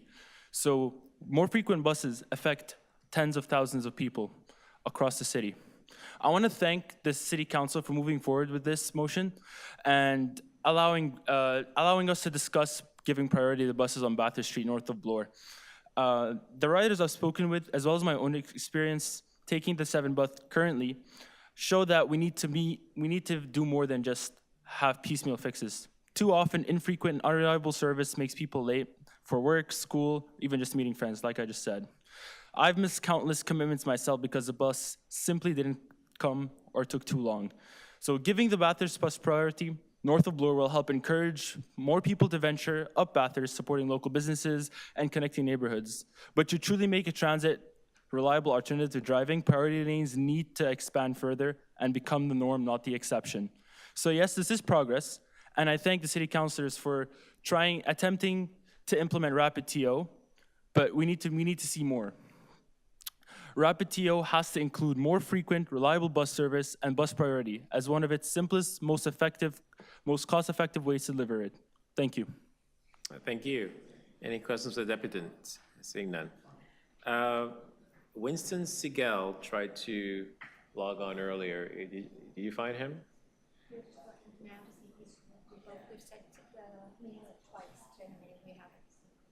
He's not there.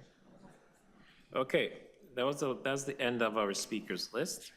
Gonna take it in-house to councilors asking questions. I'm assuming Councilor Sachs, you have questions for staff? Yes. Go ahead, 5 minutes.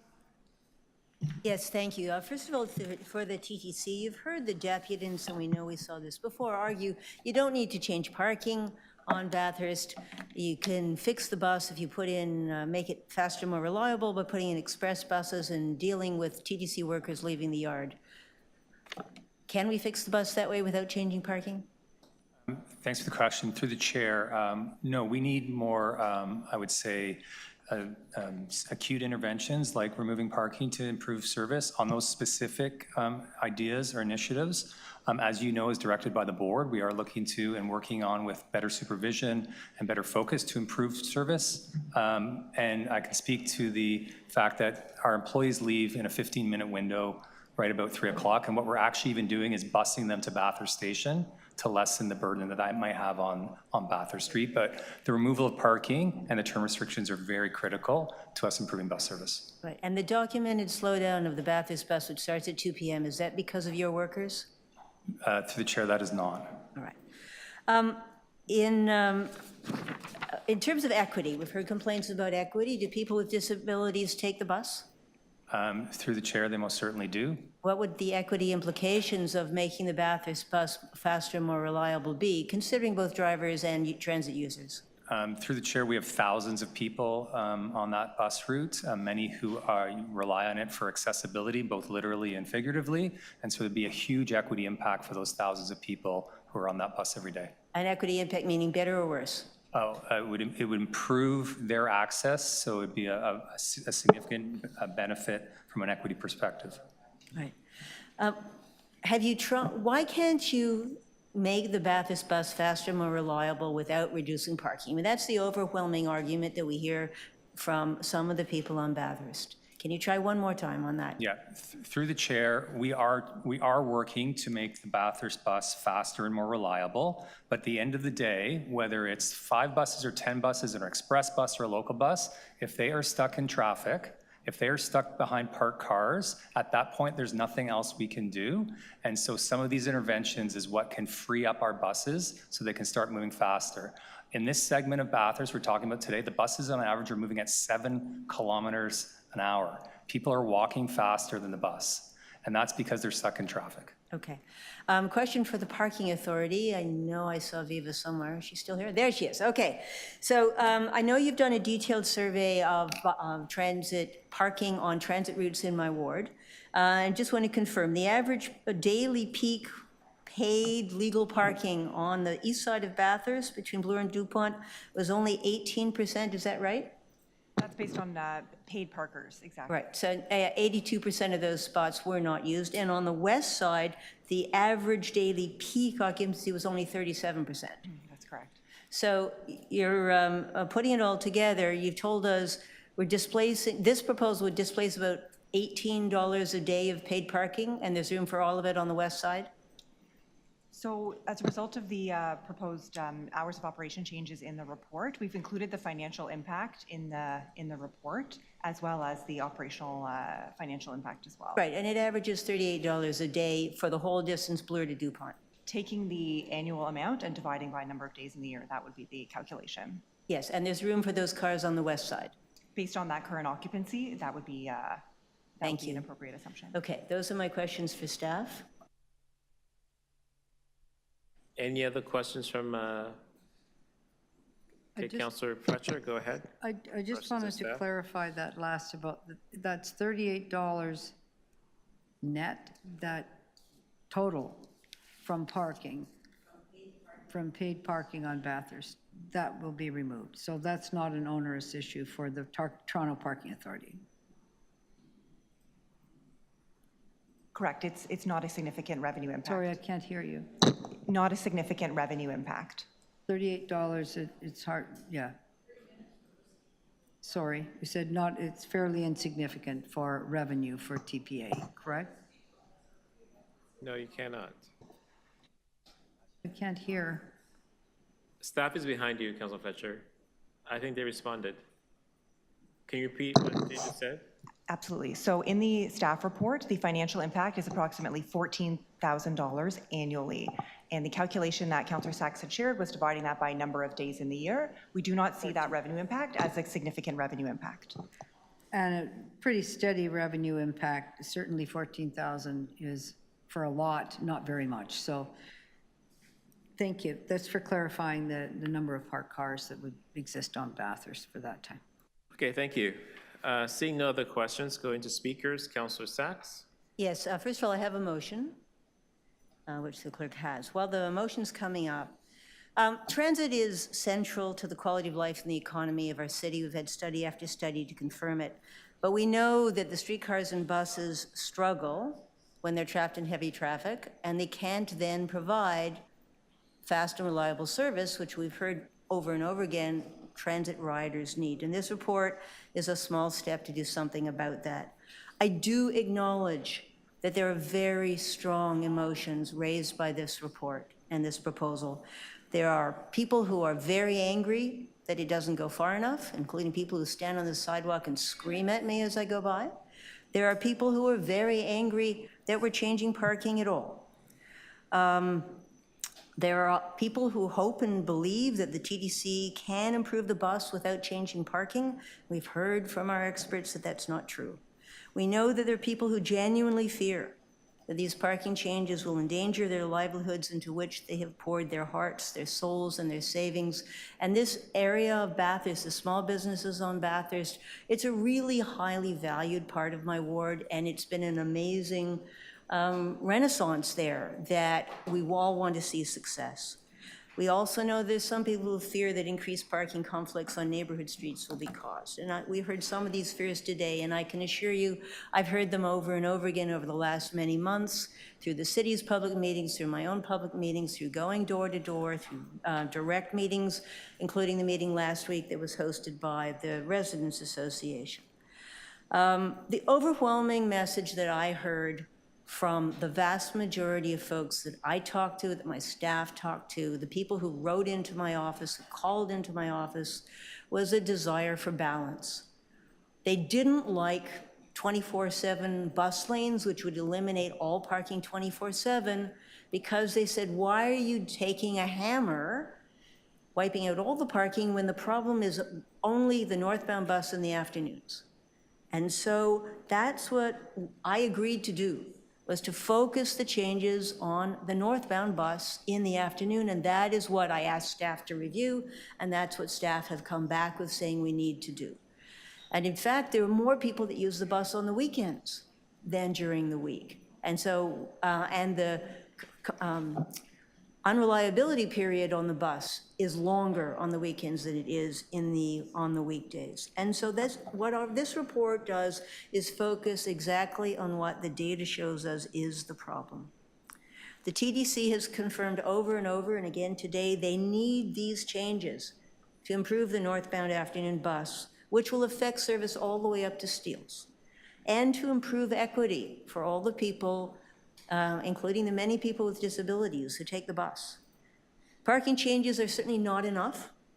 I am working with the TDC and Transportation and the Parking Authority on a whole suite of other measures to make the bus faster and more reliable. Some of them are already in place. Transit priority at intersections, signal adjustments, the bunching and gapping pilot, where the Bathurst bus is getting huge resources from across the TTC to figure out all the different things that the TTC can do to make this better, and pushing transportation to help us with other kinds of changes. But the parking changes are essential. The bus cannot go through where there's a stopped car in the way. And they'll also reduce congestion for all motor vehicles, not just the bus, because this is a shared lane. And we've heard over and over again from the Board of Trade and other groups how important it is that we reduce congestion for motor vehicles as a whole, and parked cars are in the way. The good news is, although this is a hard thing for some of the businesses to hear, but we're talking about very modest parking changes. We've done a deep dive of parking on all the streets that have transit in my ward.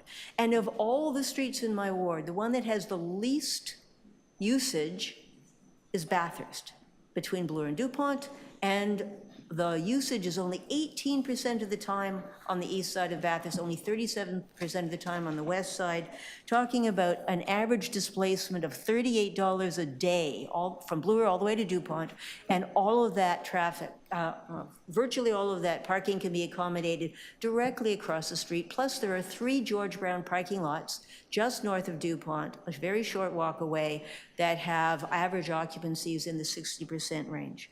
So of all the places in my ward where we could be making parking changes to accelerate the bus, this one has the least legal parking. So the changes we're talking about here are very small. They're much less than the changes we made on Dundas Street to speed up the Dundas streetcar, which have worked. They are much later than staff originally proposed. So it's not as good as dedicated lanes. It's not as good as what I proposed in the spring.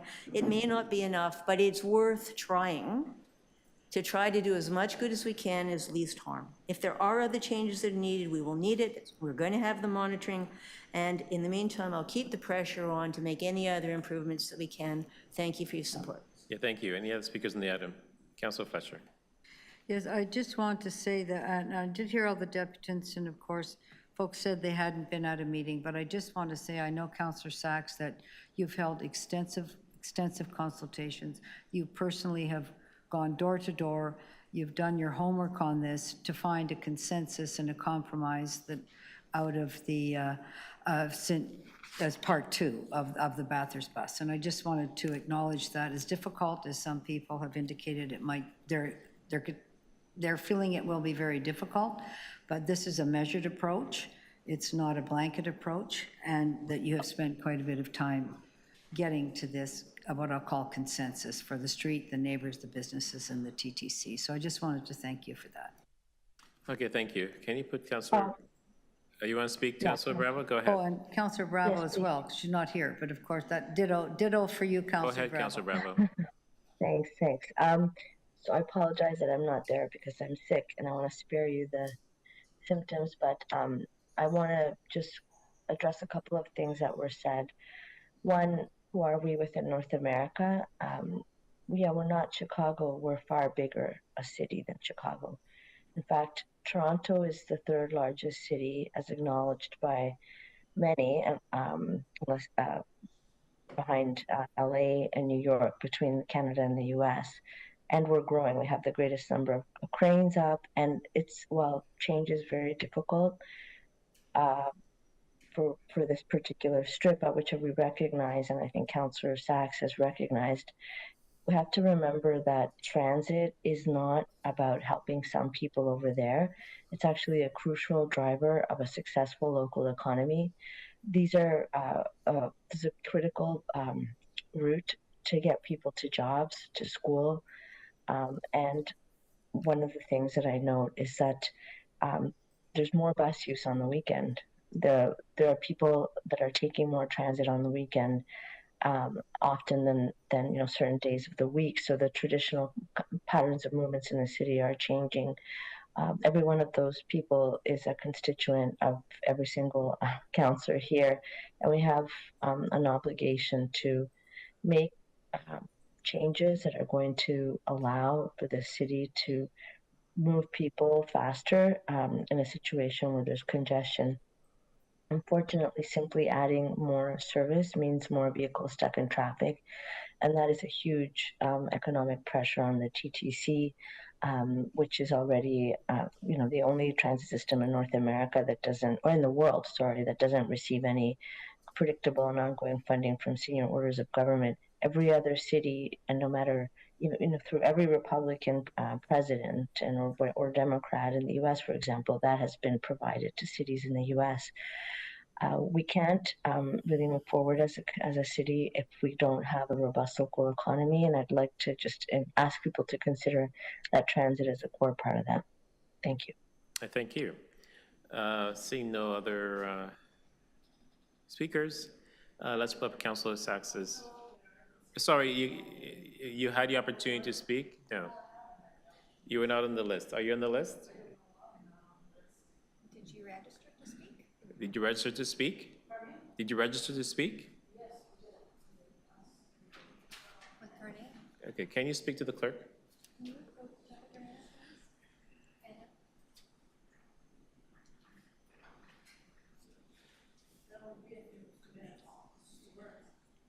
Well, we have a process we follow here.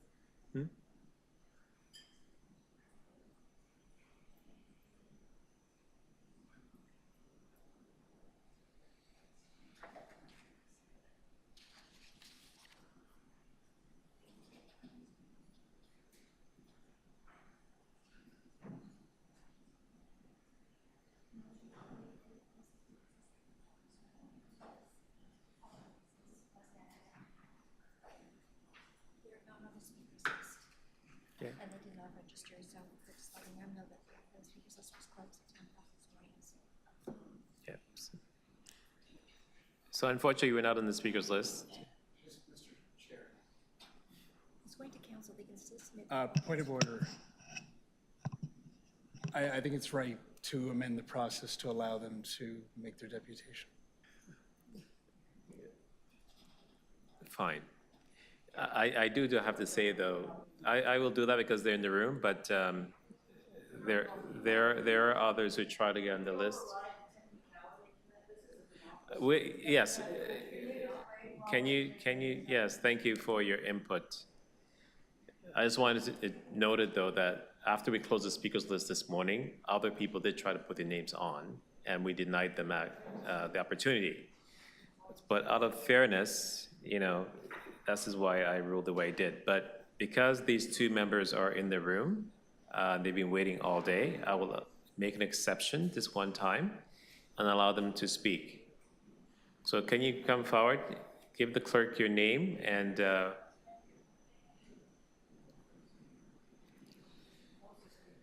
yes, we did. You approved it.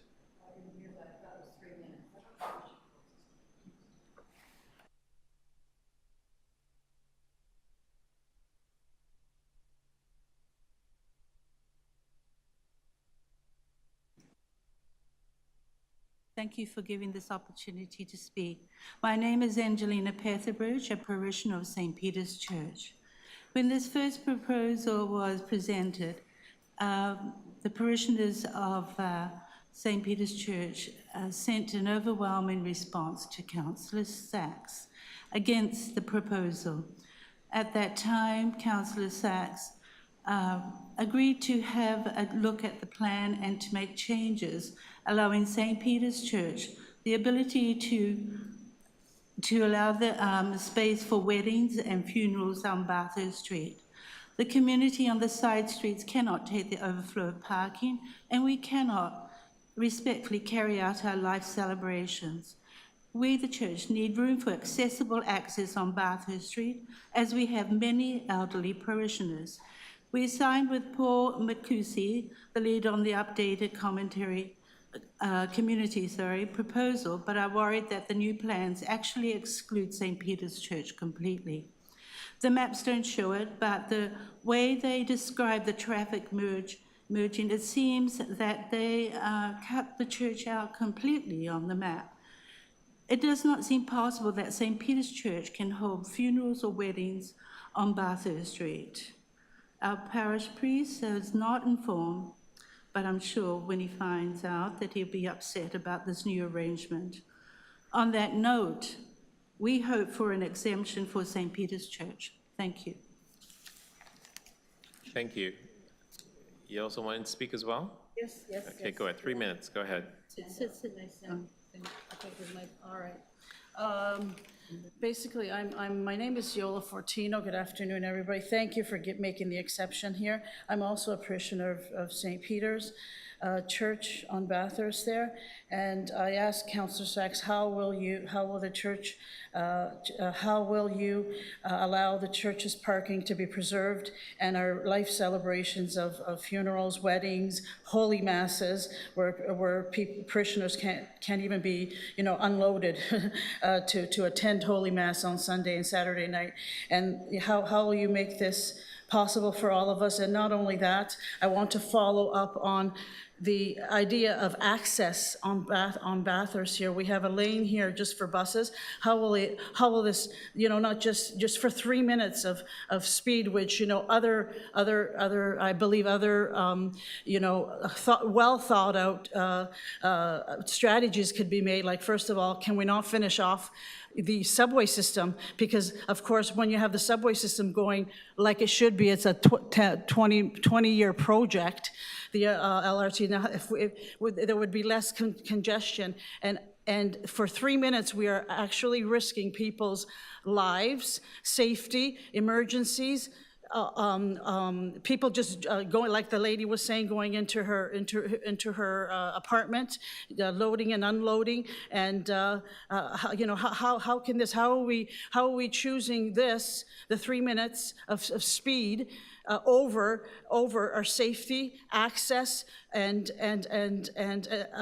especially our communities, our church communities, our schools, our the businesses. This is all wrong, and it's if there is just a small amount of parking, what is the big problem? Why can't the buses go on a regular lane like they do on Dufferin and every other street? And what I find is the construction and all of that going, and the bike lanes. What are you going to do? Are you going to add a bike lane to this too? There's obviously something underneath this. It's not just for the 3 minutes of speed. Is it the FIFA? Is it the? So it's all about money, and we're forgetting about our community, our needs, our basic rights of access, our basic rights of mobility and safety. We're letting go of that, and for 3 minutes. And I know it's about the money. It's about the dollar, right? That's what so basically we're losing the soul of our communities and this will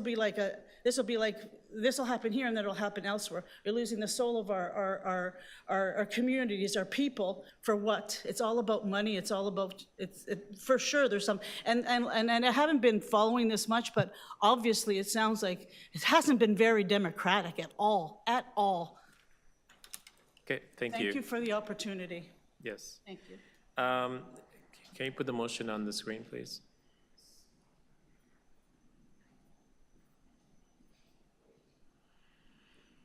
Okay, any opposed?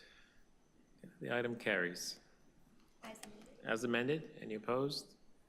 Item carries. Thank you.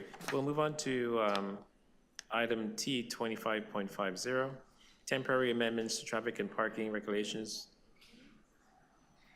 and traffic priority measures to support transit divisions, diversions during the Queen Street East closures. I do have a amendment on this item. Yeah. Okay, go ahead, ask your question. Well, thanks so much. You have asked a question for me? No, Okay, go ahead. and I want to speak. I'm just wondering who, and I don't know who's here from the TTC on this. And we have a couple people here. A couple of people.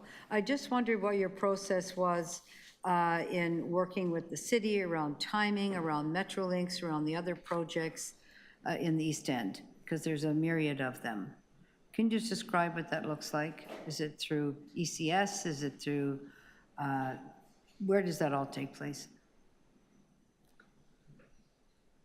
Through the chair, we are working with the City of Toronto, Metrolinx, and ECS to coordinate all the construction projects and associated transit priority measures. I'm here for represent TTC, and city staff can also provide more details about those coordinations. And there have been, constant meetings with the local councillors, including your staff, to provide information for any upcoming construction work and related transit priority measures overall. Thank you. Okay, that's it? Yep. Okay, thank you. Put the motion on the screen, please. So again, this is to give delegated responsibility to staff to deal with some of these issues, but also to consult with the affected councilor, which is Councilor Fletcher and myself. That's the close note of the motion. Any opposed? I'm sorry, I said I was speaking. You're Oh, moving sorry. the motion, and you're I thought talking to your motion. I asked questions, and I said I was speaking. My apologies, Councilor Fletcher. Go ahead. I know you're trying to make this go faster, but it's actually It's been a very long day. more My apologies. Being pebbles the in the chair way. of this committee. Pardon me? It's been a very long day for all of us. It's only 3:30. Well, Sometimes I've we been go to sitting 5 here or chairing 6. this meeting, Oh, I see. We've got 50 Okay. deputies and Happy 72 to items help you out. agenda. Go ahead, Who your 5 vice chair minutes. is. Thank you.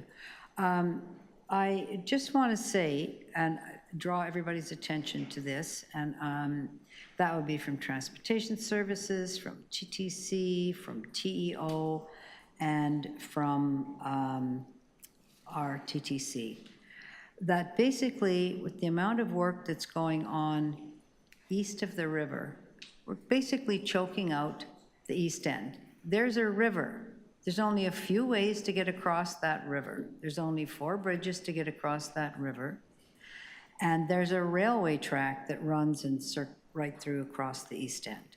So with just project upon project layered on one another, I'm very concerned, and I think all staff know that, about the sequencing, about the proposals, because one of the proposals was to eliminate all left turns all through your ward, Councillor Moyes, and all on my ward, with a no left turn at Queen, a no left turn at Gerrard, and have a no left turn through the day for Dundas.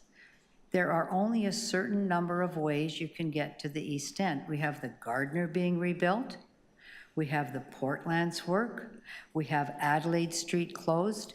We have this track work and sewer work.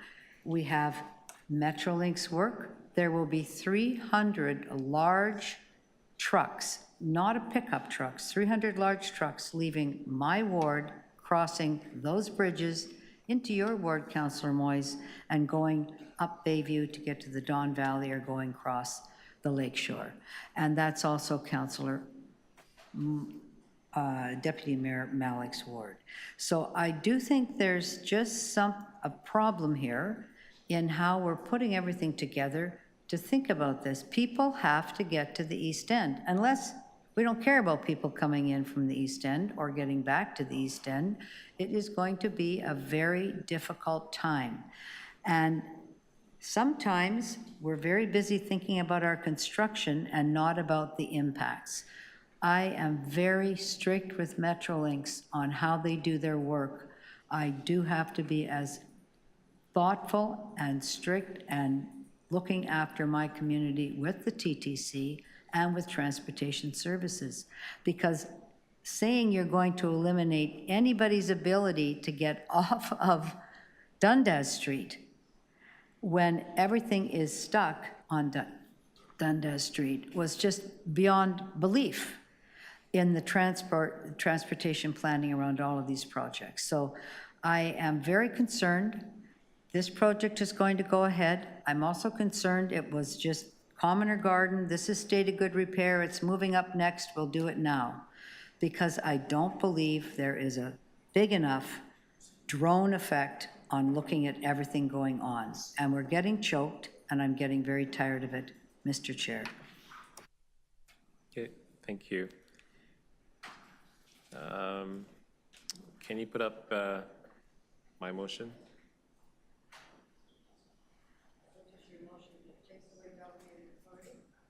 It's to consult with the local councillor. Sorry, question to your motion. There's a delegated authority request. There is a delegate. Did you remove that? The delegate authority still remains, but what was added was that to notify and work with the local councillor. No, I'm sorry. I thought we were going to remove delegated authority so we had a little more control. That was my impression, so I can't support that. But Councillor Fletcher, the work would not proceed without consulting with you and agreeing with the changes that you... I'm sorry, if we had delegated authority, if they had delegated authority, we would not have been able to change, in my opinion, the no left turn, starting at Parliament all the way through past Broadview. Delegated authority would have meant that's what was going to happen, and I'm very concerned about that. My understanding from your staff was we would not give delegated authority, so I'd prefer to remove that at the moment while we figure that out. Actually remove it. Consulting and delegated authority are two different things, Chair. We'll hold it down. We'll go on to the next item. I did circulate this in advance, so I hope you had a chance to read it, Councillor Fletcher. The next item, please.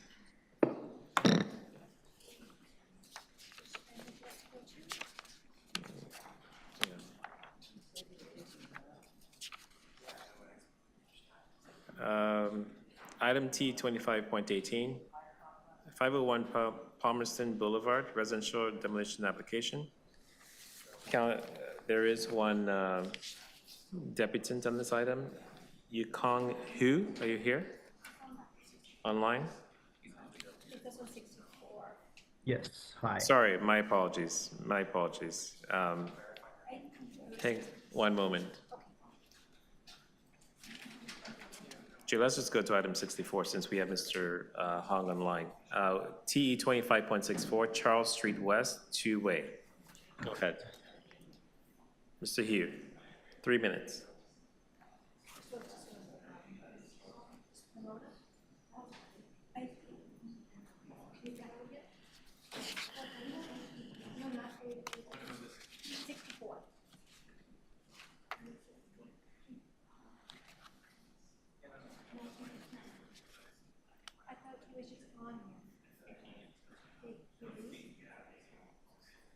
Is he there?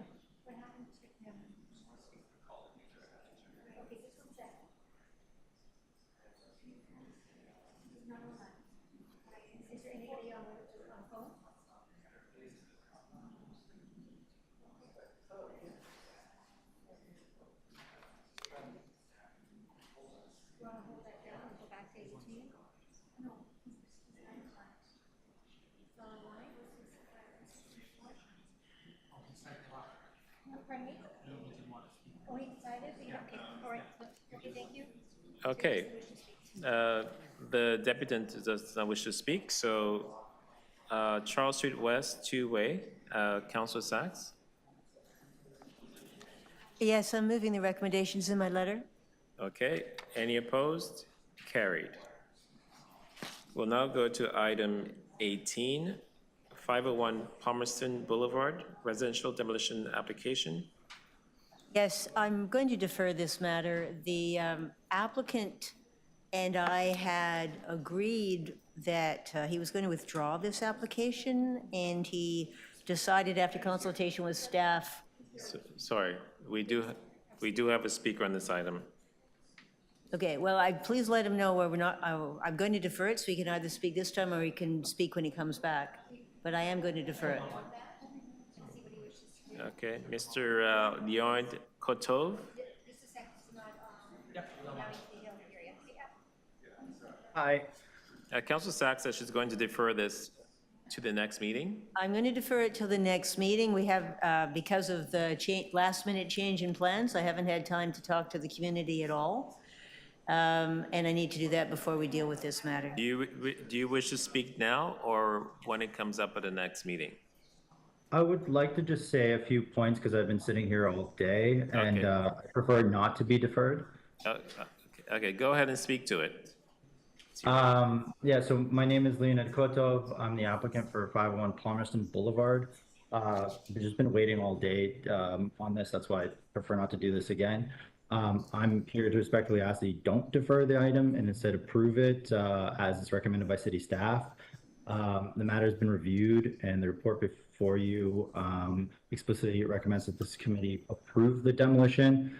The demolition is tied to a building permit, and again, I don't understand the inner workings of what happens with staff, but after speaking to the building department, my understanding is that this will have to come to council regardless to clear the demolition, and the demolition permit is tied to a building permit, meaning I cannot get a demolition permit to knock the place down without clearing the building permit. We have almost finalized a building permit here, and I just don't want to be delayed as a result of that.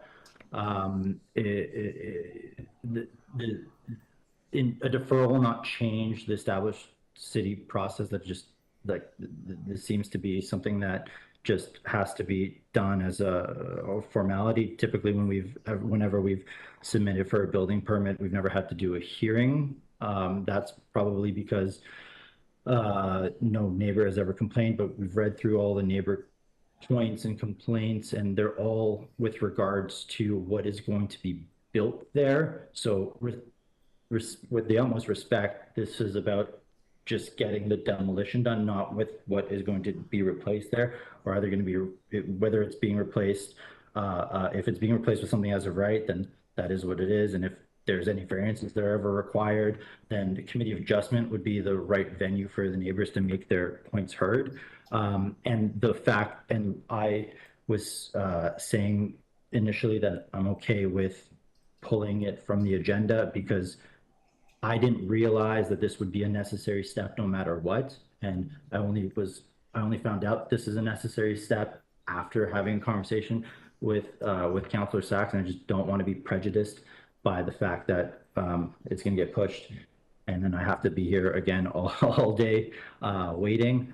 So respectfully, I do ask that we just put a check mark here and proceed. And I cannot demolish this, like I said, until I have a building permit in hand regardless. So I don't see the point of pushing this any further. Thank you so much for your time. Okay, thank you. Any questions for Deputy Councilor Sachs? No, okay. Councilor Sachs? Yes, I mean, I do regret the confusion and the waste of time, but there's, Mr. Kotov is building wonderful buildings, but he hasn't actually got a building permit at this point. And what I understand from him is he intends to apply to the Committee of Adjustment for changes to his proposal, so he's not in a position to demolish it anyway.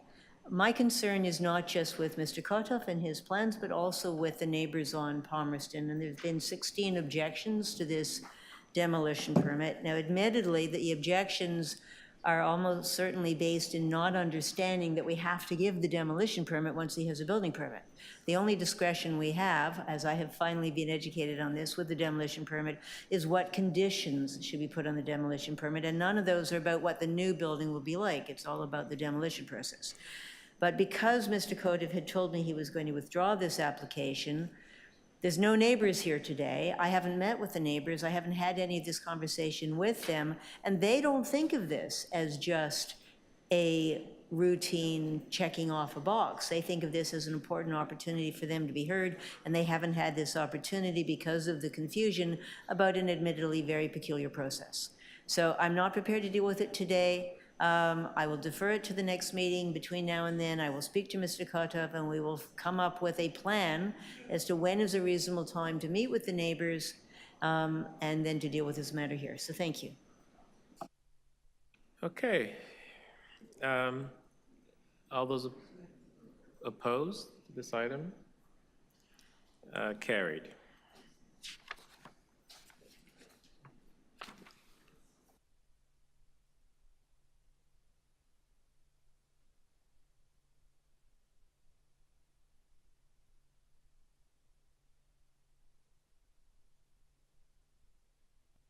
Okay, let's go back to the presentation, which I completely forgot about.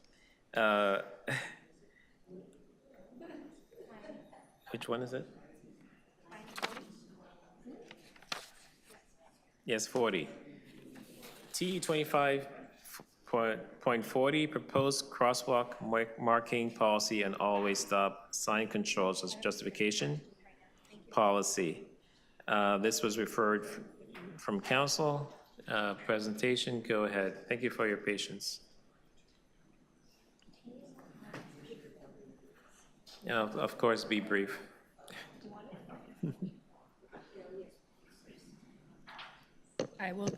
I'll do my best. Brevity is not my strong suit when it comes to transportation. So I'll try to speak quickly, as we did provide slides to councilors in advance, so hopefully you've had a chance to take a look at them. As you mentioned, Chair Councilor Moyes, the direction here was from City Council for Transportation Services to bring two of the policies that we brought forward to IEC and City Council to Community Council for additional consultation and feedback. Those are the crosswalk marking policy and always stop sign control justification policy. So we are consulting with all four community councils this week, and then we'll be reporting back to IEC and council on any proposed updates to the policies as a result of this consultation in the fourth quarter of 2025 in December. Getting into the details of the crosswalk marking policy, the purpose here is that we're trying to compile a single standard document that outlines all of our city policies regarding the installation of crosswalk markings, specifically incorporating existing and some updated transportation services practices. Things that we're incorporating that are existing practice are that we install crosswalk markings at all new locations where we are adding a stop or a yield sign, a pedestrian crossover, a traffic signal, or there is a school crossing guard in the absence of another form of traffic control. We typically mark crosswalks across all legs of an intersection if it's controlled by an always stop or by a full signal. And in general, prefer to mark all controlled crossing locations, but that it may be acceptable to leave low speed, low volume roadways with unmarked crossings. Those are typically neighborhood streets with low speeds and low volumes, but that we do not mark crosswalks unless there is a form of control. We're also proposing to incorporate the existing zebra crosswalk marking policy into this broader crosswalk policy. That policy was most recently updated in November of 2023 and currently has zebra markings installed at all signalized crossings, pedestrian crossovers, any stop-controlled intersections within pedestrian safety corridors, school and senior safety zones, and most recently added in November of 2023, adding locations with school crossing guards where there is not another form of control. And then we additionally have authority to install zebra markings in other locations as identified by the General Manager of Transportation Services based on an identified safety concern. In locations where we do not install zebra markings, we just install the standard 2 white lines that delineate the sides of the pedestrian crossing area. The major thing that we are trying to update with the crosswalk marking policy is that we've reviewed our existing practice of only installing crosswalk markings where there are sidewalks on both sides of the intersection. Because this has resulted in locations where pedestrians have the right of way over vehicle operators, such as at this example as shown in the photo, which is Montgomery Road and Belvedere Boulevard in Ward 3, where there's an existing all-way stop control that provides access to a school and community center in a very highly trafficked area by pedestrians. But because there are no sidewalks on the side street, there are no crosswalks that indicate to pedestrians that they have the right of way, and also indicates to drivers to expect pedestrians to be crossing there. And we know in a lot of locations, especially in our more suburban wards of the city, there are not sidewalks on many of our local streets and may never be sidewalks, or at least in our lifetime, because of challenges with construction in these types of neighborhoods.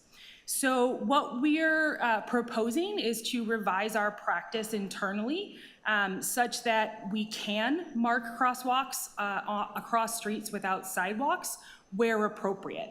So this doesn't mean that we would do this at every location within the city. It would be very dependent on the nature of the intersection, and there would be a need to provide a marked crossing, again, specifically in locations near schools, parks, community centers, places where we really expect high volumes of vulnerable road users, especially children. Similarly, we also looked at our practice of installing crosswalk markings at stop-controlled intersections regarding crosswalk ramps. In a lot of instances, what happens when we install a new always stop or just put a new stop sign in is that we put the stop sign in, but we don't add the markings until we can go in and add the crosswalk ramps.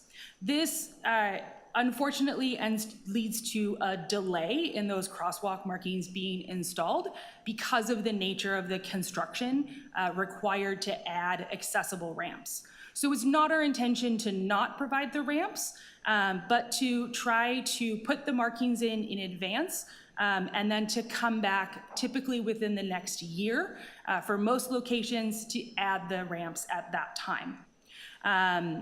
So while it would be preferable for us to do all of this construction at once, it will allow us to install the markings, which we know provide a significant pedestrian safety and visibility benefit, while then coming back and improving the accessibility, as is shown in a location here, which is MacDonnell and Rideau Avenue in Councillor Park's ward, where you can see that even in the absence of the crossing, pedestrians are legally allowed and able to cross here.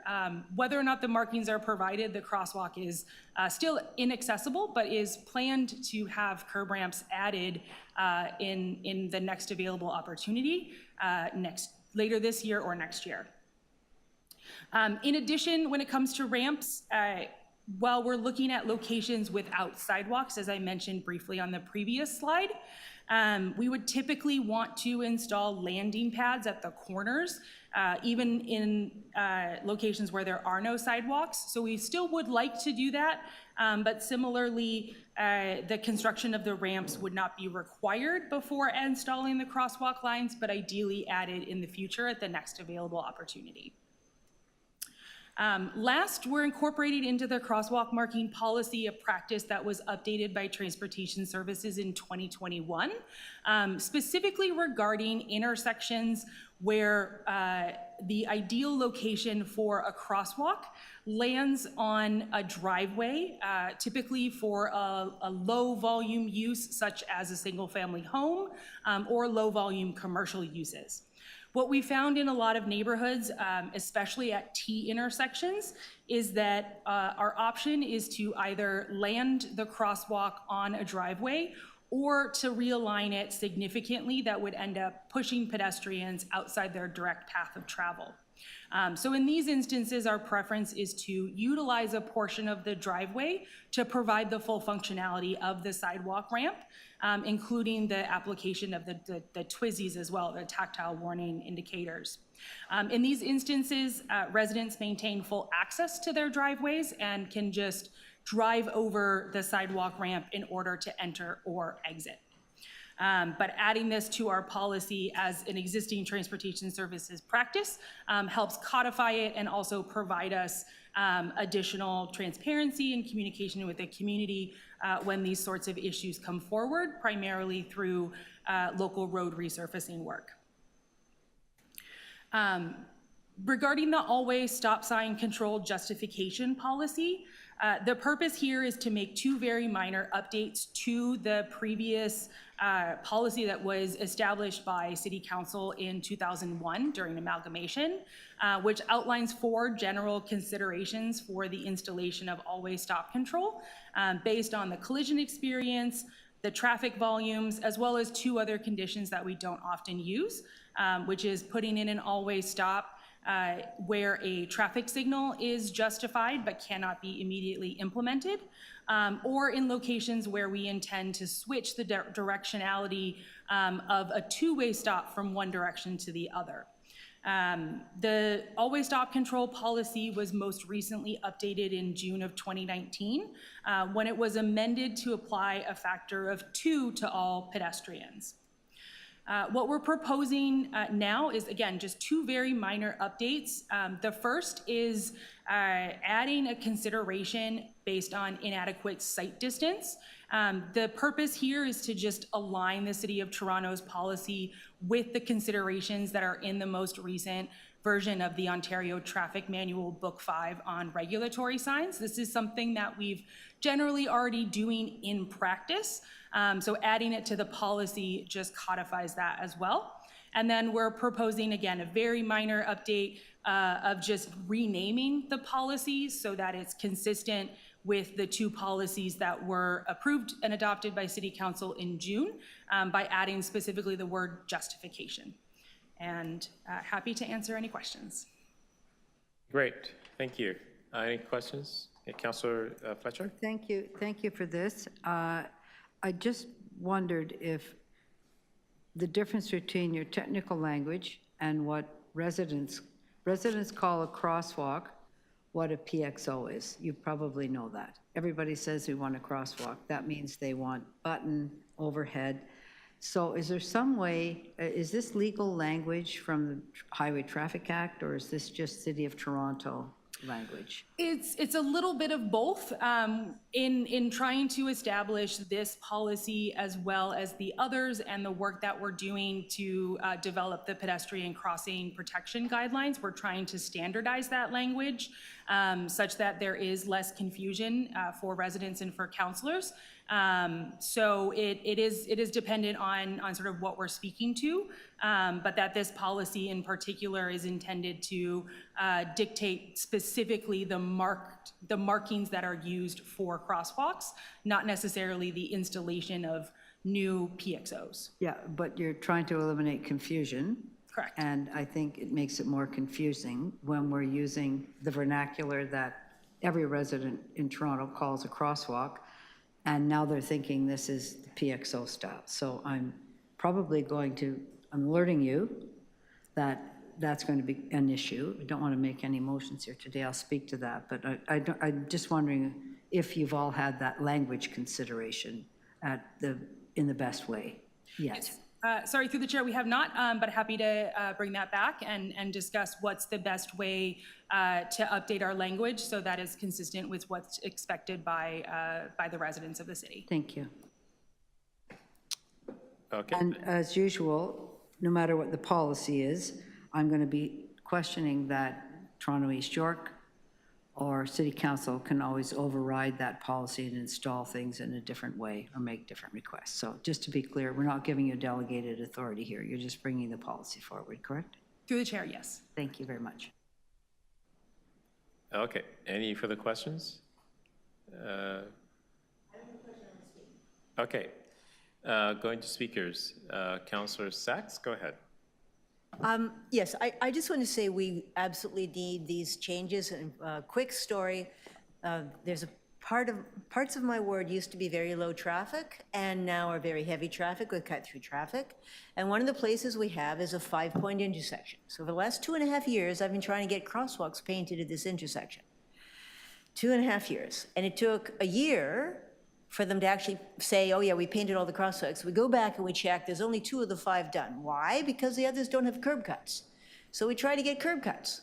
We're now more than a year into trying to get curb cuts, and we're told that by the end of 2025, there will be curb cuts on 2 of the remaining 3, but we're not allowed to put the curb cuts on the other one because in the next year or 2, there's going to be construction on that street.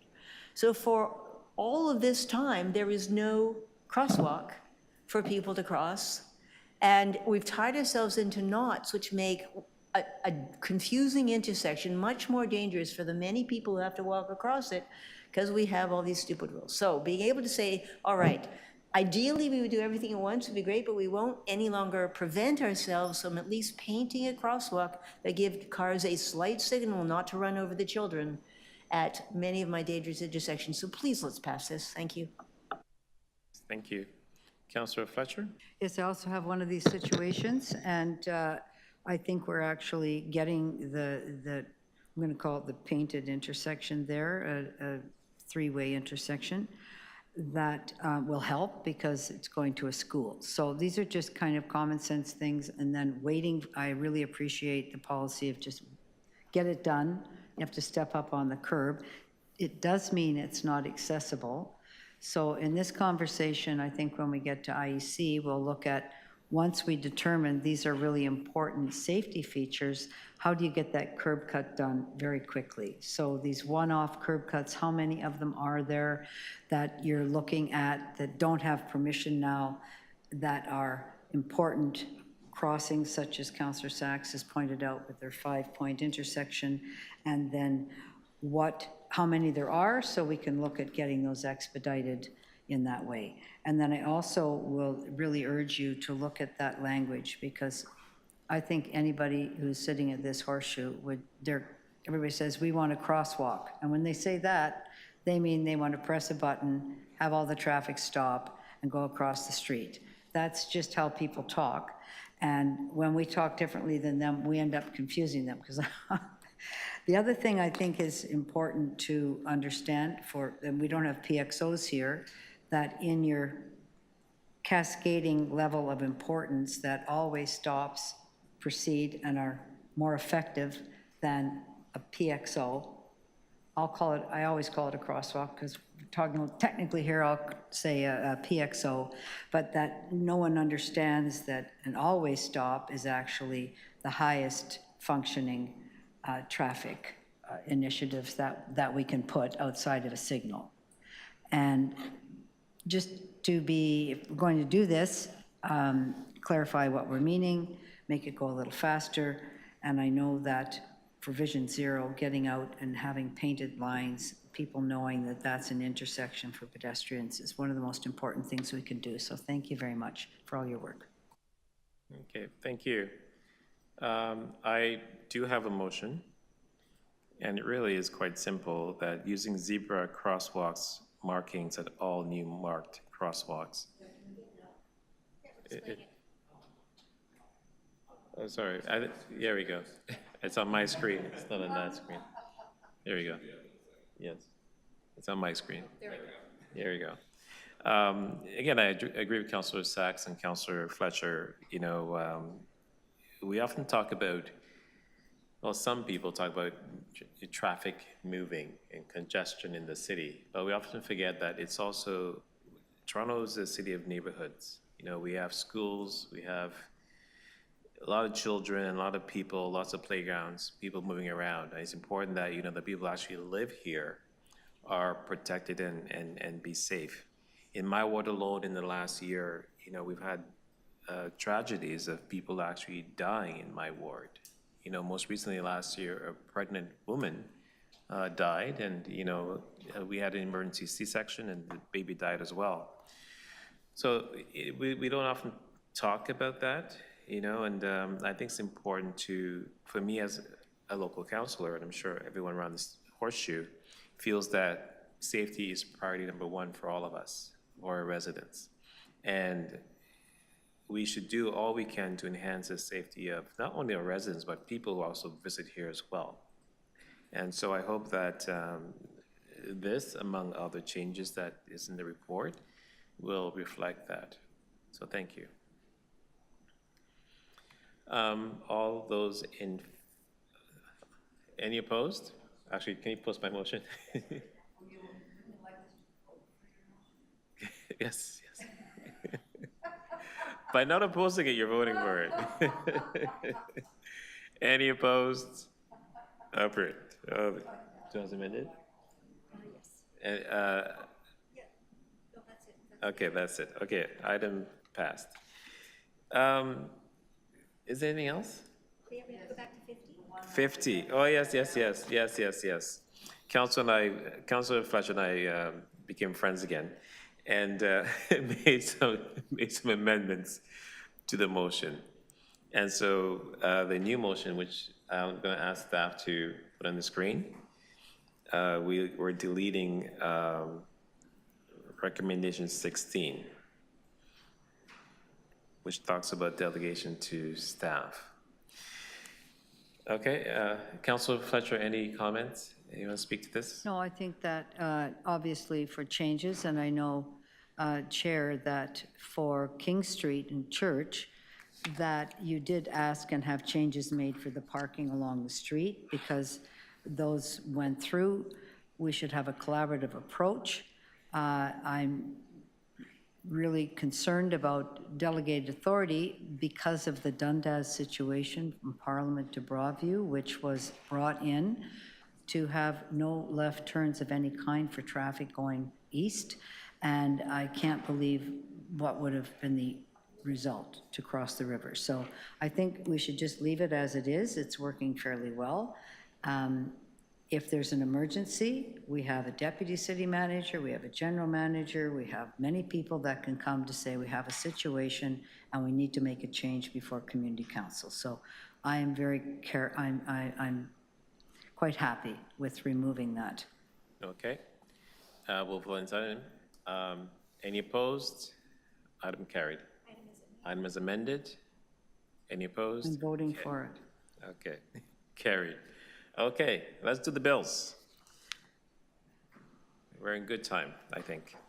That bills 916 to 955, bills 980 to 990, and bills 997 to 1025, prepared for the September 18, 2025 meeting 25 of the Toronto and Eastern Community Council, be declared as bylaws and passed by subject to section 226.9 of the City of Toronto Act 2026. All those in favor? Opposed? Carried. That confirmatory bills to confirm the legislative proceedings of the Toronto and Eastern Community Council acting under delegated authority at meeting 25 on September 18, 2025, be declared as bylaws and passed subject to section 226.9 of the City of Toronto Act 2006. All those in favor? Opposed? Carried. Thank you, staff. Thank you, everyone. Thank you to my colleagues around the table, and have a wonderful evening. Great. Hi. Oh,